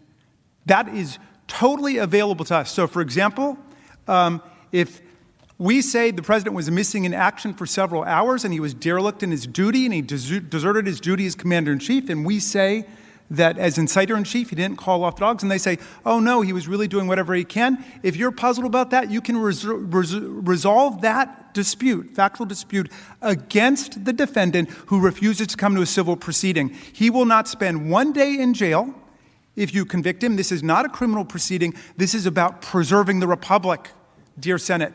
That's what this is about, setting standards of conduct for the President of the United States so this never happens to us again. So rather than yelling at us and screaming about how we didn't have time to get all of the facts about what your client did, bring your client up here and have him testify under oath about why he was sending out tweets denouncing the Vice President of the United States while the Vice President was being hunted down by a mob that wanted to hang him and was chanting in this building, hang Mike Pence, traitor, traitor, traitor. Time of the managers are up. Next question. The senator from West Virginia. Mr. President, I send the question to the desk, directed to the House managers.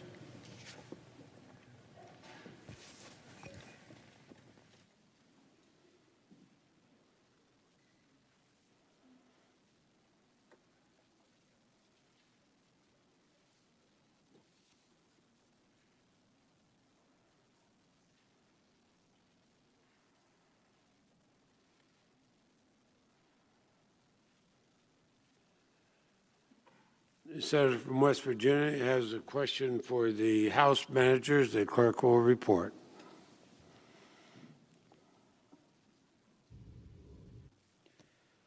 Would the president be made aware of the FBI and intelligence information of a possible attack? And would the president be responsible for not preparing to protect the Capitol and all elected officials of government with National Guard and law enforcement, as he did when he appeared in front of the St. John's Episcopal Church?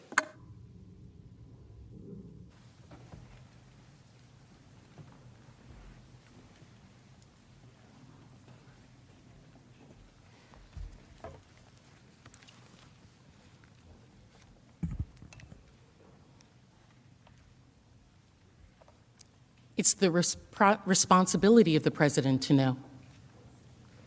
President of the United States, our commander-in-chief, gets daily briefings on what is happening in the country that he has a duty to protect. Additionally, the president would have known, just like the rest of us know, all of the reports that were out there and publicly available. How many of you received calls saying to be careful on January 6th, to be careful that day?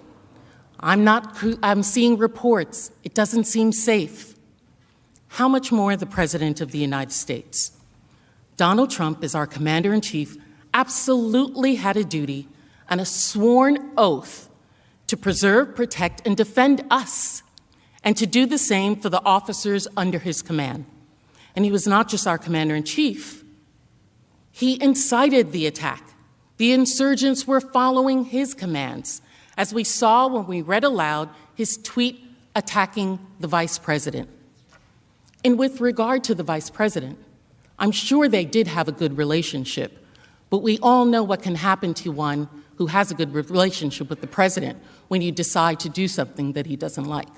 I'm sure some of you have experienced that when he turns against you after you don't follow his command.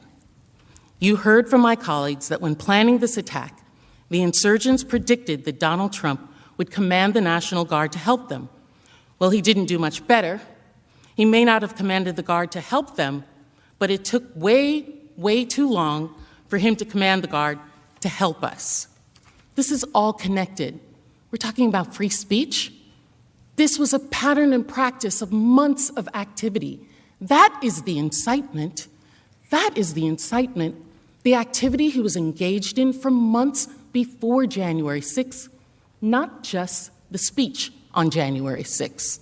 All of it in its totality is a dereliction of duty of the President of the United States against the people who elected him, all of the people of this country.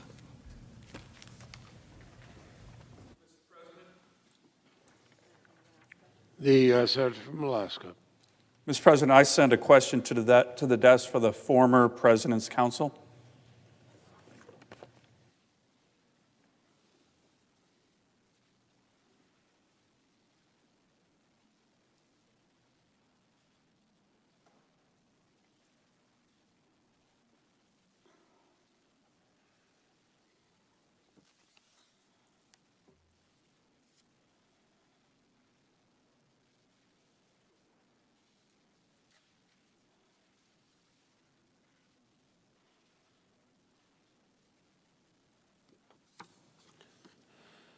Senator from Alaska, Senator Sullivan has a question for the House Counsel, and the clerk will report the question.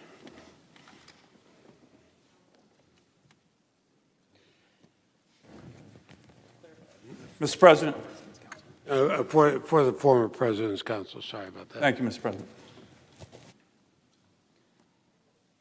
The House manager said yesterday that due process is discretionary, meaning the House is not required to provide, and indeed did not provide in this snap impeachment, any constitutional protections to a defendant in the House impeachment proceedings. What are the implications for our constitutional order of this new House precedent, combined with the Senate's power to disqualify from public office a private citizen in an impeachment trial? Council has 5 minutes. That's a complicated question. Could I have that read again, please? The House managers said yesterday that due process is discretionary, meaning the House is not required to provide, and indeed did not provide in this snap impeachment, any constitutional protections to a defendant in House impeachment proceedings. What are the implications for our constitutional order of this new House precedent, combined with the Senate's power to disqualify from public office a private citizen in an impeachment trial? Well, first of all, due process is never discretionary. Good Lord. The Constitution requires that an accused have the right to due process because the power that a prosecutor has to take somebody's liberty when they're prosecuting them is the ultimate thing that we try to save. In this case, just now, in the last 2 hours, we've had prosecutorial misconduct. What they just tried to do was say that it's our burden to bring them evidence to prove their case. And it's not. It's not our burden to bring any evidence forward at all. What's the danger? Well, the danger is pretty obvious. If a majority party doesn't like somebody in the minority party and they're afraid they may lose the election, or if it's somebody in the majority party and there's a private citizen who wants to run against somebody in the majority party, well, they could simply bring impeachment proceedings. And of course, without due process, they're not going to be entitled to a lawyer. They're not going to be entitled to have notice of the charges against them. It puts us into a position where we are the kind of judicial system and governing body that we're all very, very afraid of. From what we left hundreds of years ago, and what regimes all around this world that endanger us, that's how they act. That's how they conduct themselves without giving the accused due process, taking their liberty without giving them just a basic fundamental right under the 5th through the 14th applied to the states, due process. If you take away due process in this country from the accused, if you take that away, there will be no justice and nobody will be safe. But it's patently unfair for the House managers to bring an impeachment proceeding without any investigation at all, and then stand up here and say, one, they had a chance to bring us evidence, and two, let's see what we can do about flipping around somebody's other constitutional rights to having a lawyer or to having to see the evidence at all. It just gets brought in without anybody, as it was here, without anybody having an opportunity to review it beforehand. They actually sent it to us on the 9th, the day after we started this. So it's a really big problem. The due process clause applies to this impeachment hearing, and it's been severely and extremely violated. This process is so unconstitutional because it violates due process. I'm not even going to get into the jurisdiction part. The due process part should be enough to give anybody who loves our Constitution and loves our country great pause to do anything but acquit Donald Trump. Thank you. Mr. President. Senator from Connecticut. Thank you, Mr. President. Mr. President, I send a question to the desk for the House managers.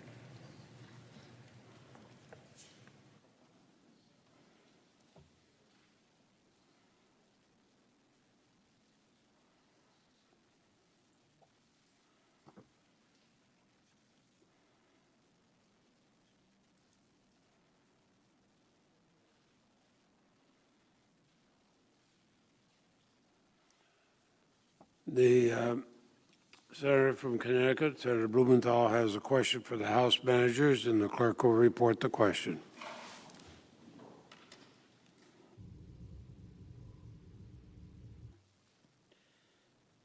Former President Trump and his attorneys have cited the Brandenburg v. Ohio case in support of their argument that the First Amendment protects Trump. Did the Brandenburg case prohibit holding public officials accountable through the impeachment process for the incitement of violence?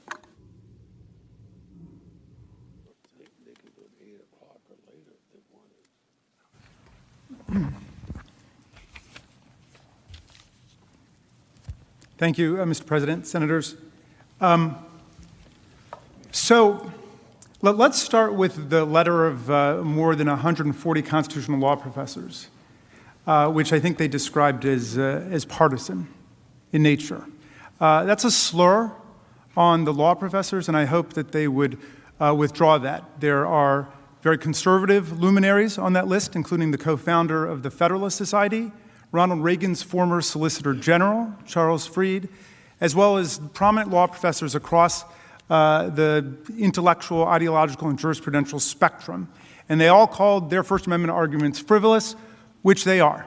Now, they've retreated to the position of Brandenburg versus Ohio. They want their client to be treated like a guy at the mob, I think they said, a guy in the crowd who yells something out. Even on that standard, this group of law professors said there's a very strong argument that he's guilty even under the strict Brandenburg standard. Why? Because he incited imminent lawless action, and he intended to do it, and it was likely to cause it. How do we know it was likely to cause it? It did cause it. They overran the Capitol, right? So even if you want to hold the President of the United States of America to that minimal standard and forget about his constitutional oath of office, but as I said before, that would be a dereliction of legislative duty on our part. If we said all we're going to do is treat the President of the United States like one of the people he summoned to Washington to commit insurrection against us, okay? The President swore to preserve, protect, and defend the Constitution of the United States. That's against all comers. Domestic or foreign, that's what ours says, right? Did he do that? No, on the contrary.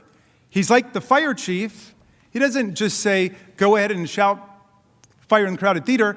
He summons the mob and sends the mob to go burn the theater down. And when people start madly calling him and ringing the alarm bells, he watches it on TV. And he takes his sweet time for several hours. He turns up the heat on the deputy fire chief, who he's mad at because he's not making it possible for him to pursue his political objectives.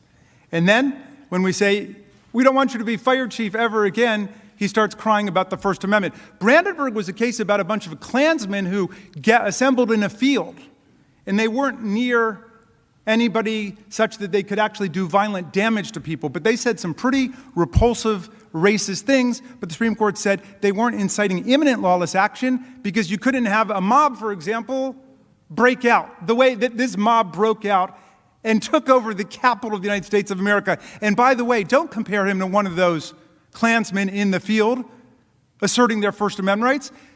Assume that he were the chief of police of the town who went down to that rally and started calling for, a rally at the city hall, and then nurturing that mob, cultivating that mob, pulling them in over a period of weeks and days, naming the date and the time and the place, riling them up beforehand, and then just saying, be my guest, go and stop the steal. Come on. Back to Tom Paine. Use your common sense. Use your common sense. That's the standard of proof we want. They're already treating their client like he's a criminal defendant. They're talking about beyond a reasonable doubt. They think that we're making a criminal case here. My friends, the former president is not going to spend 1 hour or 1 minute in jail. This is about protecting our republic and articulating and defining the standards of presidential conduct. And if you want this to be a standard for totally appropriate presidential conduct going forward, be my guest. But we're headed for a very different kind of country at that point.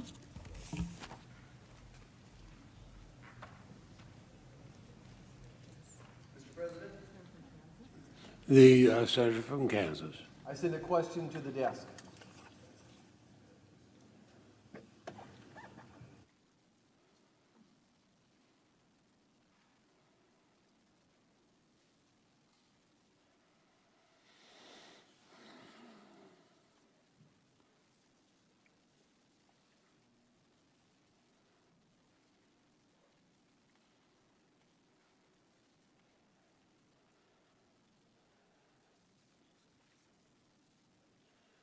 The senator from Kansas, Mr. Marshall, has a question for the counsel for the former president. The clerk will read the question.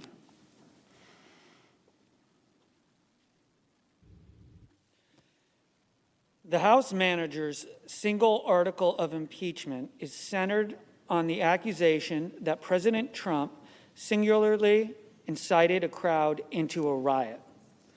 Didn't the House managers contradict their own charge by outlining the premeditated nature and planning of this event, and by also showing the crowd was gathered at the Capitol even before the speech started, and barriers were pushed over some 20 minutes before the conclusion of President Trump's speech?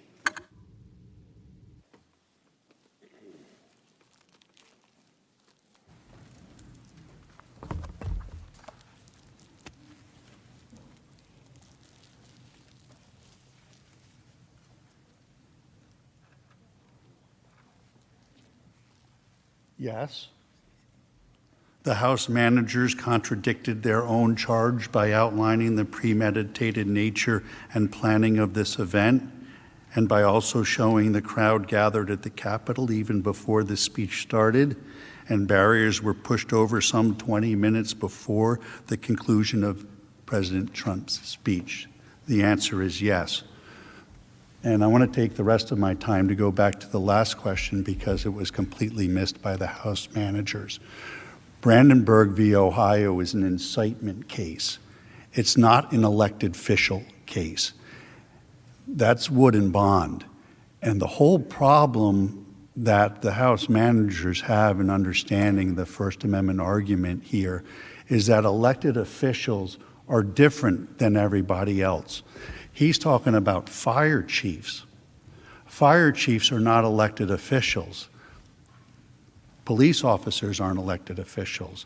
Elected officials have a different, a higher standard from the holdings that I gave you, the highest protections, I should say. It's not a higher standard, it's a higher protection to your speech because of the importance of political dialogue, because of what you all say in your public debate about policy, about the things that affect all of our lives. That's wicked important stuff. And you should be free to talk about that in just about any way that you can. Brandenburg comes into play from a constitutional analysis perspective when you're talking about incitement. Is the speech itself inciteful to riot or lawlessness? One of the two. And the answer here is no. And Brandenburg, through, again, Bible believers, require you to look at the words of the speech. You actually can't go outside the words of the speech. You're not allowed to in the analysis. So all the time they're trying to spend on tweets going back to 2015, or everything they want to focus on that was said in the hours and the days afterwards, are not applicable or relevant to the scholastic inquiry as to how the First Amendment is applied in this chamber in this proceeding. And so again, you need to be focused on what's the law, and then how do we apply it to this set of facts. And so it's important to have that understanding that elected officials and fire chiefs are treated differently under First Amendment law. And that's to the benefit of you all, which is to the benefit of us all, because we do want you to be able to speak freely without fear that the majority party is going to come in and impeach you or come in and prosecute you to try to take away your seat where you sit now. That's not what the Constitution says should be done.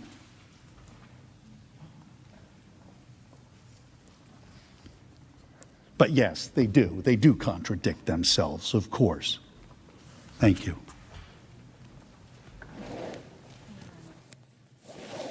President, The senator from Maryland. I send a question to the desk for the House managers.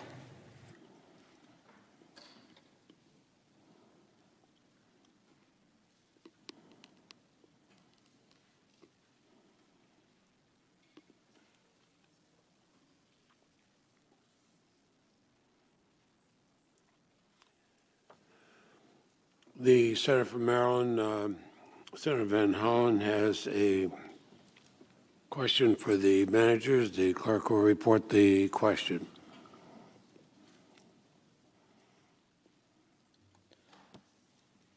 Would you please respond to the answer that was just given by the former president's counsel?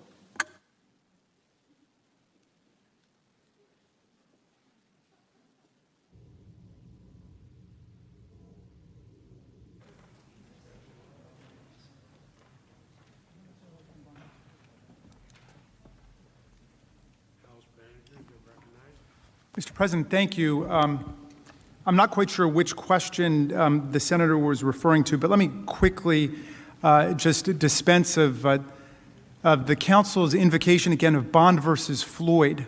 This is a case I know well, and I thank him for raising it. Julian Bond was a friend of mine. He was a colleague of mine at American University. He was a great civil rights hero. And in his case, he got elected to the Georgia State Legislature, and is a member of SNCC, the Student Nonviolent Coordinating Committee, the great committee headed up by the great Bob Moses for a long time. He got elected to the Georgia legislature, and they didn't want to allow him to be sworn in. They wouldn't allow him to take his oath of office because SNCC had taken a position against the Vietnam War. And so the Supreme Court said that was a violation of his First Amendment rights not to allow him to be sworn in. That's the complete opposite of Donald Trump. Not only was he sworn in on January 20th, 2017, he was president for almost 4 years before he incited this violent insurrection against us, and he violated his oath of office. That's what this impeachment trial is about, his violation of his oath of office and his refusal to uphold the law and take care that the laws are faithfully executed. Please don't desecrate the name of Julian Bond, a great American, by linking him with this terrible plot against America that just took place in the storming of the U.S. Capitol. I'm going to turn it over to my colleague, Ms. Plaskett. Jim? Oh. Thank you. Let's just be clear. President Trump summoned the mob, assembled the mob, lit the flame. Everything that followed was his doing. And although he could have immediately and forcefully intervened to stop the violence, he didn't. In other words, this attack would not have happened without him. This attack is not about one speech. Most of you men would not have your wives with one attempt at talking to her. It took numerous tries. You had to build it up. That's what the president did as well. He put together the group that would do what he wanted, and that was to stop the certification of the election so that he could retain power to be President of the United States in contravention of an American election.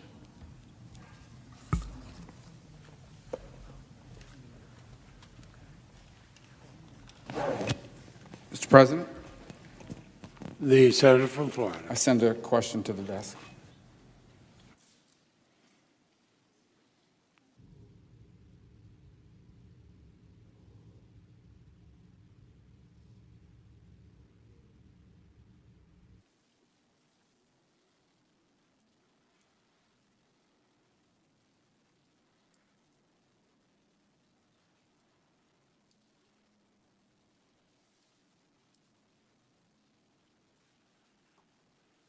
The question is from the senator from Florida, and it is to both sides.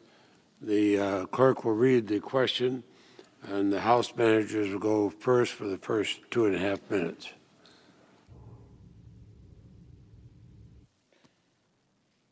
Voting to convict the former president would create a new precedent that a former official can be convicted and disqualified by the Senate.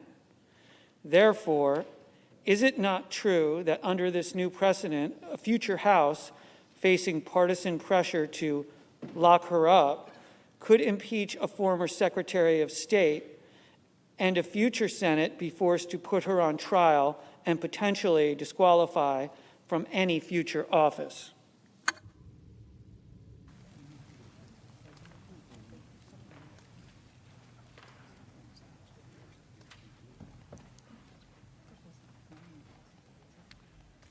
The House managers go first.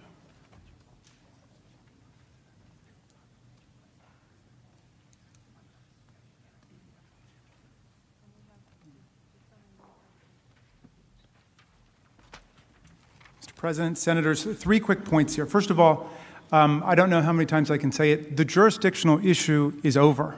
It's gone. The Senate settled it. The Senate entertained jurisdiction exactly the way it has done since the very beginning of the Republic. In the Blunt case, in the Belknap case.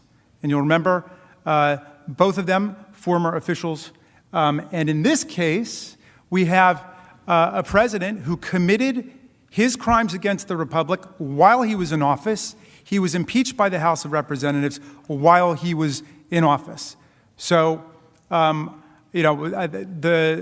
hypothetical suggested by the gentleman from Florida has no bearing on this case, because I don't think you're talking about an official who was impeached while they were in office for conduct that they committed while they were in office. The counsel for the former president has 2.5 minutes. Thank you. Could I have the question read again to make sure I have it right and can answer it directly? Voting to convict the former president would create a new precedent that a former official can be convicted and disqualified by the Senate.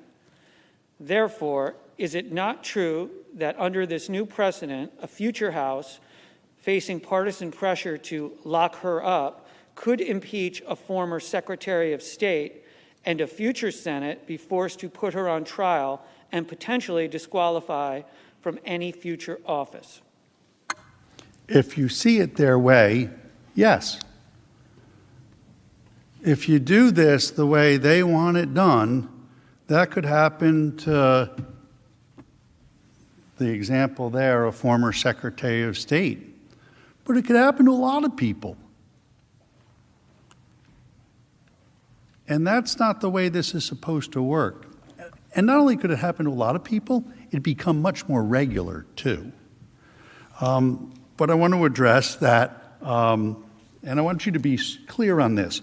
Mr. Raskin can't tell you on what grounds you acquit. If you believe, even though there was a vote that there's jurisdiction, if you believe jurisdiction's unconstitutional, you can still believe that. If you believe that the House did not give appropriate due process in this, that can be your reason to acquit. If you don't think they met their burden in proving incitement, that these words incited the violence, you can acquit. Mr. Raskin doesn't get to give you under what grounds you can acquit. And so you have to look at what they've put on in its totality and come to your own understanding as to whether you think they've met their burden to impeach. But the original question is an absolutely slippery slope that I don't really think anybody here wants to send this country down. Thank you.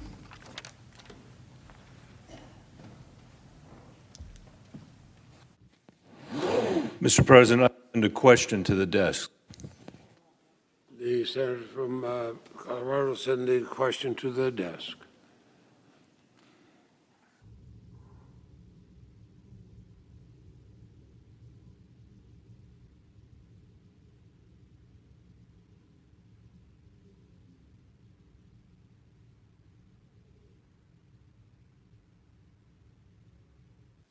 And I would note, just for the,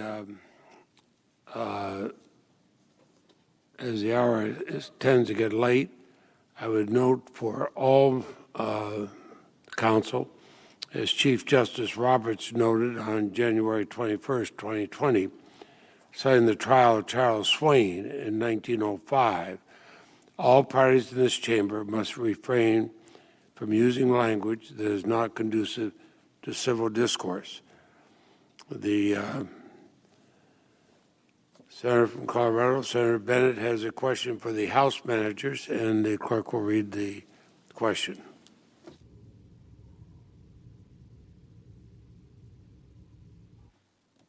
Since the November election, the Georgia Secretary of State, the Vice President, and other public officials withstood enormous pressure to uphold the lawful election of President Biden and the rule of law. What would have happened if these officials had bowed to the force President Trump exerted or the mob that attacked the Capitol?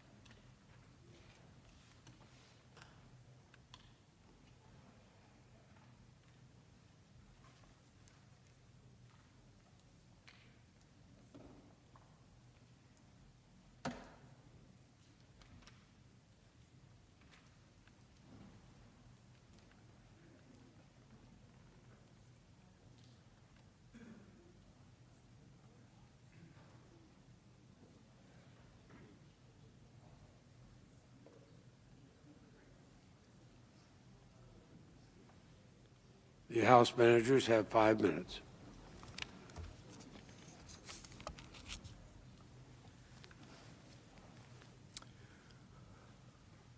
I want to take a minute and remind everybody about the incredible pressure that Donald Trump was putting on election officials in different states in this country and the intimidation that he was issuing. I want to remind everyone of the background of Donald Trump's call to one Secretary of State, the Secretary of State from Georgia, Mr. Raffensperger. Donald Trump tried to overturn the election by any means necessary. He tried again and again to pressure and threaten election officials to overturn the election results. He pressured Michigan officials, calling them late at night and hosting them at the White House. He did the same thing with officials in Pennsylvania. He called into a local meeting of the Pennsylvania legislature, and he also hosted them at the White House, where he pressured them. And in Georgia, it was even worse. He sent tweet after tweet attacking the Secretary of State until Mr. Raffensperger got death threats to him and his family. His wife got a text that said, quote, "Your husband deserves facing a firing squad." Firing squad for doing his job. Mr. Raffensperger stood up to him. He told the world that elections are the bedrock of this society, and the votes were accurately counted for Donald Trump's opponent. Officials like Mr. Sterling warned Trump that if this continued, someone's going to get killed. But Donald Trump didn't stop. He escalated it even further. He made a personal call. You heard that call because it was recorded. The President of the United States told a Secretary of State that if he does not find votes, he will face criminal penalties. Please, Senators, consider that for a second. The President putting all of this public and private pressure on election officials, telling them that they could face criminal penalties if they don't do what he wants. And not just any number of votes that he was looking for. Donald Trump was asking the Secretary of State to somehow find the exact number of votes Donald Trump lost the state by. Remember, President Biden won Georgia by 11,779 votes. In his own words, President Trump said, quote, "All I want to do is this. I just want to find 11,780 votes." He wanted the Secretary of State to somehow find the precise number plus one of votes that he needed to win. As a Congress and as a nation, we cannot be numb to this conduct.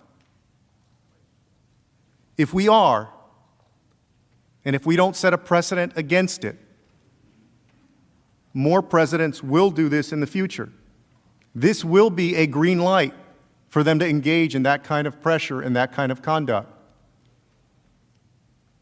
And this could have gone a very different way if those election officials had bowed to the intimidation and the pressure of the President of the United States. It would have meant that instead of the American people deciding this election, President Trump alone would have decided this American election. That's exactly what was at stake, and that's exactly what he was trying to do. He intended, wanted to, and tried to overturn the election by any means necessary. He tried everything else that he could to do to win. He started inciting the crowd, issuing tweet after tweet, issuing commands to stop the count, stop the steal, worked up the crowd, sent a save the date. So it wasn't just one speech or one thing. He was trying everything. He was pressuring elected officials. He was riling up his base, telling them the election had been stolen from them, that it had been stolen from him. It was a combination of things that only Donald Trump could have done. And for us to believe otherwise is to think that somehow a rabbit came out of a hat and this mob just showed up here on their own, all by themselves. This is dangerous, senators. And the future of our democracy truly rests in your hands.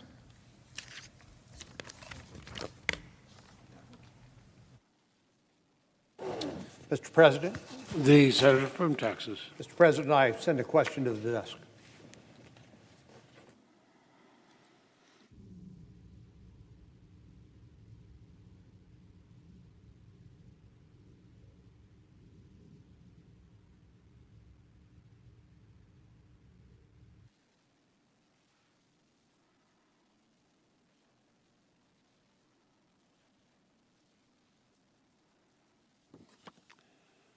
The senator from Texas, Mr. Cornyn, has a question for both counsel for the former president and the House manager. The clerk will read the question, and we'll recognize first the counsel for the former president. The House managers have argued that if the Senate cannot convict former officers, then the Constitution creates a January exception, pursuant to which a president is free to act with impunity because he is not subject to impeachment, conviction, and removal and/or disqualification. But isn't a president subject to criminal prosecution after he leaves office for acts committed in office, even if those acts are committed in January?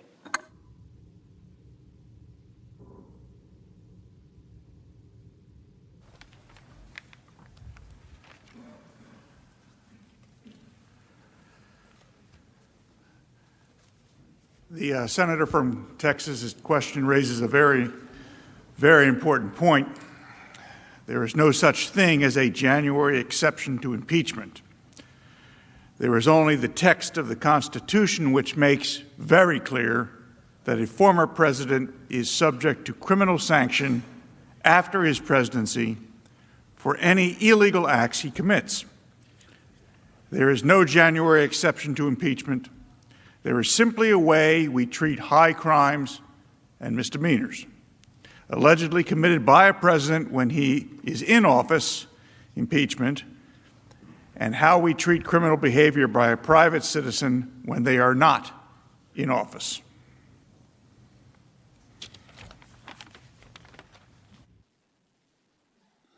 The House managers. Thank you for this excellent question. Wouldn't a president who decides to commit his crimes in the last few weeks in office, like President Trump by inciting an insurrection against the counting of electoral college votes be subject to criminal prosecution by the U.S. Attorney for the District of Columbia, for example, the Department of Justice? Well, of course, he would be.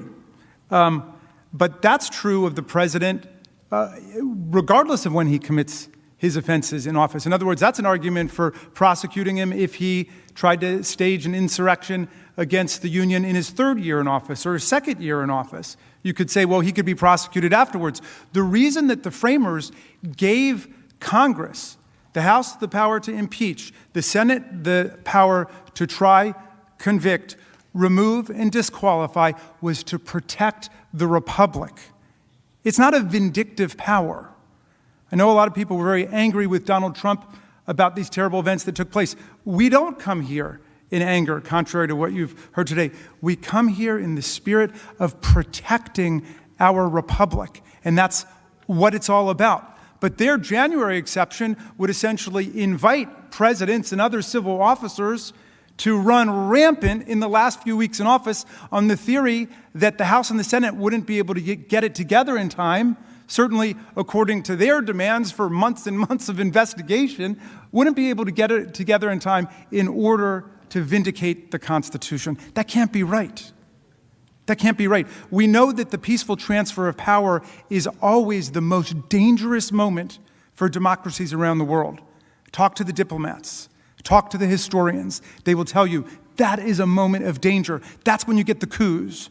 That's when you get the insurrections. That's when you get the seditious plots. And you know what? You don't even have to read history for that. You don't even have to consult the framers. You don't even have to look around the world. It just happened to us. The moment when we were just going to collect the already certified electoral college votes from the states by the popular majorities within each state, except for Maine and Nebraska, which do it by congressional district as well as statewide. But otherwise, it's just the popular majorities in the states. And we were about to certify it, and we got hit by a violent insurrectionary mob. Don't take our word for it. Listen to the tapes, unless they're going to claim those are fabricated too. And the people are yelling, "This is our house now." And where are the blank votes at? Time is up. And show us the votes, etc. Thank you. The Majority Leader.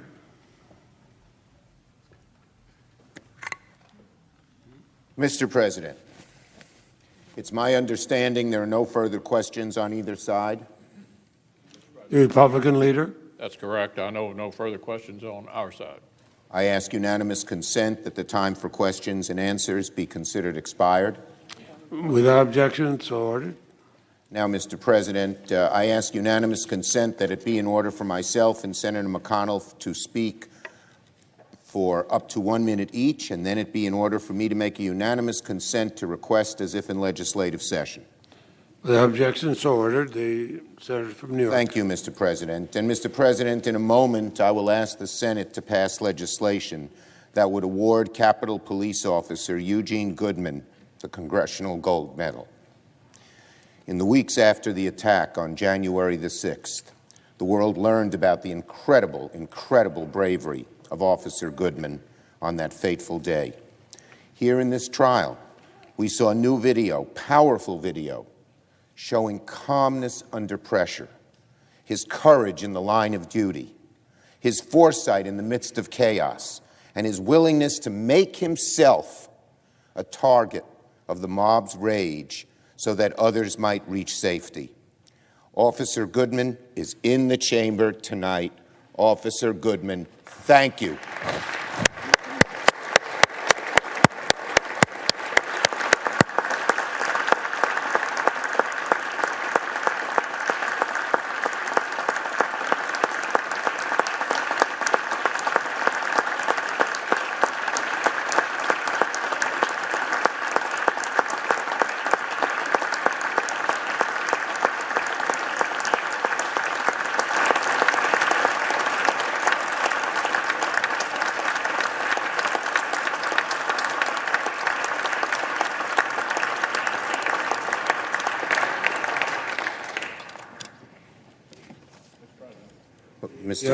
Republican Leader McConnell. Oh, I'm sorry. Okay. I just want to say I think we can all agree that Eugene Goodman deserves the highest honor Congress can bestow. But before we move to pass this legislation, I want to be clear that he was not alone that day. The nation saw and has now seen numerous examples of the heroic conduct of the Capitol Police, the Metropolitan Police, the SWAT teams that were with us on January 6th here in the Capitol protecting us. Our heartfelt gratitude extends to each and every one of them, particularly now as members of the force continue to bear scars, seen and unforeseen, from the events of that disgraceful day. Let us give them all the honor and recognition they so justly deserve.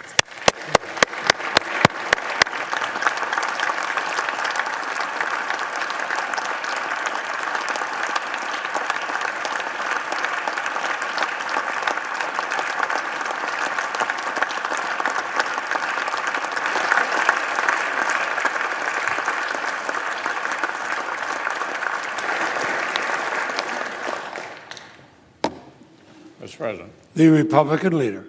I'm pleased to join the Majority Leader's request. January 6th was a day of fear for those who work here in the Capitol and of sadness for many more watching from afar.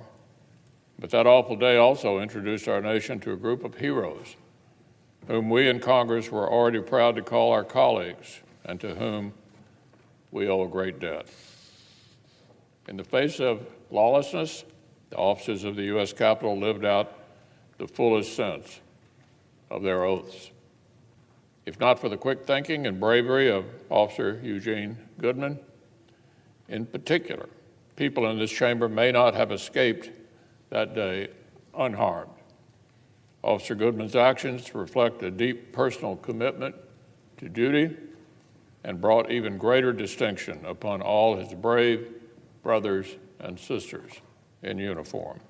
So I'm proud the Senate is taking this step forward, recognizing his heroism with the highest honor we can bestow.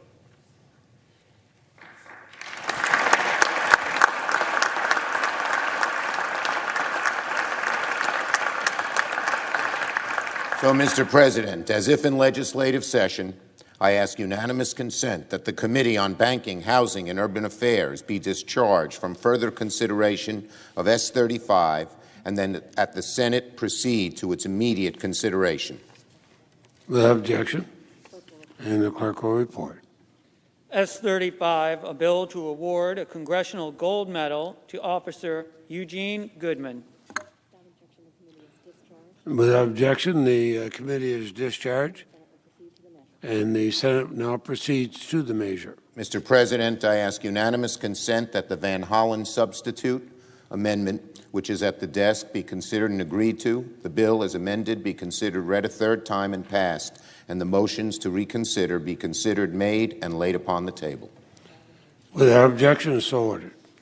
Now, Mr. President, I ask unanimous consent the trial adjourn until 10 a.m. tomorrow, Saturday, February 13th, and that this also constitute the adjournment of the Senate. Without objection, we are adjourned until 10 o'clock tomorrow.